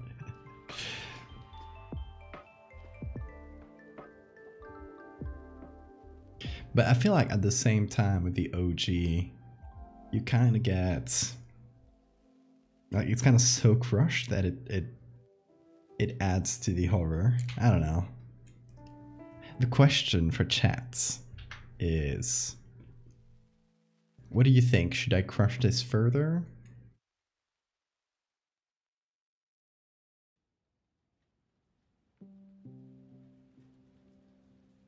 Should I make it even more fucked up and evil? Or is this fucked up / evil enough?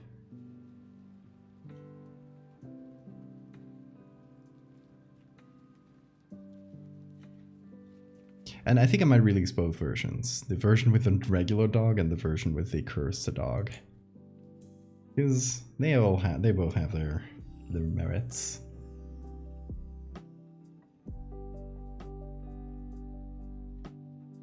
Though I think I prefer the pig one. It's just so strange that it's kind of fun in that way. Just had a pure strangeness.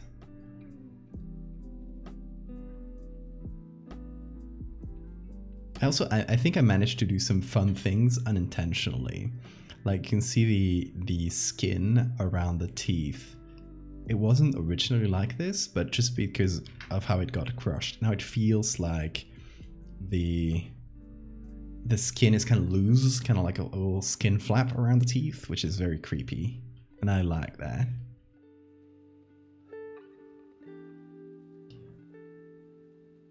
What I might do is, oh god, the color here.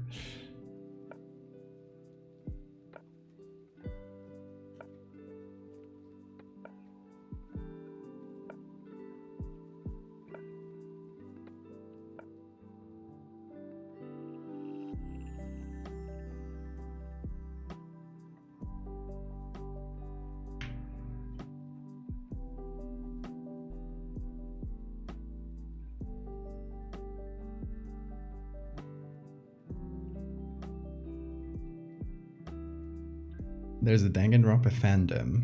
Is it like very toxic? First time hearing about that.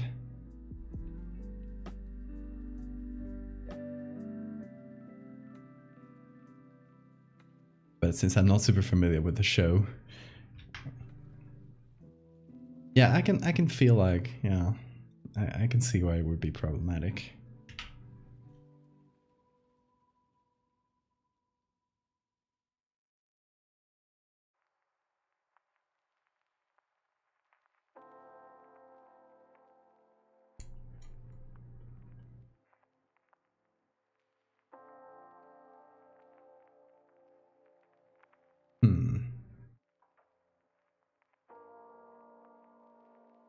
Okay, it's getting there.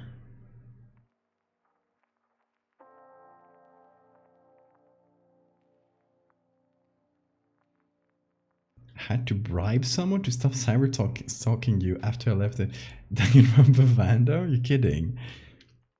I'm sorry. That's horrible.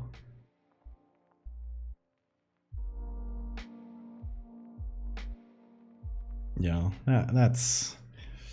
I would say that is a red flag for a fandom. I would not get close to that.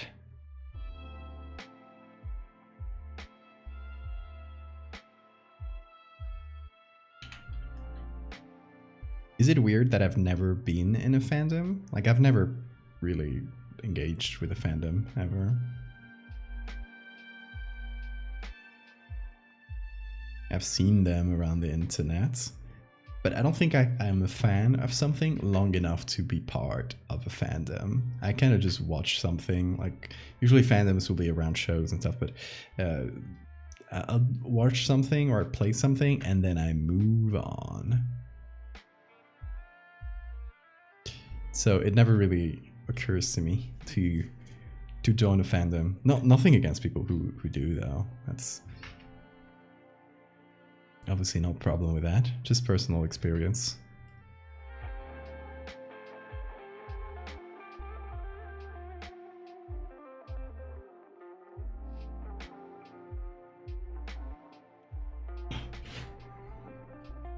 Casual enjoyer of things. That's a good way of putting it. Yeah, I'm also a casual enjoyer of things.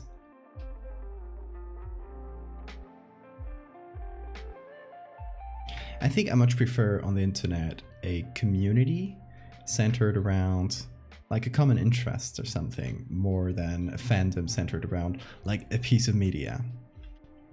Because there's only so much you can talk about a piece of media at the end of the day. For me, I assume people in fandoms find new ways of engaging with it and stuff, but to me, I just kind of get tired after a while. But yeah, I much prefer things like, you know, our little horror community on Twitter is fantastic. It's just a bunch of cool artists, and we enjoy a lot of the same things. And the Discord is great.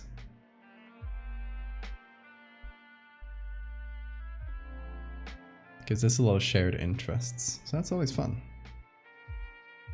So it feels more organic as a community to me than something centered around a piece of media.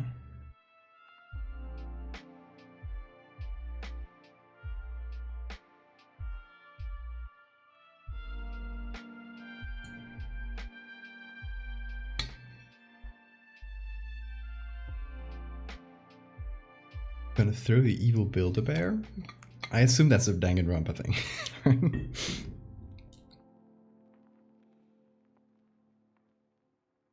Because I do recall there being a bear. Like the evil guy was a bear. The antagonist.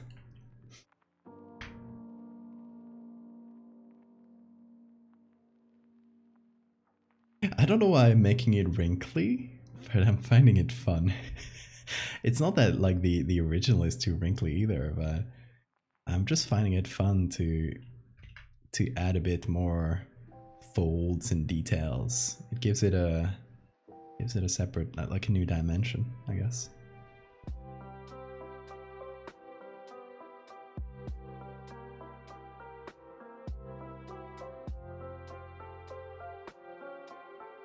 And another one of the things I was trying to do is separate the head and the body a bit more, because like you can see here, the head and the body are two completely different things, and the body is just a blob.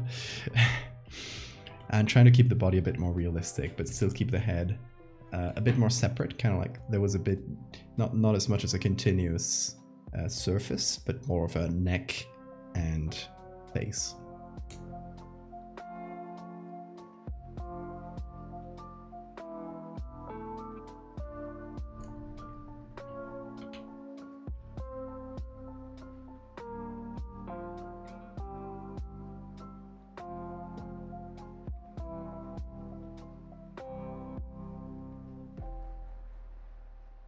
And I think the teeth, as weird as they came, as they ended up, they they work. Like, they're just messed up teeth, but pretty regular if you look at them. Just a bit out of whack, but they mostly work as teeth, you know? They're recognizably teeth. So we're doing some small edits just to make things a bit close to the original, or a bit more interesting to look at, depending on the area. Should we make this hand less visible? What do you think about the hand? The beckoning hand. They removed the oof sound from Roblox. Apparently there was a whole story behind that. Like, there's the person who sued Roblox for that is also, like, I think he's a video game composer who did, I think, Earthworm Jim, I think it is. And he's also like a pretty big nut job that sympathizes with a bunch of really right-wing, disgusting people. And he tried to start a console. Just a friend told me about this the other day, and I was just mouth agape the whole time about this whole story. Because it all came from, who's the guy who sued Roblox? And it ended up in this guy. So he apparently tried to start, through, Kickstarter or something like that, a new video game console that absolutely sucks. Like, it looks so bad, and it got stuck in development hell and never really finished. I wish I could remember the name. I'm just paraphrasing from a friend, by the way.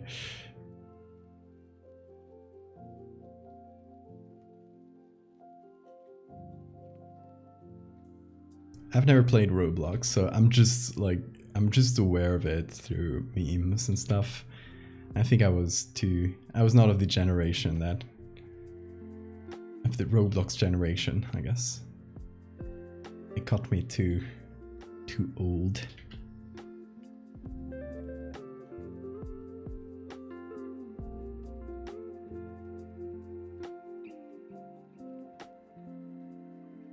So I only know of Roblox through pure cultural osmosis.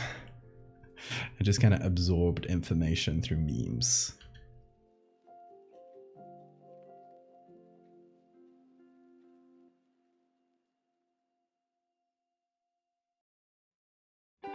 It's like a gay? Weird. They should have just made another oof. Like, just record a different one.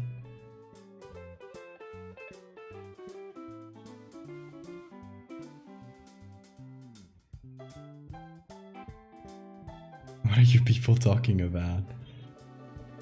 New Roblox noise, apparently.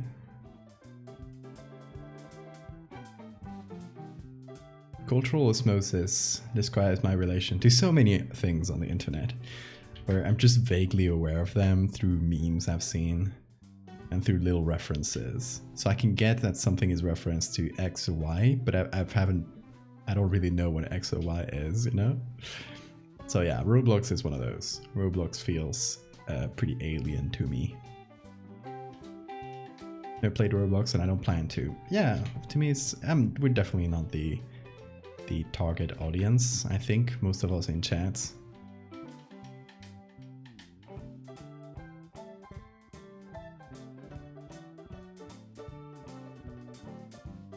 Which is fine.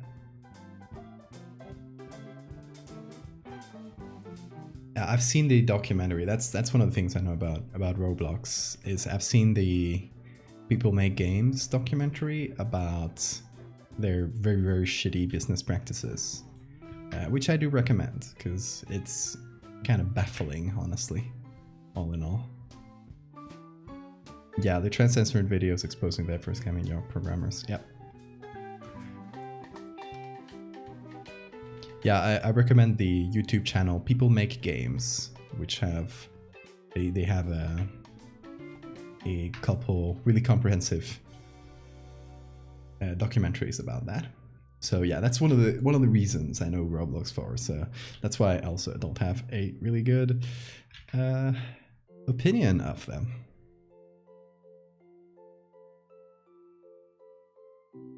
But yeah, most of all, I'm not the target audience. It's not made for me, and that is fine.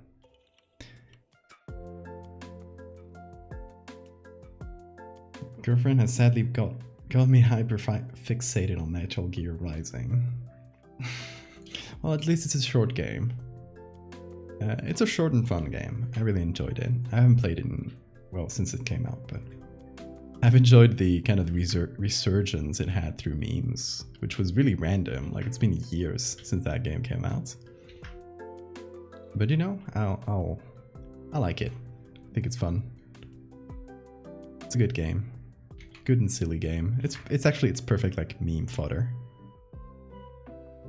Thinking about it, it makes a lot of sense.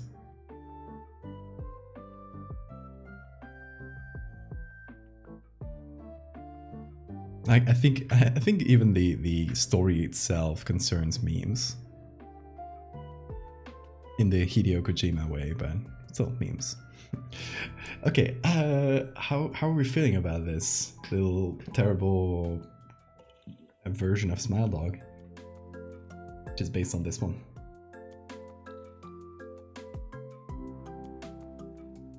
What do we think? And compared to the dog version, let's see.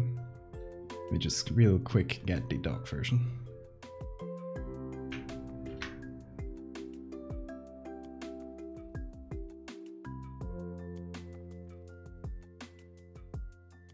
That's Doggy 2. There we go. So we have the two versions. The dog version and the crushed version.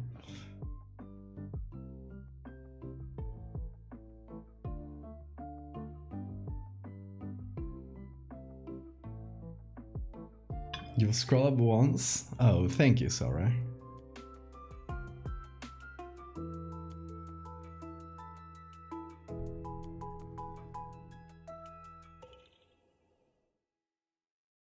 You dislike both equally. That is good. Considering, I'm sorry, considering that the original creeps you out enough that you have been not watching the stream. The wrinkles. I'm glad you enjoy the wrinkles. I just, most of them I added later. I just added them right now, painted them on.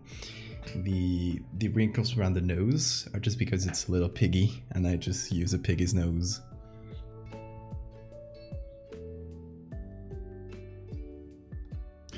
Okay, what do you think? Should we go for the regular dog version or for the crushed version if we had to pick one? I might still like post both of them because they're both like based on each of the classic images. The red light makes everything worse for me. Yeah, some Fresno night crawlers to counteract the creepy imagery on screen. Also, I love that this playlist decides to play all the chill songs from Stardew Valley during the stream, which does not fit what we're making at all, but you know.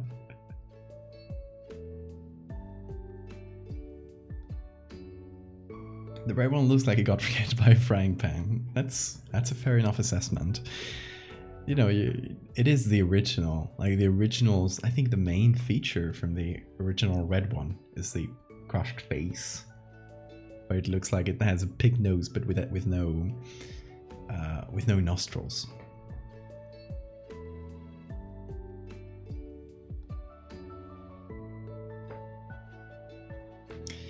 Yeah, exactly. Giving it a weird dissonance like that is good for the creepy factor. Exactly like you said.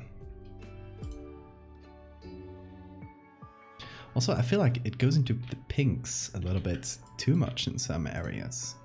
Like this, it should be on this side.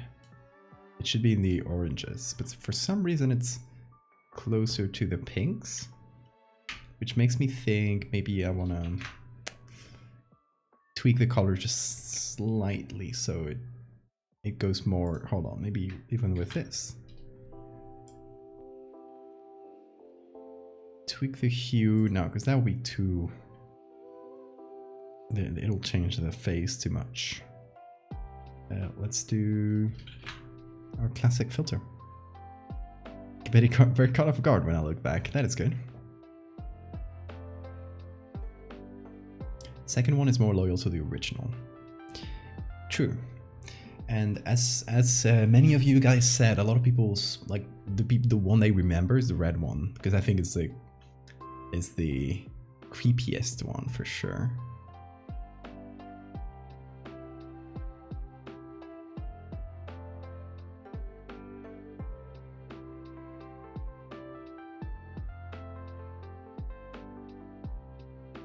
Just a small change to make the colors fit a bit better. So we don't get pinks instead of where it should be reds. Let's see.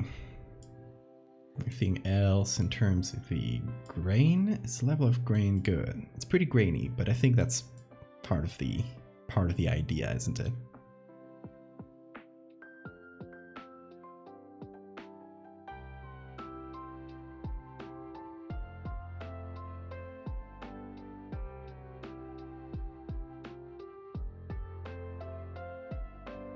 That one is better, but the original is still good.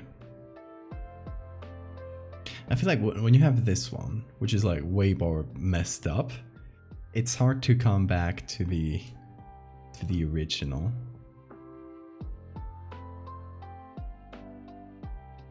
Like, it feels very not creepy in comparison. So if we went there, so I think it's only logical that we pick the creepiest one. What it did change, that's not that close to the original, is the shape of the face, or the shape of the head. The ears are like way lower in the original, which we could try as well. Don't know if that would be worth it, but if we check the original here, it's kind of like the sides of the head are flattened, like this and this. Could be worth a quick check, at least, maybe on top of everything, so we don't have to redo a lot of stuff.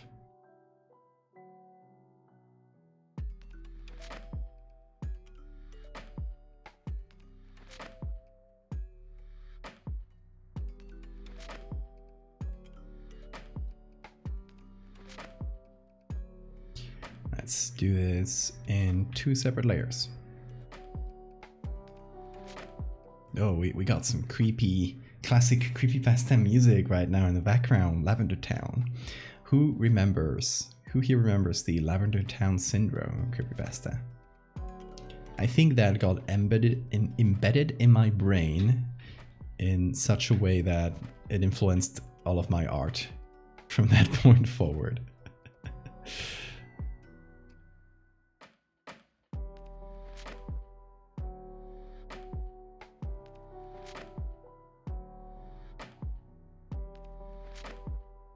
It's a primordial memory of some kind.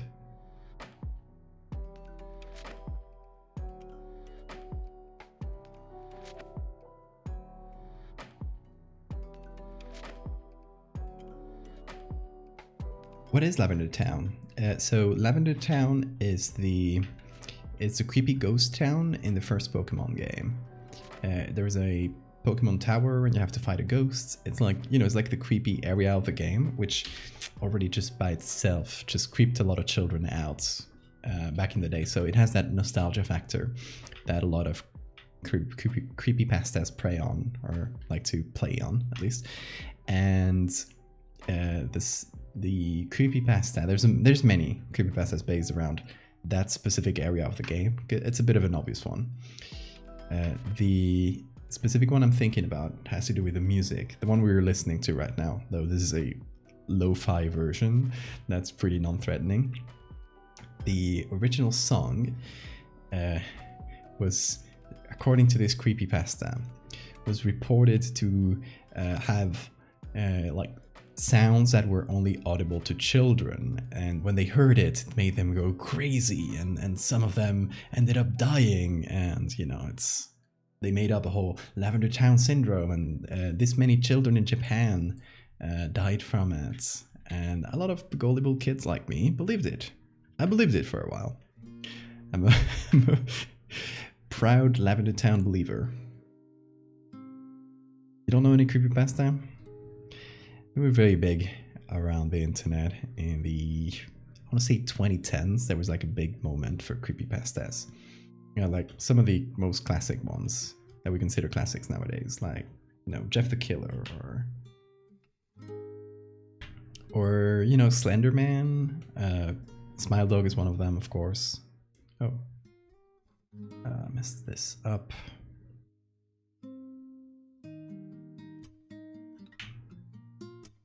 Pasta is creepy.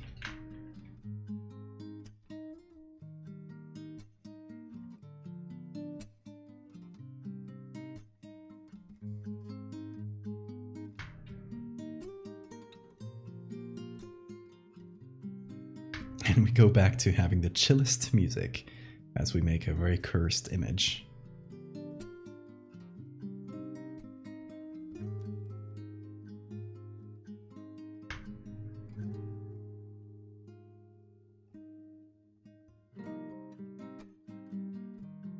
Trying to use the patch tool here to bring back the texture in these areas I just cut out, since we have to fill them, you know?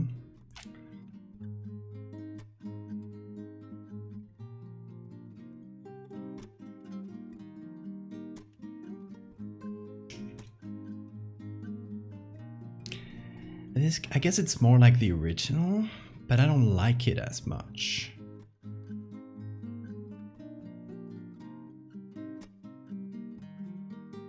I don't know. Let me mess around with the parts a little bit more.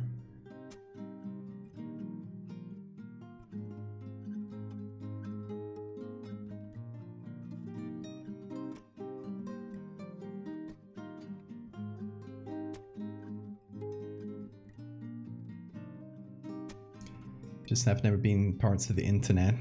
You know, got internet very late. That's fair.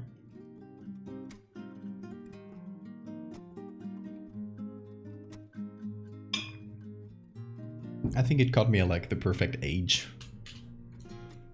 to be interested in it. But you know, at the end of the day, it's, even though a lot of these stories are pretty bad, honestly, like they don't hold up for sure, but it's still colored a lot of what I like about horror and about delivering horror through the internet, which is a very specific thing, but yeah, it definitely, in creepypasta, that era of creepypasta when I was a kid, definitely influenced my work now.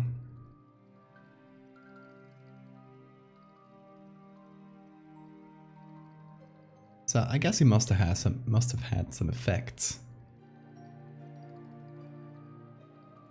Even if the writing was lousy.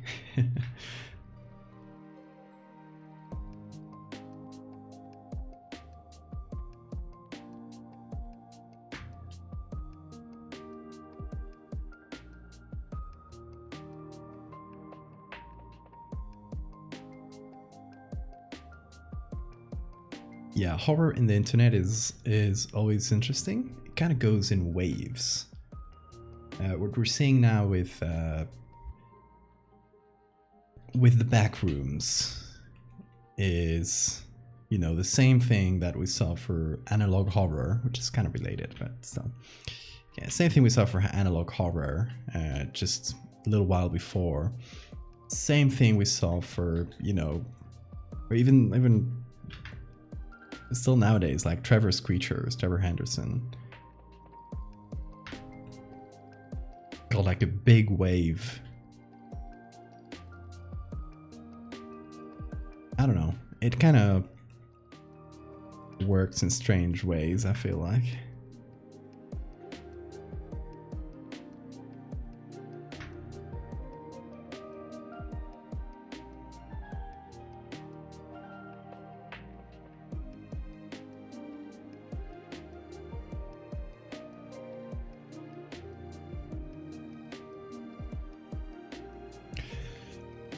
Still not convinced about the floppy ears.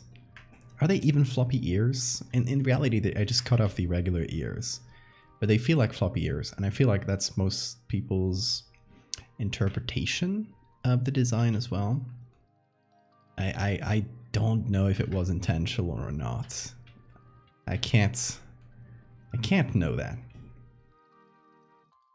But I think in most detailed drawings that I've seen people do of this thing, I think floppy ears, like short floppy ears, like what it feels like this is now, is usually a very common trait. Will you be improving the story? I don't think I'll be doing a lot of story for this one. I'll just be kind of referencing the original.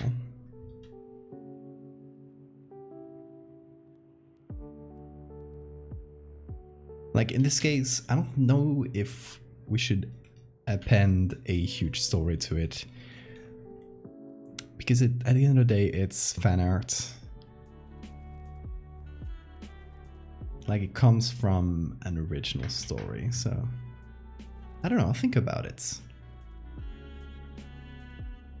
There could be a nice like short little thing you could write that feels a bit like the original. But I won't go in depth for sure. I'll just I'll keep it short and sweet.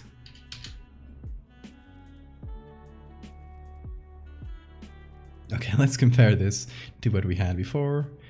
Yeah, now see, that didn't feel like floppy ears, it just felt like tufts of hair. Now it does feel like floppy ears, so we're closer to the design, or what the design feels like to me.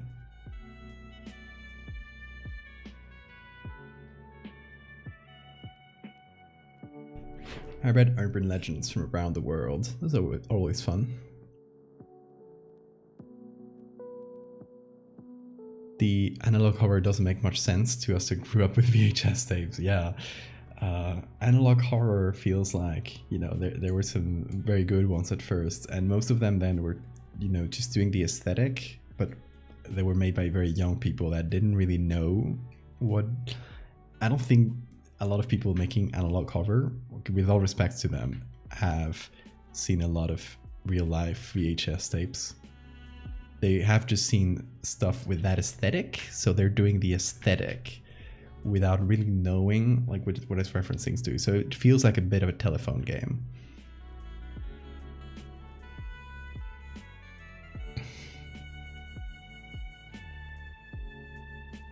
Eating some hot dogs. Nice. Enjoy. Keep one. Save one for me, yeah.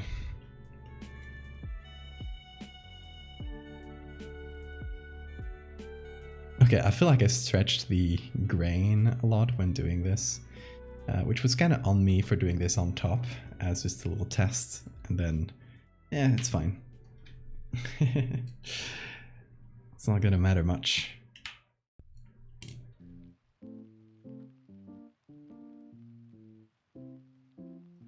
I'm also gonna save. It's been a minute.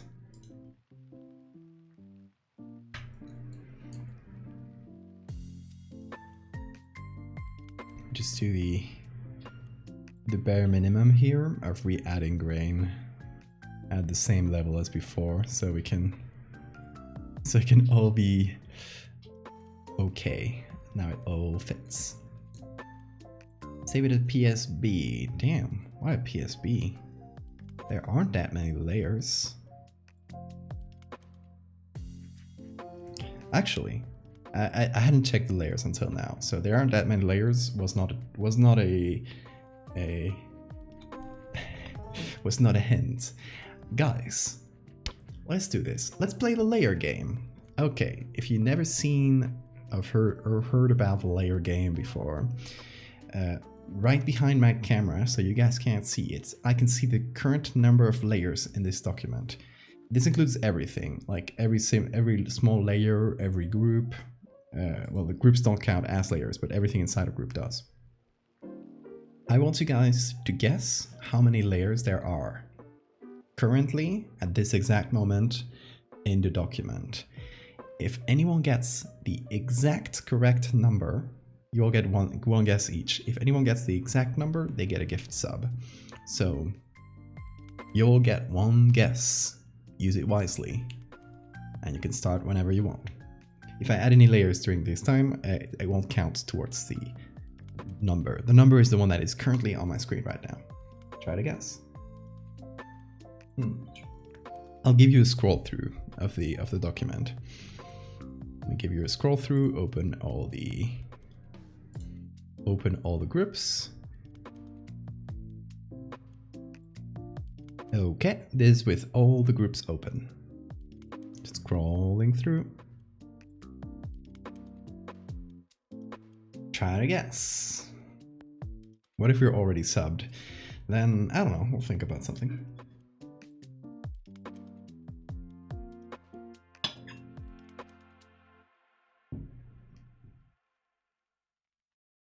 A lot doesn't count as a number, honey.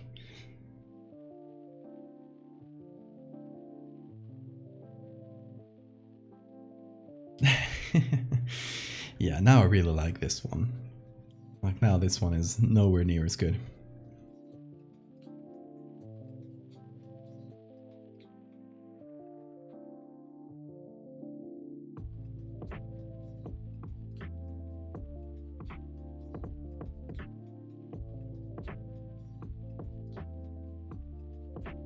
Let me do something here.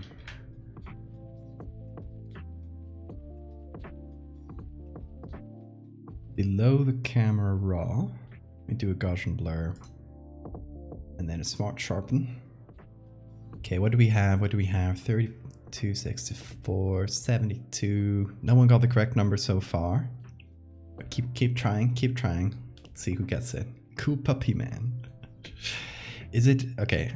Did you say like cool puppy, man, or cool puppy man? Because both could work.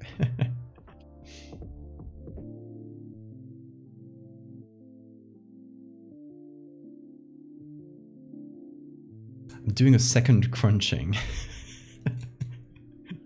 If that wasn't clear, I'm crunching the picture again. I'm going insane.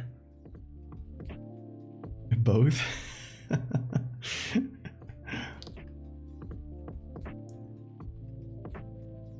What would you do if you saw a frog? I would say hi to the frog. Hope that's not controversial. Also, okay, I want to try something. The hand here feels, I don't know, too clear? Maybe it needs to be blurrier. I like his smile. Hey, do I spot a Jenna emote? Hey.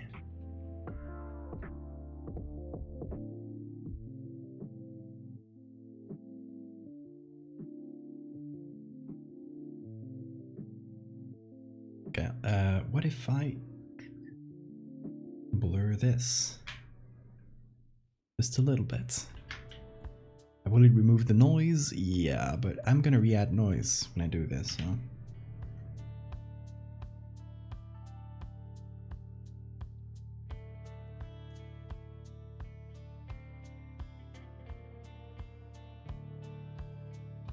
Okay, so the difference we get is quite a bit. Now the hand feels way closer to the dog in terms of how sharp it is, so that's good.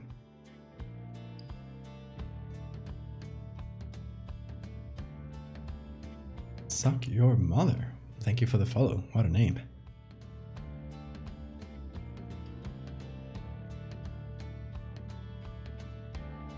Okay, I'll give you guys 1 more minute to try to guess the number of layers. Nobody got the exact number so far. There's been some close guesses, but nobody's gotten the exact number. I'll give you guys 1 more minute. Again, 1 try each. You can't try more than once.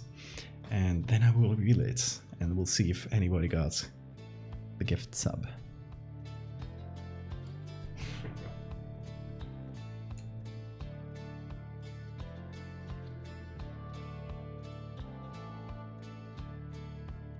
May I change your answer? No, that's against the rules. Can't do that. Okay, and we need to sign this. before I forget. So let's see. Y'all, there's a lot of new folks today, so just so you're aware, every one of my pieces is signed, and the signature is this little symbol here. It's a V, an A, and an L that you just crush into one, and you get this. In any case, I always try to put the signature on by hiding it somewhere, so somewhere within the image. So that's what I'm trying to think about right now. Maybe in the blinds. I don't see like a great way of incorporating that into the blinds. Okay, and now let me actually reveal the answer. Let me check all the guesses. There's Scarcan Draco says 68, 420. Nice try.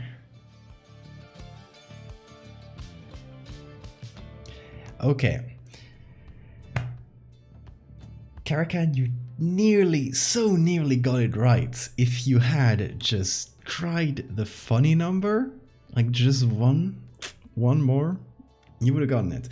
It was 69. And I trusted you to try the funny number at least once, but nobody did.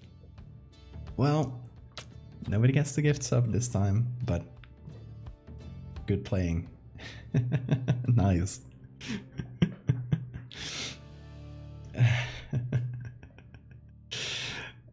I just saw it say 69 and I was like, oh, we gotta play the layer game right now.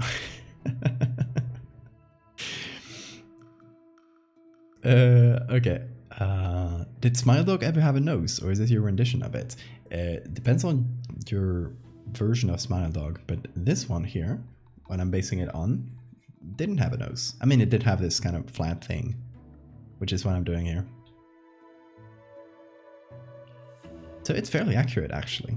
The only thing that may feel weird is that this one feels maybe like it has human hair, which this one doesn't. It does have the same pattern, but instead of being human hair, it's just like the pattern on the fur. Which is okay, it's just another way of interpreting the very limited information, the very limited pixels we got here. No one got gifted a sub, but we all won in a way. Very true. Was even thinking 69. Oh, you would have gotten it. You should have gone with your hearts. Hollow Knight music for sure. We gotta play Hollow Knight on stream at some point. I have to. Would you guys enjoy like more variety in streams? Obviously, these 10 next days are gonna be for art because we got this art challenge going on. But if I were to make streams a bit more frequent, would you guys prefer if we did more art with them? Like just without removing the streams I already do, because that's, you know, good. I do art, it's my job. But if we added more, just for stream's sake, would you prefer art, or would you prefer to add, or would you prefer maybe, you know, play games or something different?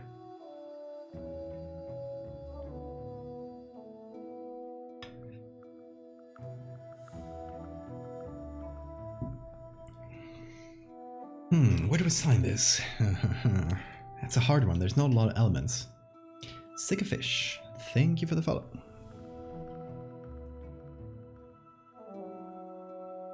Are you also going to do other creepypasta images? This one kind of came randomly as an idea, but what I'm doing this next few days is a challenge called Cursed Footage. So it's all about found footage as a genre. And this is the official prompt list for each of these days. I will be following these prompts. But to me, this is mostly an opportunity to revisit old stuff I've done. Not necessarily the just do a sequel to an earlier story or anything. Just revisit concepts that I've liked. Except for the first one, this is kind of the exception. The one we're doing now is the curse. And we were trying to find something curse related. We ended up talking about Smile.jpg and we ended up just going for it. So this one's not really related to my old art. It's just like, I don't know, it just kind of ended up there. Sometimes things go in unexpected directions, but that's fun. For tomorrow, we're going to do experiments, which is the human carcinization experiment, which is an old edit I did with a human that turns into a crab. Then we're going to do lycanthropes, so historical werewolves, essentially. Then we're going to do a mushroom infection or some other medical horror. We're going to do megalomorpha, which is my main series all about big bugs. Did I make a command? I didn't, but I should make it for tomorrow. I'm gonna make a couple of days. I'm gonna do megalomorpha, which for the new folks in chat, check it out. It's my main project. It's like my main series I work on every so often, and put a lot of work into them. They're very fun. Each of these, if you click on the link, it'll bring you to like a little gallery. Each of those is a separate story that you can read individually. In any order you want, just go with whatever image catches your eye. And they're all like a little piece of the puzzle, if that makes sense. In any case, we got Megalomorpha, we got Fractal, which is my other main series. And then we're just gonna revisit some old concepts. So it ended up being that we did Smile.jpg for some reason, but that's fun. It's also in a way revisiting a concept that I really like to do, like a very me concept, which is creepypastas and this kind of internet horror. So it's a bit of an homage to classic internet horror.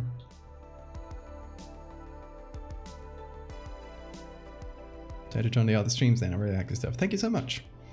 Yeah, we will be streaming every day from today to next Tuesday. So 10 days. Yeah, lots of streams coming. And after that, we'll just resume my usual schedule, which is Monday, Wednesday, and Friday. I usually do 3 streams a week. But as I was mentioning, I might just add some extra streams. And that's what I was asking, like, should I do more art with them? Or should I try and do some more variety? Like games or whatever else, little collab things, maybe. You only see dog fur for signature space. Maybe, yeah. Variety for a test run. Maybe, yeah. The thing, every time I do a variety stream, I usually like don't really announce it on the Twitter, because I feel like people follow me on Twitter for art, so they're not going to be interested in that. So I don't know if that's, I might just do it without announcing it for a little while, and we'll see if people just from Twitch itself like it. I might try both things. We'll see. Just say that you try new things. Yeah. We'll see. It'll depend on the time I have. Like, I'm saying this as if I could stream every day, or I had the time to stream every day, which I'd really like don't have, but we'll see if we can add something else. Yeah, fur for the signature. Maybe. I'm seeing a little bit of fur here. That could work.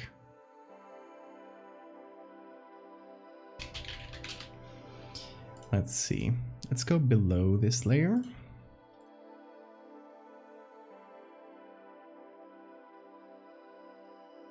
What would I do if I saw this man? Silly man. I would say hi and be respectful. Of course.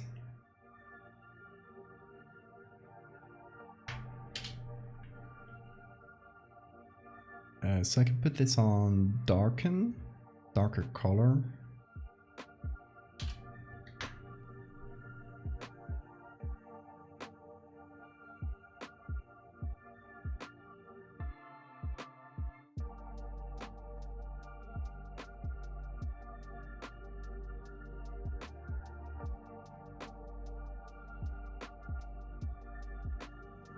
Can do something like this. Let's see, darker color.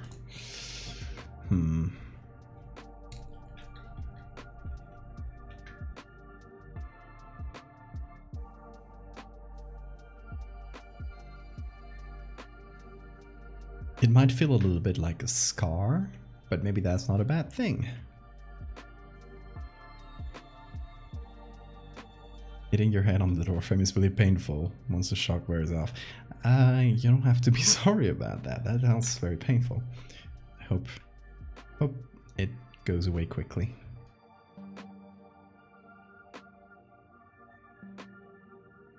So that's how I usually hide my signature, right? I'll hide it in the fur or in some object in the back. Sometimes just like some random pattern somewhere. Sometimes you use some of the actual writing on the photo. Like if there's a billboard, then I'll put it there. Sometimes it's a bit more obvious, sometimes it's really hard to spot. And that makes it into a fun little game for you and me. It's fun for me to hide it, it's fun for you guys to find it, or at least some of you guys for sure.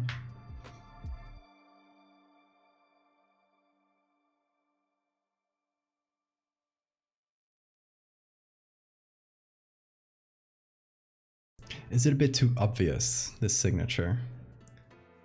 I feel like it calls too much attention.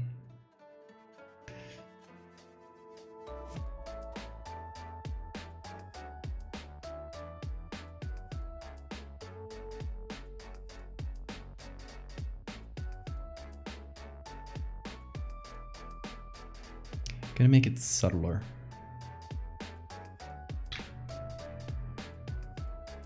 Or smaller. Maybe just smaller.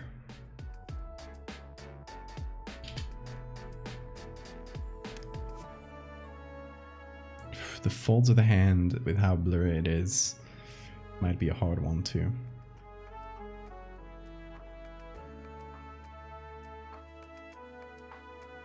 But I feel like you can work here if only we make it a little bit more subtle, which is fine. We can just make the lines thinner. I feel like now it doesn't call attention too much. Let's see when we add all the filters. Carving my signature into its skin. It's fur, don't worry.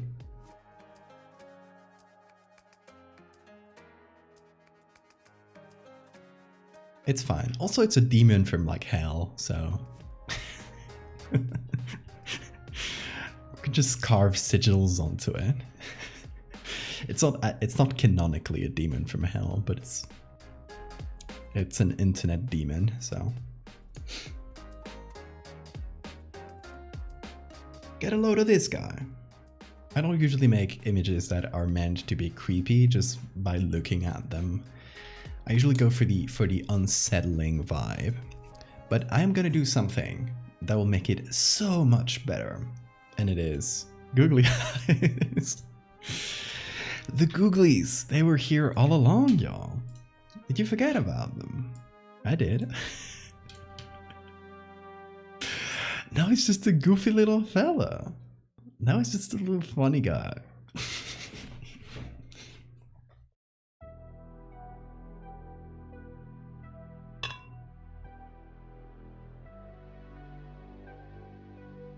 It's so much better, isn't it? Like this? Too creepy. Too like directly threatening. We don't want that. We want it to be goofy. It's worse? How is this worse? Now it looks like you just stole a really good joke.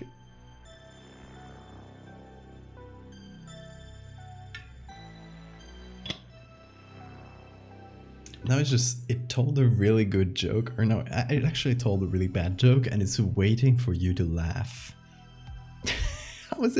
How is this more unsettling, Sora? How is it more unsettling than literally demon eyes?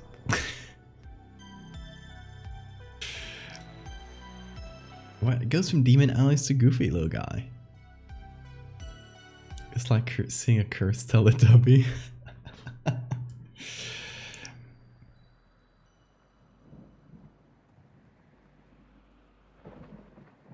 Make those googly eyes float on screen. I don't know. I think it's cute. I would have it as my pet.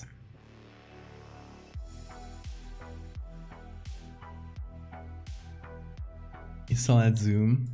Oh, just want to have the image centered and just want to focus the image on screen, you know? More floating googlies. It would be funny if the floating googlies happened to land exactly on its eyes for a minute. But that would probably be quite hard. So do not spam the chat. I'm seeing you. I'm seeing you post all those googlies right now. Don't. It has to happen organically. You can't force it. Well, it happened with one eye with a regular googly and one eye with googly owl. That was perfect. Beautiful.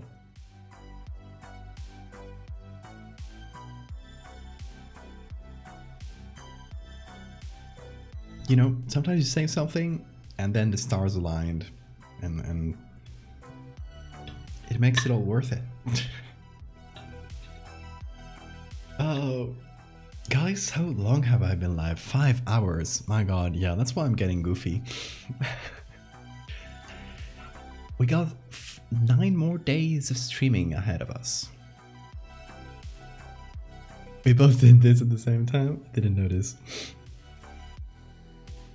We have 9 more days of streaming ahead of us, which is quite a bit. But then I realized that in November we did a whole month where I think I only missed 1 day of streaming. It was an entire month of streams. So, you know, 10 days, not that bad compared. So we'll get through it. It'll be fun. In case you guys missed it, we're gonna do... Hey, don't break, please. Let me save this, by the way, as a JPEG, because it's gonna be called Smile.jpg, because I'm silly like that. Okay, so yeah, over the next 10 days, we will be doing, or 9 days now, we'll be doing 9 more edits. Tomorrow's is gonna be all about the human carcinization experiment, which is a fun one. In case you have never seen that. Oh, Piggy. Hi, Piggy. Let's see. This is the edit I did for the human carcinization experiment. Skeleton recovered from the Lelanchon experiments on human evolution. In these tests, volunteers were subjected to procedures to accelerate the development of mankind. No subject is recorded to have survived. Their crab-like form is thought to be an instance of carcinization. So they essentially put a bunch of humans in a experimental setup that would make them evolve. I know that doesn't make sense. It's just for fun. Would make them make an evolved accelerated evolution, and it turned them into crabs because things evolve into crabs all the time. So, which was like a joke, and then I take it too seriously. So we'll be doing kind of a sequel to that, or probably a prequel, where we see a shot of the experiments. They are in the lore here in the text. Yeah, you can also read if you want. It says 1892, so we could definitely have some black and white photos, just like some kind of crushed and blurry black and white photos from 1892, from when these experiments were done. So it could be the living version of this. Jesus, goddamn! Thank you so much. 10 more. You're actually you're insane. You're insane in the best way. Thank you. Claws up, fellas. Post your crabs in chats to celebrate this momentous occasion. Thank you, Jesus. Someone stop this, man. For real, for real.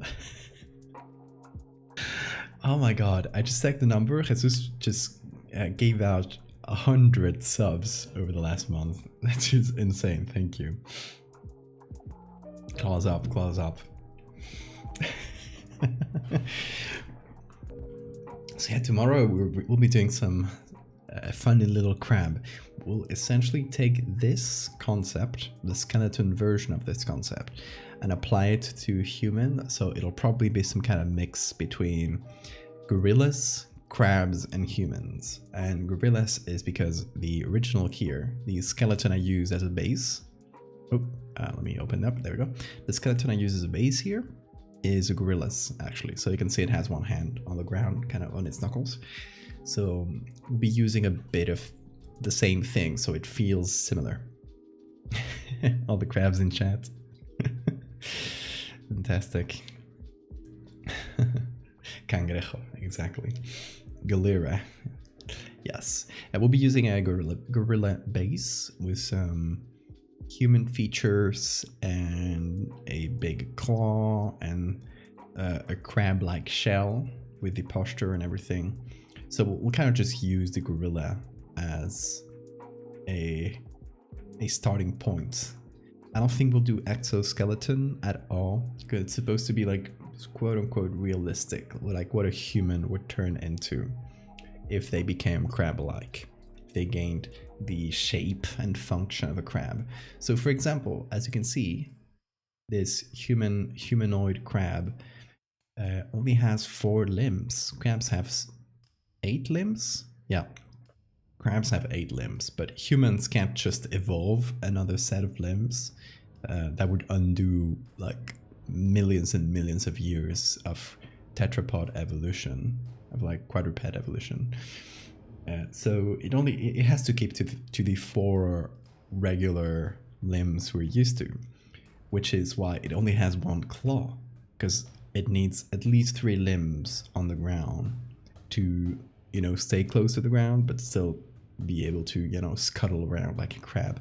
So yeah, it needs at least 3 regular legs, which one of them is just a hand that's bent like this, and then the other one is a claw, which will be very fun to interpret as well.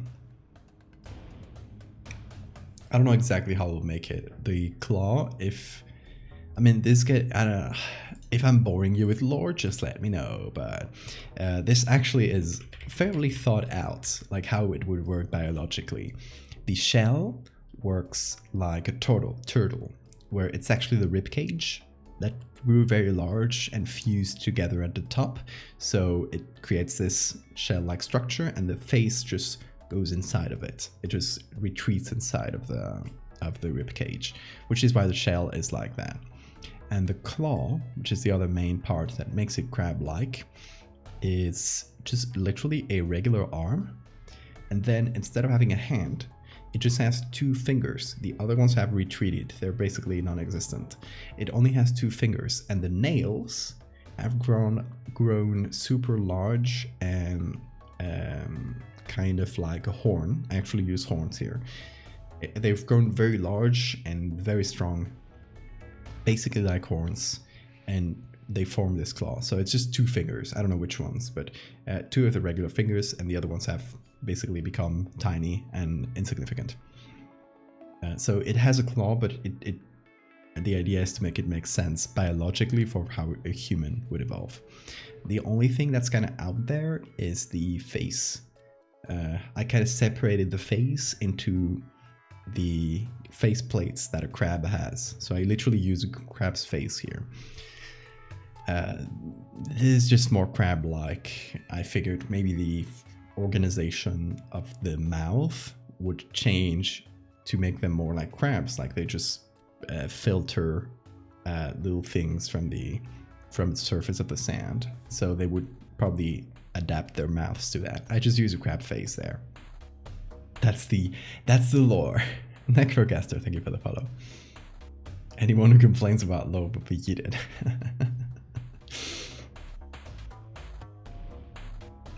And the nightcrawlers are always matching the music, which is fantastic. But yeah, that's the sequel to that is what we'll be doing tomorrow. Also, there is lore in the corner here. From the evolution of man. It's of course it's a museum exhibit, so they have to be a little bit silly like that. From our humble origins in the cradle of humankind, mankind has come a long way. We have conquered the planets, But does that mean we have stopped evolving? A team led by evolutionary biologist Dr. Lelanchon attempted to answer this question in 1892, using a method of sound wave amplification, just some random buzzwords. They induced rapid evolution on volunteer subjects. Though the experiments ultimately failed in creating forms compatible with life, essentially everyone died, they give us a glimpse into what the future of mankind may involve. It says here, man, Homo sapiens, advanced man, Homo procura or something. And, well, the advanced man has moved past the need for intellectual acuity, something has changed. The nails into strong horn-like something, it's changed in posture to quadrupedal. And the rest is pretty much unreadable, but there you go. It has lore all around it. Are they still intelligent? No, they've lost most of their intelligence. I feel like if you're just a filter feeder, you're just waddling through sand and eating sand on the beach, you probably don't need intelligence, like a human-like intelligence. So yeah, they have lost their intelligence. It's kind of, it's a bit of an all tomorrows thing, and it's very funny because the C.M. Koseman, I don't know how to pronounce it, the person who wrote All Tomorrows, months later came across this on the internet and did a little drawing of it, which was funny.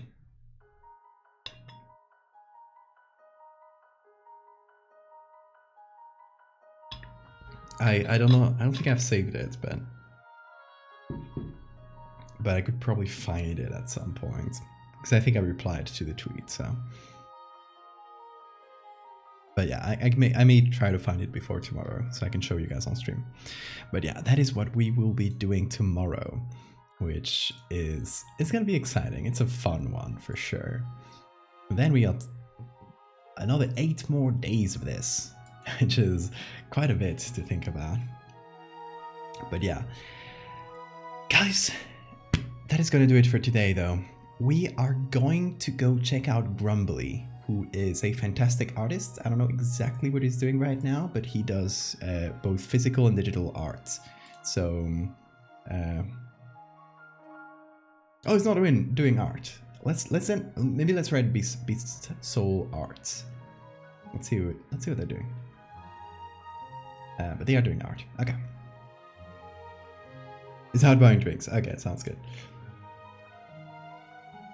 Let's check Beast Soul then, because they definitely deserve more viewers. So give them a raid, shall we? Let's see, Beast Soul. Y'all, thank you so much for being here. I really appreciate y'all. Everyone say hi to Beast Soul and post the little nightcrawlers in chat if you got them. All right. I will see you tomorrow for more art. So stay tuned.